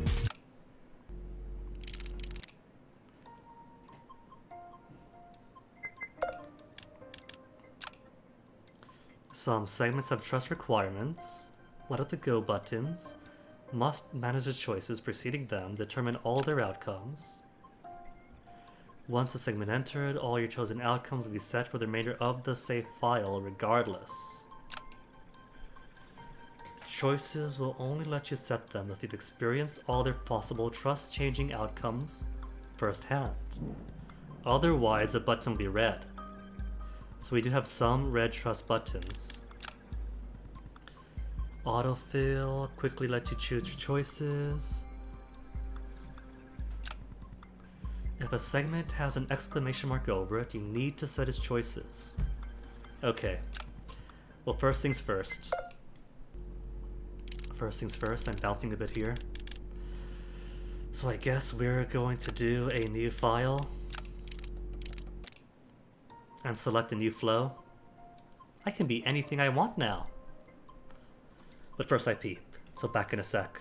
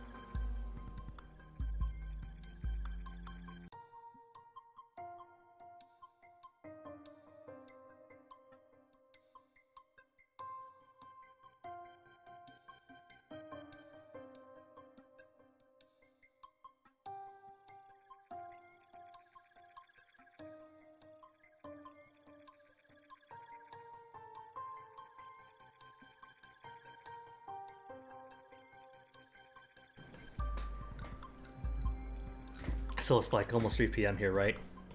And I've still got my same cup of tea.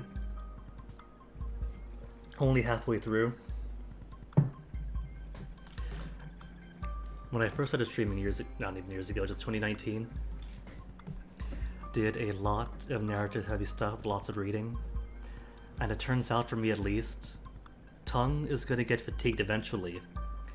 But if I'm drinking a lot of tea, it tends to dry me out, my mouth out a bit more, makes it more difficult. So water naturally makes a bit of lubricant if I'm doing a whole butt ton of reading. So how do I want to plan this one out? Maybe what I want to do is just put in more information, or do different options. Still not going to speak to Superbia here. But I've got the 1 trust, the 2 trust. Approach Gala or Luxuria. Oh, that's cool. That sets them for me. Oh wait, maybe trust 1 here is if I'm back over at this place and choose to speak to well, there you go. I could just choose to speak to Superbia here, and that way I don't gotta go back and forth all the time. I could just select a button. Trust 1 would be if I spoke to Suburbia first. Trust 2 is if I speak to Nvidia first, right? And then I have options to pick from. 0% on Nvidia. Approach Gola. Wait, could I set them all like this? Trust 2, didn't pick everything yet. I think I can, so subsequent playthroughs you could just go through, check the boxes you want. That's pretty cool.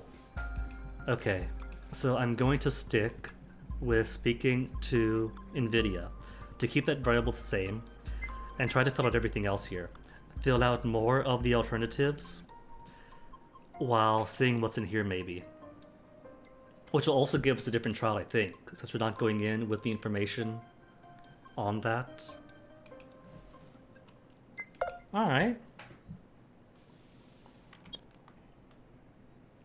I gotta sit through the helmet coming alive. At least this means I can move out of the window and keep it on. Things on fire right now. Cool. Okay, music means it's back up.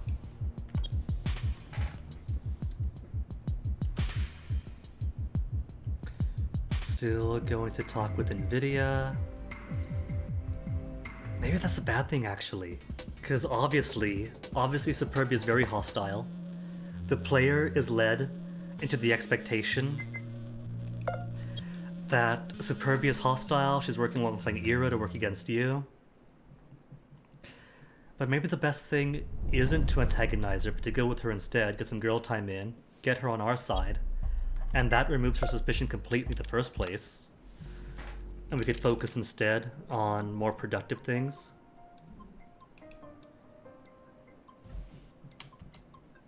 Okay, go back here.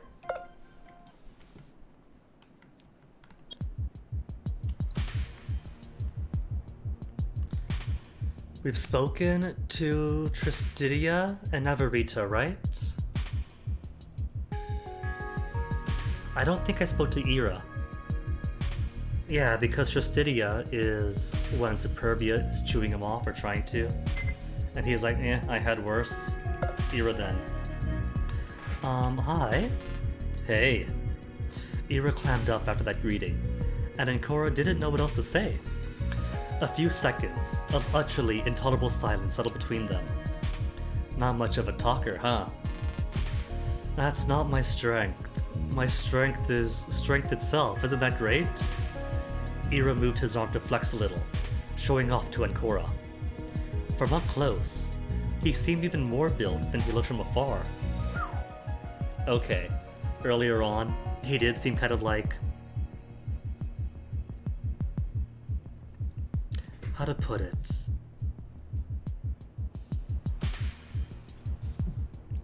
Video game swole, anime swole, cartoon swole, which is to say not really swole. He's got like the bare minimum definition of a bicep and that's it. But flexing like this, alright. That's maybe a bit more than a 14-inch radius or circumference around his arm. He's stuttering. It's kind of weird. Is he afraid or something? Maybe it's genetic. Anyway, I bet you want to know my name. It's Ira. Short and to the point, isn't it? Not that I chose it, to be fair. It just sort of popped into my head like, that's my name, and then I knew it. So much for not being chatty. Maybe he's shy, and he's making efforts to get over it. Hey, same, bro, good luck. Ira scratched his helmet a little, which made it look like he was scratching the back of his head. The fact that he was wearing the helmet didn't seem to hinder him much. And you, what's your name? According to what we found in our room, I'm Ancora. Ah, really, huh? Funny, that was the final name on the list. I guess you guys found the list of names too? Yeah, with the website address. I'm not too good at all that stuff. Oh, don't worry about it, it's fine. I figured that part out already, no problem here. Hey, what does it mean? Don't make fun of me for being bad with computers. Ah, forget it, it's nice to meet you, I guess. I don't suppose you know anything about these helmets. I want to take it off, but when I tugged on it, that weird little girl appeared again, and I was told if I tried that again, it would cut my head off.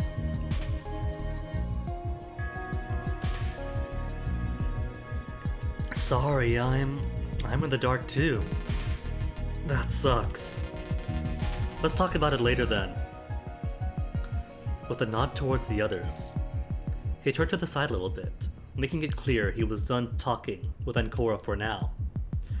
Yeah, he's a little rude. Then again, Ira takes after the sin of wrath, so one can't expect otherwise. After everyone introduced themselves to each other, the group took a few moments to sort everything out. So to recapitulate, we have gotten one more flow.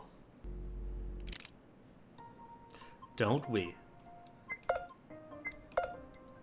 Lost trust one complete, alright. Ancora introduced herself to Ira first, met with Tristidia first, approached Avaridia first, so I can't change these because it's already locked in for this timeline. But they are open if I want to change them again. Approach Gulla, approach Luxuria. Alright, that means there's two options here, that's right. There's a second group too. I got both of those. Cool.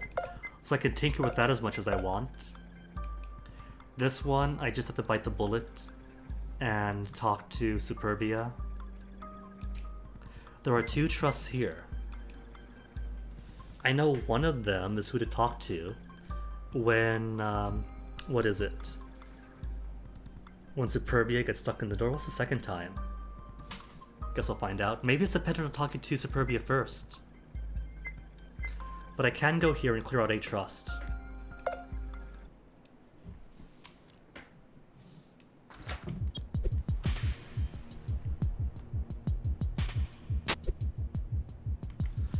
Help Ira?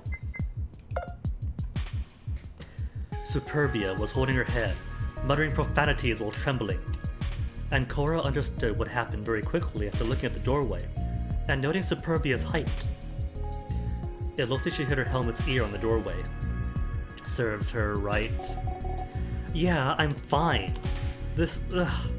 Pandora's a total dumbass for giving me that helmet. I'm already tall. I don't need even more height, and especially if I can't see the damn things. That's good then, you're okay. You think I need your pity? I think he was just trying to be nice. Yeah, right. Girl, listen. In here there are no allies, so him being nice doesn't amount to much. The rabbit shrugged, one hand still holding the helmet. And it won't make this fucking helmet stop vibrating so hard anyway. Vibrating? Ancora and Ira stared at each other. Yeah, like it's resonating.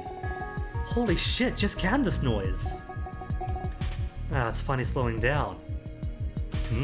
Curious. Either the reverberation of hitting the metal helmet on the doorframe made it rattle, or something else is going on with her.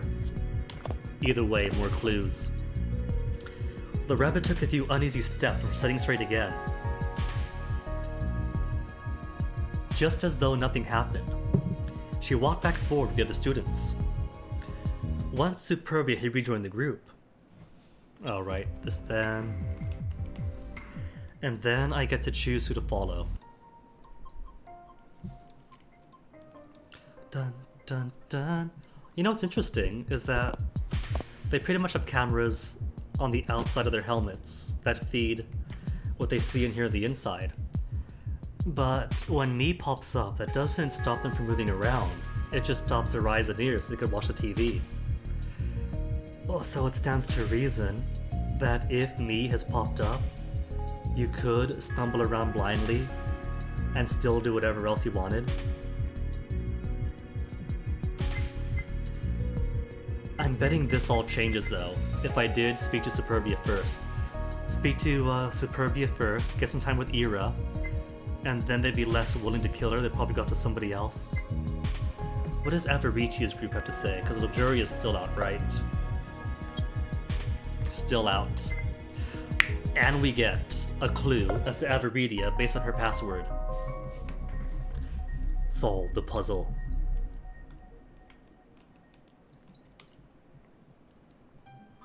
Sort. Sort.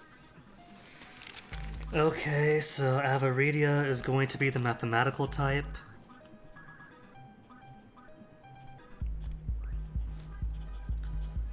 Math or logic? It's just saying sort. So I am going to put them in order.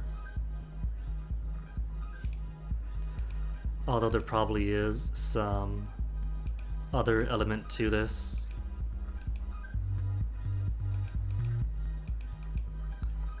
One, two, three, four, five, six, 7, 8, 9. Sounds easy, right? 2, 2, 2, 7, 4, 7, 4, 4, 7. Maybe that's it. No, because that's... Hold on. Switch out you. And you. That way we have 1... You have 2, 2, 2, 4, 4, 4, 7, 7, 7. In 1, 2, 3. Then 5, 7, 8. Then 7, 6, 9. That way the 10s and the 1s are sorted.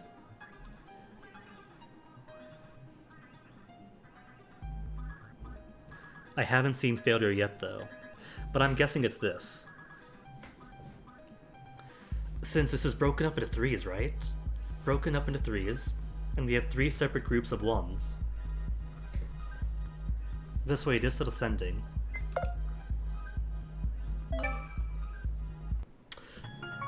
Too easy for me, game.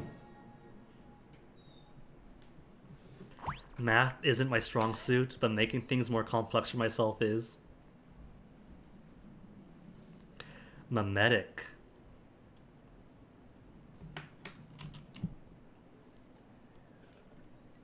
Smile and shine. Or up here. You have the me card still, don't you? I have no idea where I'll find one here. Avaridia and Tristidia were together as expected. They were talking about the me cards their group had found. What if it's these two who shot me that time? Tristidia got one of them. By deductive process, Ira had the other. Yeah, I still got it. Wouldn't let go in a million years, now that I know what it's used for. I hope so, otherwise you won't be able to vote. Hey Crab Boy, you missed everything. If you know 999 Crab Boy, this game is kind of like that. 9 people stuck inside a killing game, solving puzzles and escape rooms. But the twist is, the 2 twists are 1, you are the mastermind. And to escape the game, they have to kill the mastermind, which is me. The other twist is that there is someone else here, a traitor, who knows my true identity. And so the normal group want to kill me to escape, and I want to get them to kill the traitor. Ideally with as minimal bloodshed possible. And you think, oh, it's a 999 like, right? So of course, it's got a flow chart.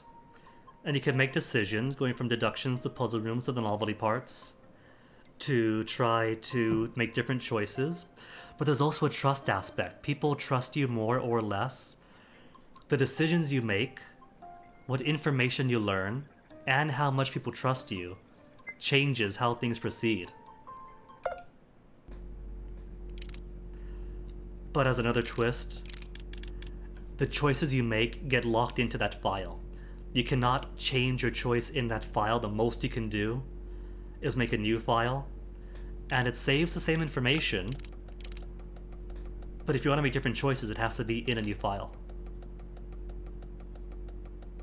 Oh yeah, from the start, you know you're the mastermind.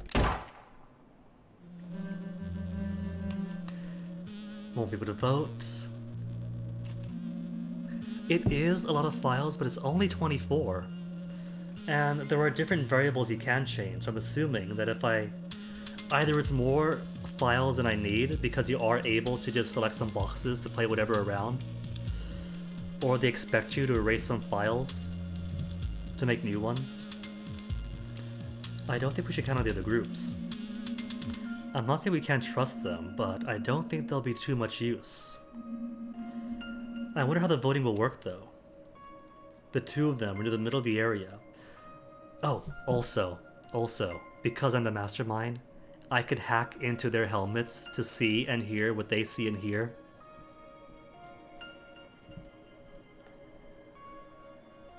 So this is me spying on this two to see what they're saying. Next to a giant black cylinder from floor to ceiling. Tristidia and Aviridia examine the material closely with the boy, also pushing against it with his hands. Whatever it is, we have to do be in there, I bet. Also, I know it looks like it, but his helmet is a horse, not a guinea pig. Whatever it is, we have to do be in there, I bet. Look around this wall. It's completely flat and entirely unremarkable, but there are consoles on the sides. Seems you could fit cards in here. I guess this is where we put the key cards then. I think the bomb is in here, but these 9 slots are just to free it. That's a very precise guess. You sure you're not involved with any of this? Ooh, so if I want to put some sus onto Aviridia? Aviridia averted her gaze, turning her head to the side as if she didn't want to answer this. No, don't be stupid now. If I organized something like this, I would have put myself in danger. But you are a teacher in the school, right? You didn't look surprised to see your surroundings. You must be familiar with this place, much like the others in Isle were. Tristidia smoothly deflected the topic to another one. I guess. I think we were in Wing A before. This is probably the school we all go to. Since you're so knowledgeable about it, you're most definitely a teacher here too. Okay. Any other topic? She still wasn't happy with the current one. Ever since her introduction, it was clear she didn't like being reminded of her more advanced age. I've been wondering, how did you even get into My Emptiness? My Emptiness apparently being a website all these guys are tied to. According to Luxuria, it is a group that makes your wildest dreams come true. But according to Suburbia or everyone else, you have to be really unscrupulous to be in the group. And the things they have to do pretty much makes all of them criminals. As far as I know, only students are allowed by Pandora.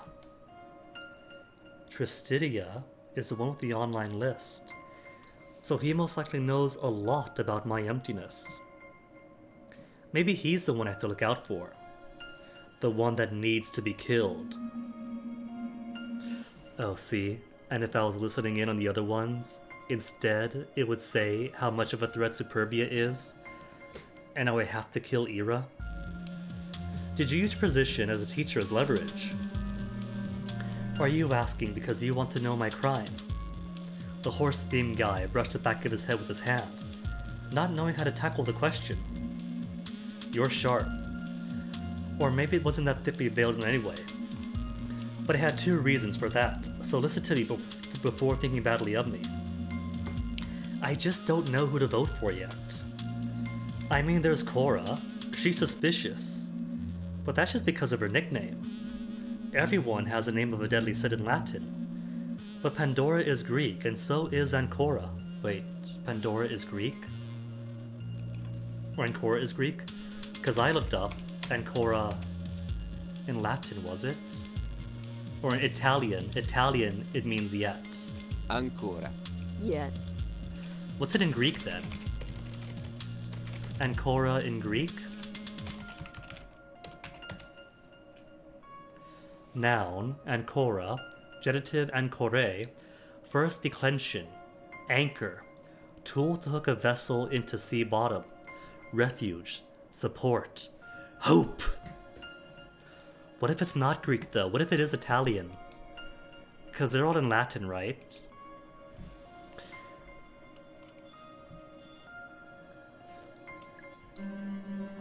It means anchor or hope, I guess, is a more figurative sense. Hope, huh? Yeah, that's exactly it. And the other reason is, I honestly don't care. Could you turn around for a moment? Justitia stared at her in surprise, due to the sharp change in topic. You're not going to stab me in the back, are you? No, I just want to see something I figured out earlier. Justitia gave in to the demand and turned around. Avaridia could see the back of his helmet. It had the same cool S the me cards are plastered with. Speaking of Crabboy, check it, check it, check it. This game is all about the cool Stoozy S's.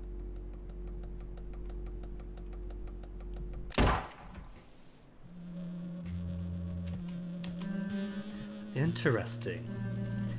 I knew I noticed something when I would walk with the others before. I don't think anyone else pointed it out or noticed it yet. What is it? On the back of our helmets is a symbol. It's a weird S. No, it's a cool S. I'm sure you've seen it before, haven't you? The one on the cards. Oh, that? Is that when I want to look at the back of my head? I've seen it drawn in random locations in the school, yes. Actually, it's not only in this school. It's in every school. For some reason, all over the world, the symbol started being drawn by kids that had nothing to do with each other. What does it mean, you think? It means nothing, it's just a cool S. We learn it from our classmates, who learned it from their classmates, probably their upperclassmen. Normally she's more annoyed than this. Does she find this topic interesting? I don't know. Honestly, I think everyone's wrong about it. Some people think it has ties to a superhero, but their symbol looks nothing like it. Others think it's a company's logo, but again, no ties. So it's completely unexplained. I've never really paid any mind to it. I thought it was just a graffiti people were drawing everywhere. I mean, yeah, that is the answer. There's gotta be a reason. Anyway, let's keep searching. We can talk about it with the others later, since it's clearly related to our helmets. Maybe it means whoever made the helmets is a student, and was compelled to draw the Stoozy cool S. The two of them left the middle cylinder. Instead, Avaritia looked at the debris scattered around the middle area of the crossroads. A lot of destruction here, isn't there? Do you know what happened here? Yeah, don't you? The boy shook his head. Is this canon with Danganronpa, and that's why the school's a mess? Avaridia slumped her shoulders when she realized she had to talk about it now, even though she clearly didn't care. A bomb went off and destroyed all of Wing B with the cafeteria not long ago. A second one collapsed Wing C. Reminder, that's the wing with the gymnasium. So this school closed for a while, and that's why there's no one around here now. Still, whoever kidnapped us really went in hard. They repaired so many walls and put in all these plates. And what of Wing D?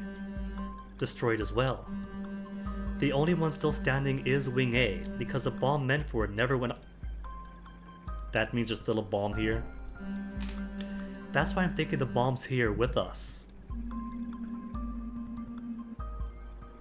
I don't think anyone ever had class in Wing D. What even was there anyway? Honestly, I don't even know. I'd never gone there. Is that going to tie to this mystery somehow? Why the school was bombed 3 times with a 4th bomb waiting. Everyone here has ties to my emptiness and had to be students. And nobody knows, not even teacher, what went on in Wing D. This is starting to grate me now. Someone blew up the school, and now we're stuck here. Can we move on? Their assessment is more or less correct. The only wing still standing is Wing A, and I guess the crossroads is still standing too. Avaridia reached into a small hole in the debris to drag out a me card. She said something, but the signal grew weaker right at that moment. All of a sudden, frequency switched, interrupting the feed, which cut and restored to Ancora's helmet. And now we're gonna get a different trial outcome. An hour and 20 minutes had passed since the beginning of the game. How's the trust at this point? Since this Forsaken timeline is just to pick up some alternates we didn't get. 33 from the snake, 66 from Ira, 33. Probably isn't gonna be enough to save me. I wanna see... Split, Trust 1 and Trust 2. Oh no, that's the first trust. That is for if we helped Ira or spoke to somebody else, Trust 2. Hack Luxurious Helmet though. It's giving Hack Luxurious Helmet as an option, even though every time I try it can't work. Maybe it just takes a bit of resonance to be able to fit her wavelengths, her frequency, and that is dependent upon getting the right trust level. Maybe if I get her trust to 66, because I could talk with Luxuria here, and then for this split we could talk to Luxuria again, and then hack Luxuria's helmet. So maybe it is. I'm hoping it is. So this one is Memetic. That's if you spy on Ira and Superbia. But there are two things here. One of these is Luxuria. This is probably Luxuria. Puzzle to get into her head. And then the novel to see what her secret and Gulla's secret is. Then who are you? Middle path.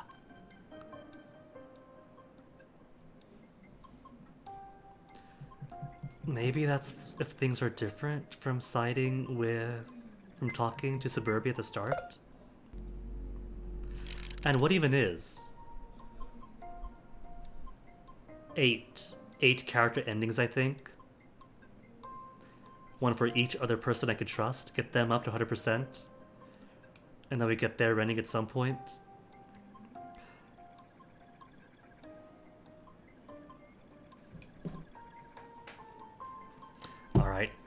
Alright, let's get to playing.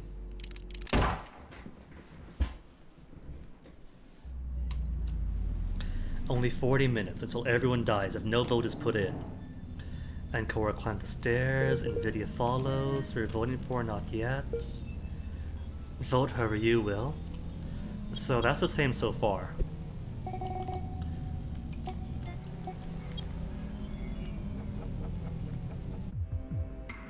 Me explains how the voting works. 10 minutes. Okay, so is it still everyone votes for me? Superbia.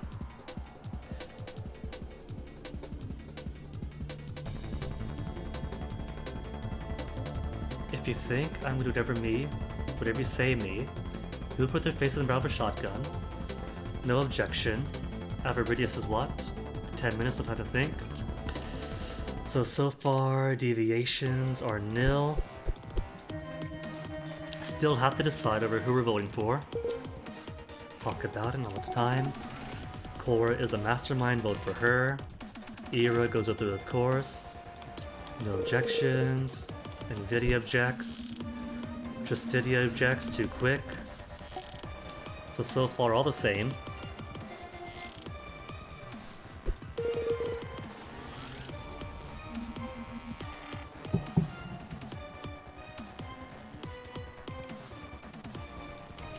Nothing different yet.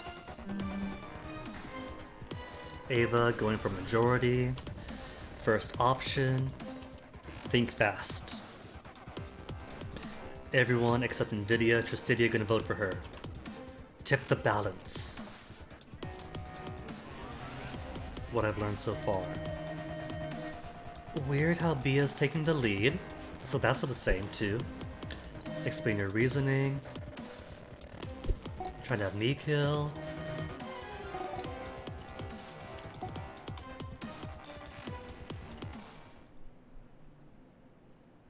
And then it switches ahead. The more she realizes, she really didn't have much to put together at all. No, this is bad end then. Have something else. Via. The most dangerous one because of rabbit helmet. Oh, it's almost here. And then just attacking each other again.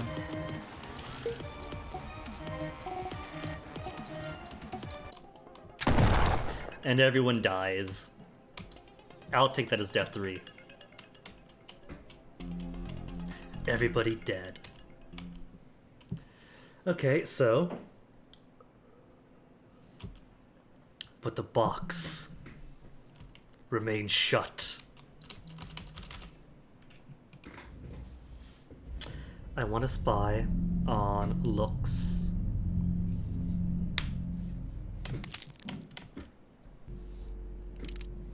New file.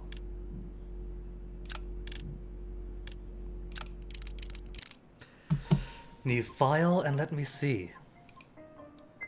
Trust 2 does let you hack Luxuria's helmet. But first I gotta go through here. It gives you the option though, even though I've never ever hacked her helmet. Which is way bizarre.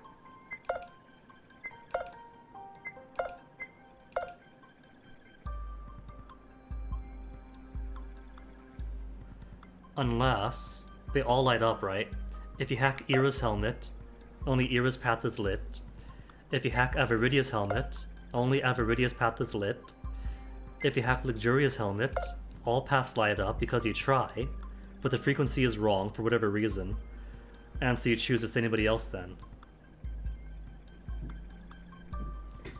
Huh. But so far, there's no different trust options here.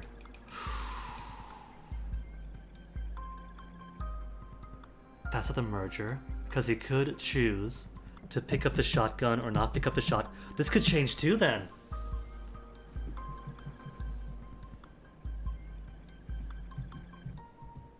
That could change too.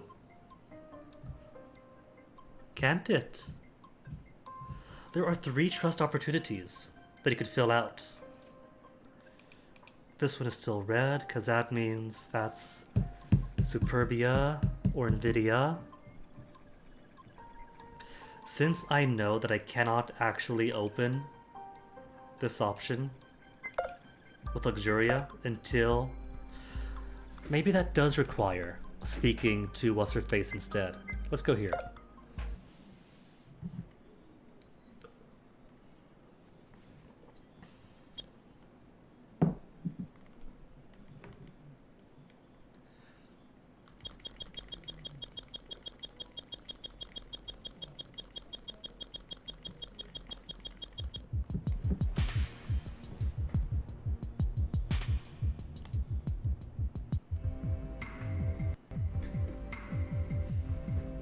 Me explains the rules. See you later, me. Now let's talk to Superbia. Nvidia stepped aside, understanding she wanted to introduce herself to the rabbit companion. Hey, I told Nvidia my name. It's Ancora. Ancora, huh? Weird name. Anyway, stay out of my way. I'm gonna open this door. Doing good on her word, Superbia reached for the handle and... Ah, fuckwad. The door's actually locked. Despite the lack of facial features, it was easy to see she's getting worked up again. Unable to resist, Nvidia chimed in for the sidelines. No kidding, that's what me said before. Stupid, stupid. We can't leave for real. Okay, I think that's it from there then.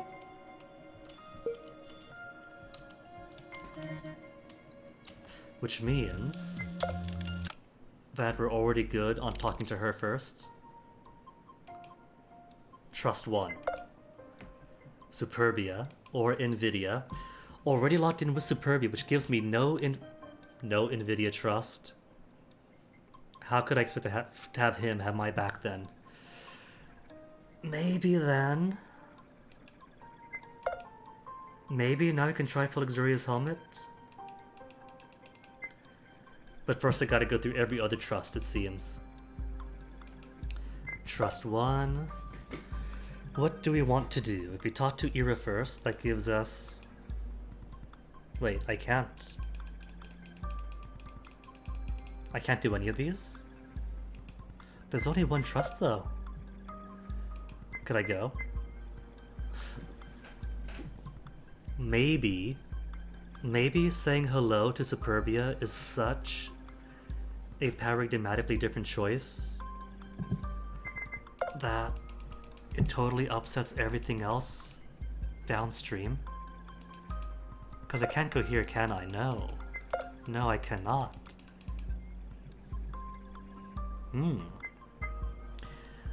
Maybe this is a wholly different timeline then. And what I want to do instead, for today at least, is experiment elsewhere. Maybe get it so that Trust 1 is with NVIDIA. I can't jump here yet because I need everybody else first.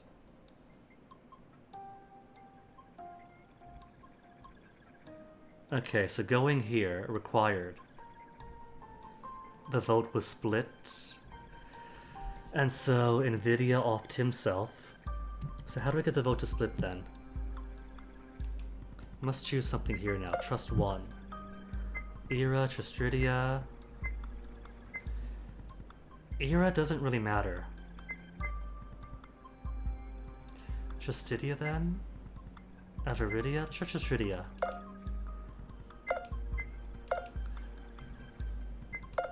Only real difference is obviously more trust with Tristridia, or more trust with Aviridia, or more trust with Era, which isn't significant really. Go with Tristridia, keep him on my side. And for trust 2, could I change this to? I could still change it for now. Gullah or Luxuria? I feel like I do want more Luxuria for now.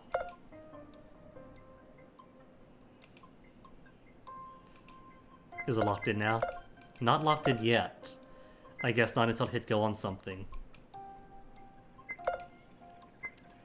Help. Help NVIDIA? Help Here's the thing though, here's the thing. I do kind of feel like if I do talk with Luxuria all the time, maybe then the frequencies will mesh? Or maybe it is all down to talking to Superbia? Either one works. Let us... The ringing. Maybe the ringing that Superbia felt in her helmet after it hit the door frame changed the frequencies of things?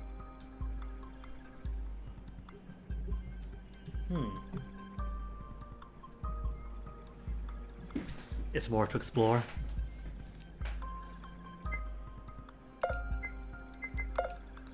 Can hack Luxurias, but that should just send me back and around. I can't go yet, I have to do this. So... let's help. Let's approach NVIDIA. Everything locks out then. If Era, everything open... Ooh, that's cool, you can see it in real time. Everything is possible with Era. With NVIDIA, you are doomed to this Forsaken timeline. Unless... what if I go back to here? And spoke to... Luxuria, Tristria, no? Nothing really changes there either. Luxuria also gives everything open. Huh. Okay, I want to toy around here though. But wait, even with Luxuria or Era, you risk falling into the NVIDIA dies route. NVIDIA's death, group splits up.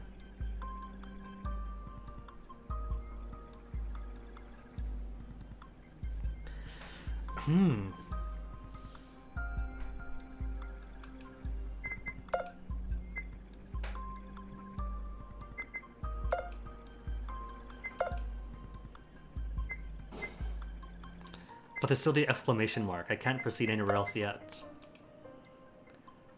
Until I finish this off, and I think that's because, with things as they are, you cannot do luxurious helmet.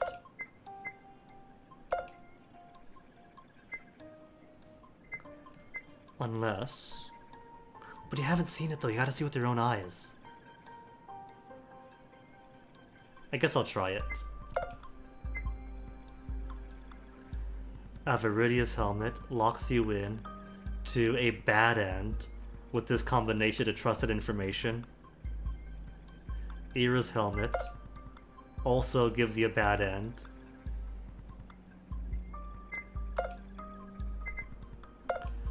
Unless I speak to Nvidia, then we're allowed to proceed. Okay.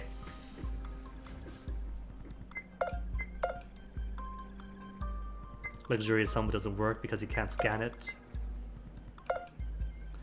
Either one this way will take me to the same outcome. Huh. So if I don't want Nvidia to die, the variable difference is that somebody needs more trust. More trust on somebody, or unlocking one of these doors. Maybe these are Nvidia rooms, and then these two are Superbia rooms. Dude's dead, come back in.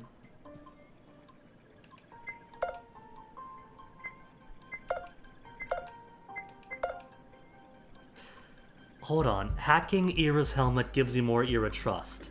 Hacking Aviridia's helmet gets you more Aviridia trust. That is weird. But I won't say no to more Ira trust, if he's gonna kill us anyway.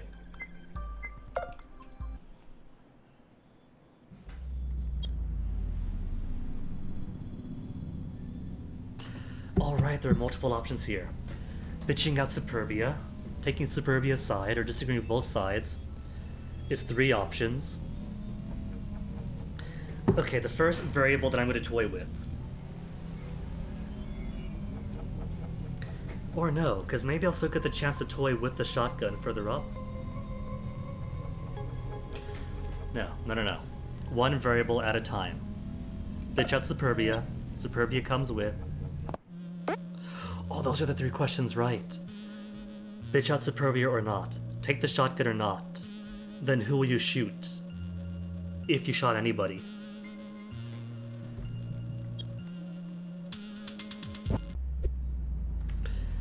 But this time I'm going to look at the gun, not going to take it. Which doesn't raise a mystery trust. Taking the gun did raises 33%. It's worth saying. 66% horse trust. Is that from chewing her out or not choosing to grab the thing? Superbia glanced over, keep your distance still. What's up with that gun? Find anything special? Nothing. She reached for the gun before Superbia could do it, lifting it up and out the slot. As she did so, Superbia took a step back, looking surprised enough in her body to react instantly. Who reached the gun? Reached for the gun before Superbia could do it, lifting it up and off the slot. What are you doing with this? Just looking at it. She flipped the gun over, trying to figure out how to open it. After doing so, she confirmed to Superbia that the shotgun had no shells. Luxury right at the moment, noticing the fact too, before Ancora put the gun back where it was. See? They're not loaded. It didn't feel too reassuring. But Ancora didn't feel like she had to explain herself any further.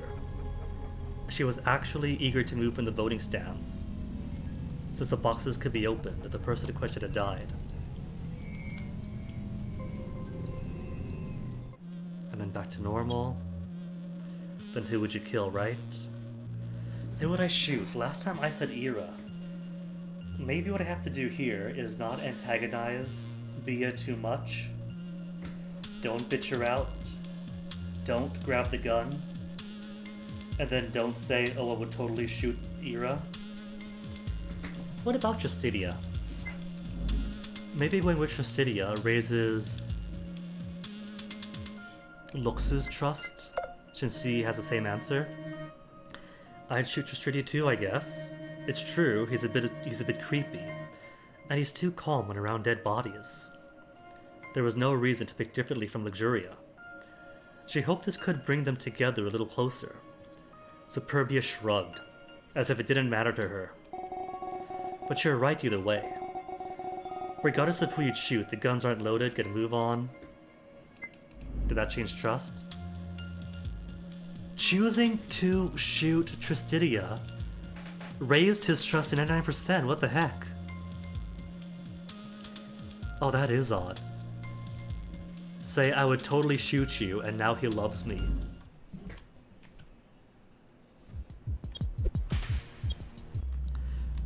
Oh, they still go missing though.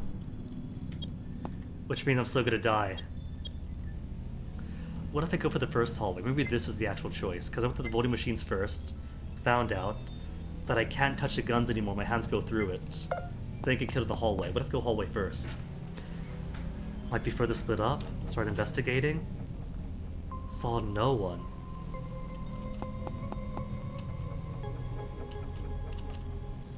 "15 minutes before the votes." A shadow from behind, then shot anyway.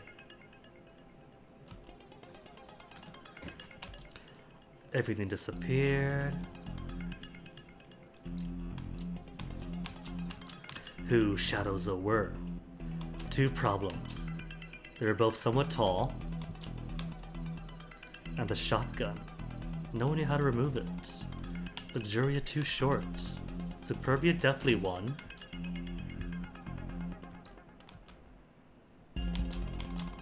Era. So same ending.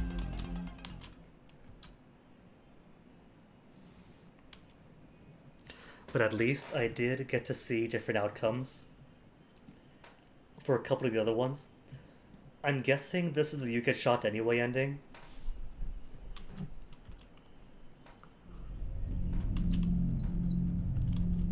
But there are variables, and I want to see what, if anything, those variables change. Probably nothing. See, Trust 2's got stuff. Look at gun, or take the gun. Trust 3 then is probably who would you shoot.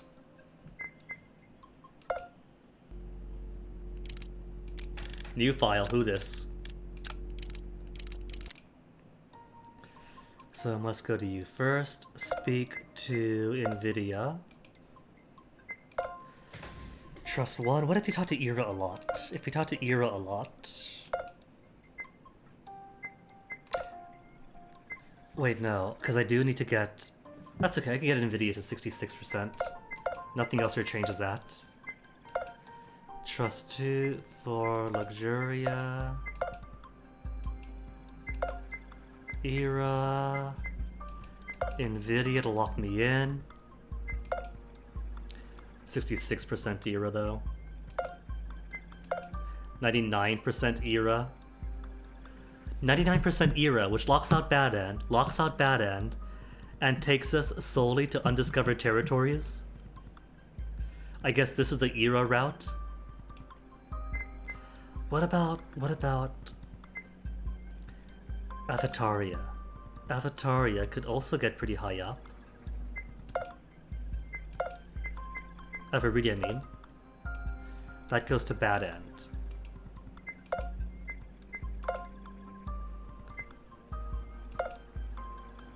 Still 66 on him, 66 on Avaridia. Okay, so that's just death. So it is so this is Era. Maybe this is Avaridia. If I get Avaridia maxed out. I can't get Avaridia maxed out though. I can get Lux maxed out. If I somehow get... Let me see. Let's talk to Era, Trustidia, because really all that matters for this is NVIDIA. Gola maybe? Maybe we need Gola for the... No, I need Luxuria.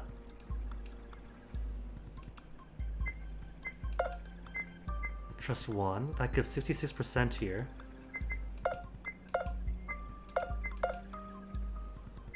And then further Luxuria does open things up, or should. That can go almost anywhere then. Except still only 66%?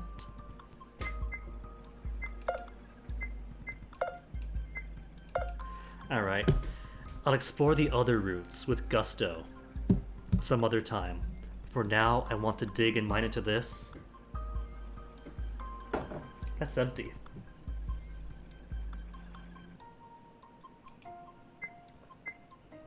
So I got Trust 2. Look at gun or don't look at gun. Let's not take gun. I don't think it matters. And try different variables for Trust 2, Trust 1 and Trust 3.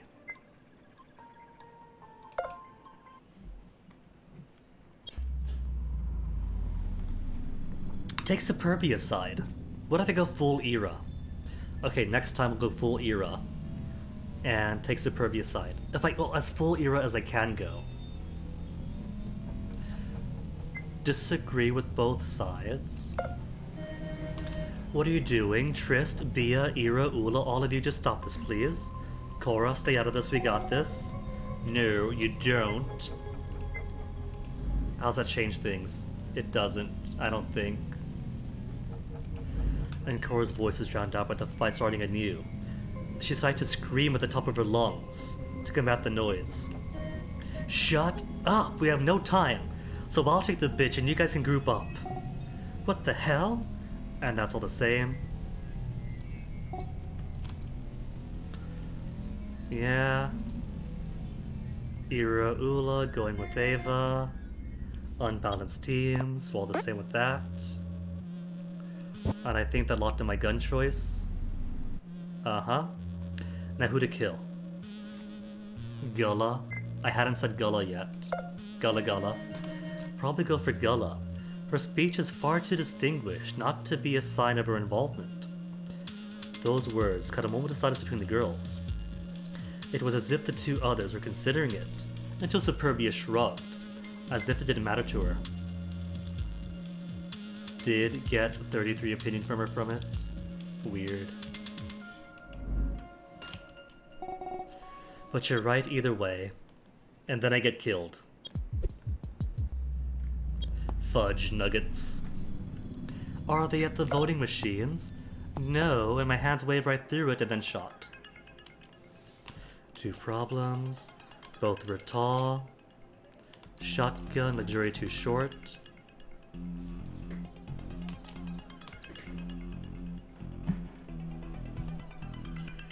And Gullah Crab Boy is called the cow, and she's got the bull helmet. Bull helmet and a cow print top. The snake's jumper says JK, because snakes are jerks like that. They'll bite you, then say, just kidding.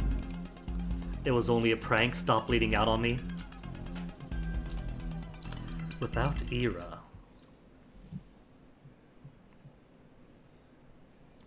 Okay, alright.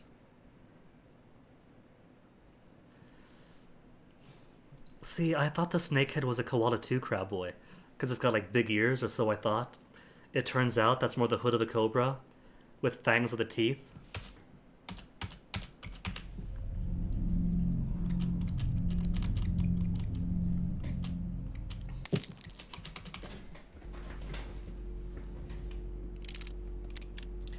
Alright. Another file to make. I wonder, what if I erase the save? If I erase the save for space, will that erase what I've seen? Because as of yet, I got Trust 2 and Trust 3 locked in. There's only Trust 1 that's missing. So for experimentation purposes, what happens if I erase the save for space? And then make a new one. They still exist, okay. So you can just erase stuff and it locks in, I guess, to your primary profile? Pretty cool. In that case, what if I go in full on Era? It's not odd, it's just cool. Top NVIDIA first. Then ultimately we want NVIDIA at 66%, but I also want Era as high as possible. Luxuria and Gala probably don't matter. Here, oh no, it does matter here though. NVIDIA or Luxuria, because if I don't take NVIDIA, oh, it's not locked out yet. I can still do it. But that does something. If I get too much trust on Era, but I can't go down that route. What if I keep some trust on Era, make it 66 on Era, and 66 on NVIDIA. We go through, eavesdrop, do the trial, turns out NVIDIA dies. But, we look at the gun and confirm that it is not loaded. And here's the strange thing, right? If we say we'll shoot Era, that boosts him up to 99% trust. Would he shoot me if he's at 99% trust?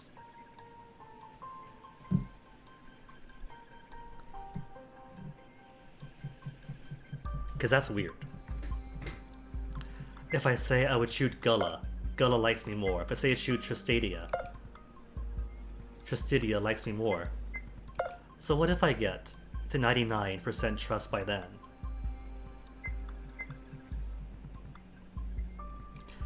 And that just leaves one final bit of trust here to knock out. Took Superbia's side? Who would do that? I'm sure she's just distressed because of what happened, you know, dead body.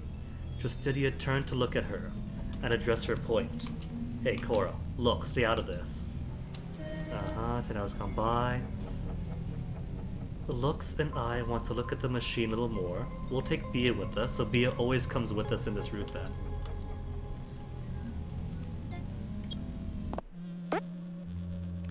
Then we see the gun, but we don't take the gun. Just confirm it's not loaded.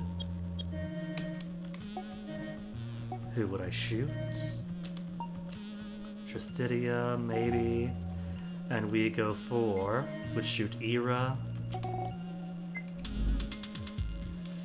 66 trust on Lux. Actually did get some trust on Bia by taking her side, naturally, that's how those people work. And 99% on Era. So let me see if anything changes here. Do they still go missing? Fudge nuggets, they still go missing.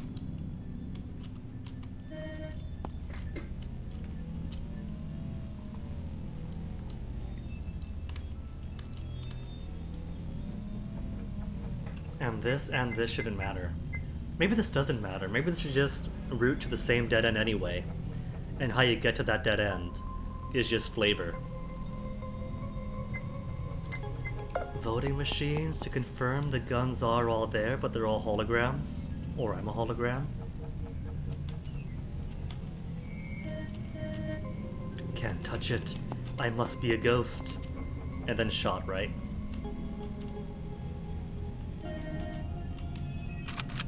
Bang. Still shot. Even though Era trusts me at 99%.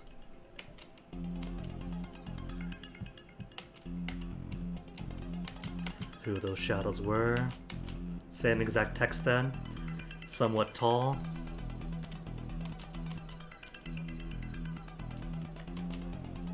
Superbly definitely won.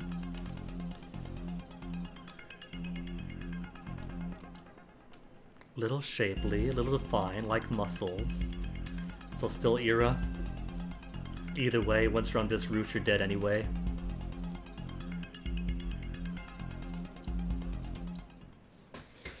So you can get Era's trust up, but little too late. But if I get Iris dressed up before the trial, that changes things.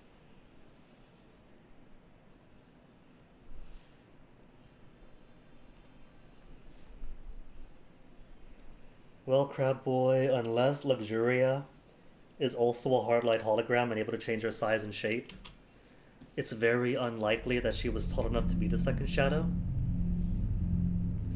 Which means somebody didn't go into his room and probably either snuck out, which he can't do because the door's locked, or didn't go in the first place, waiting, hiding someplace. We'll find that out tomorrow.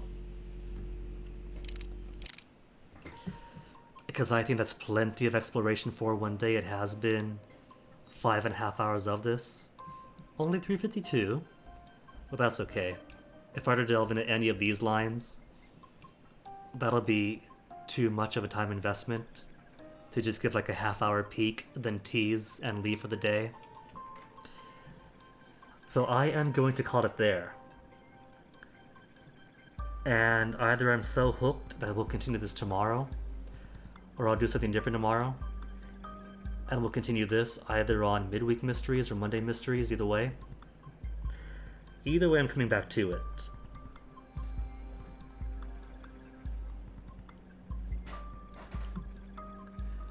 So for now, though, I am going to try to find somebody to drop a little bit of a raid onto.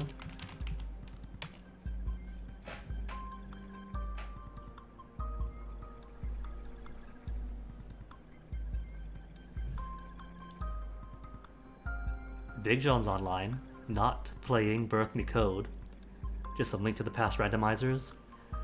But he is at a surgery, so I think we'll go say hello to him. Plus, Big John is cool people. Big heart on a Big John. How on earth could you possibly say no?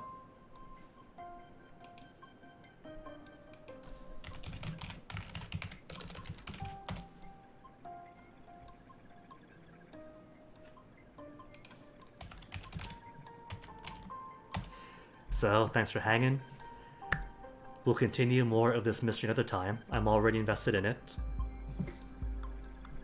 So do enjoy the rest of your days. Take care of yourselves. Have fun. See ya.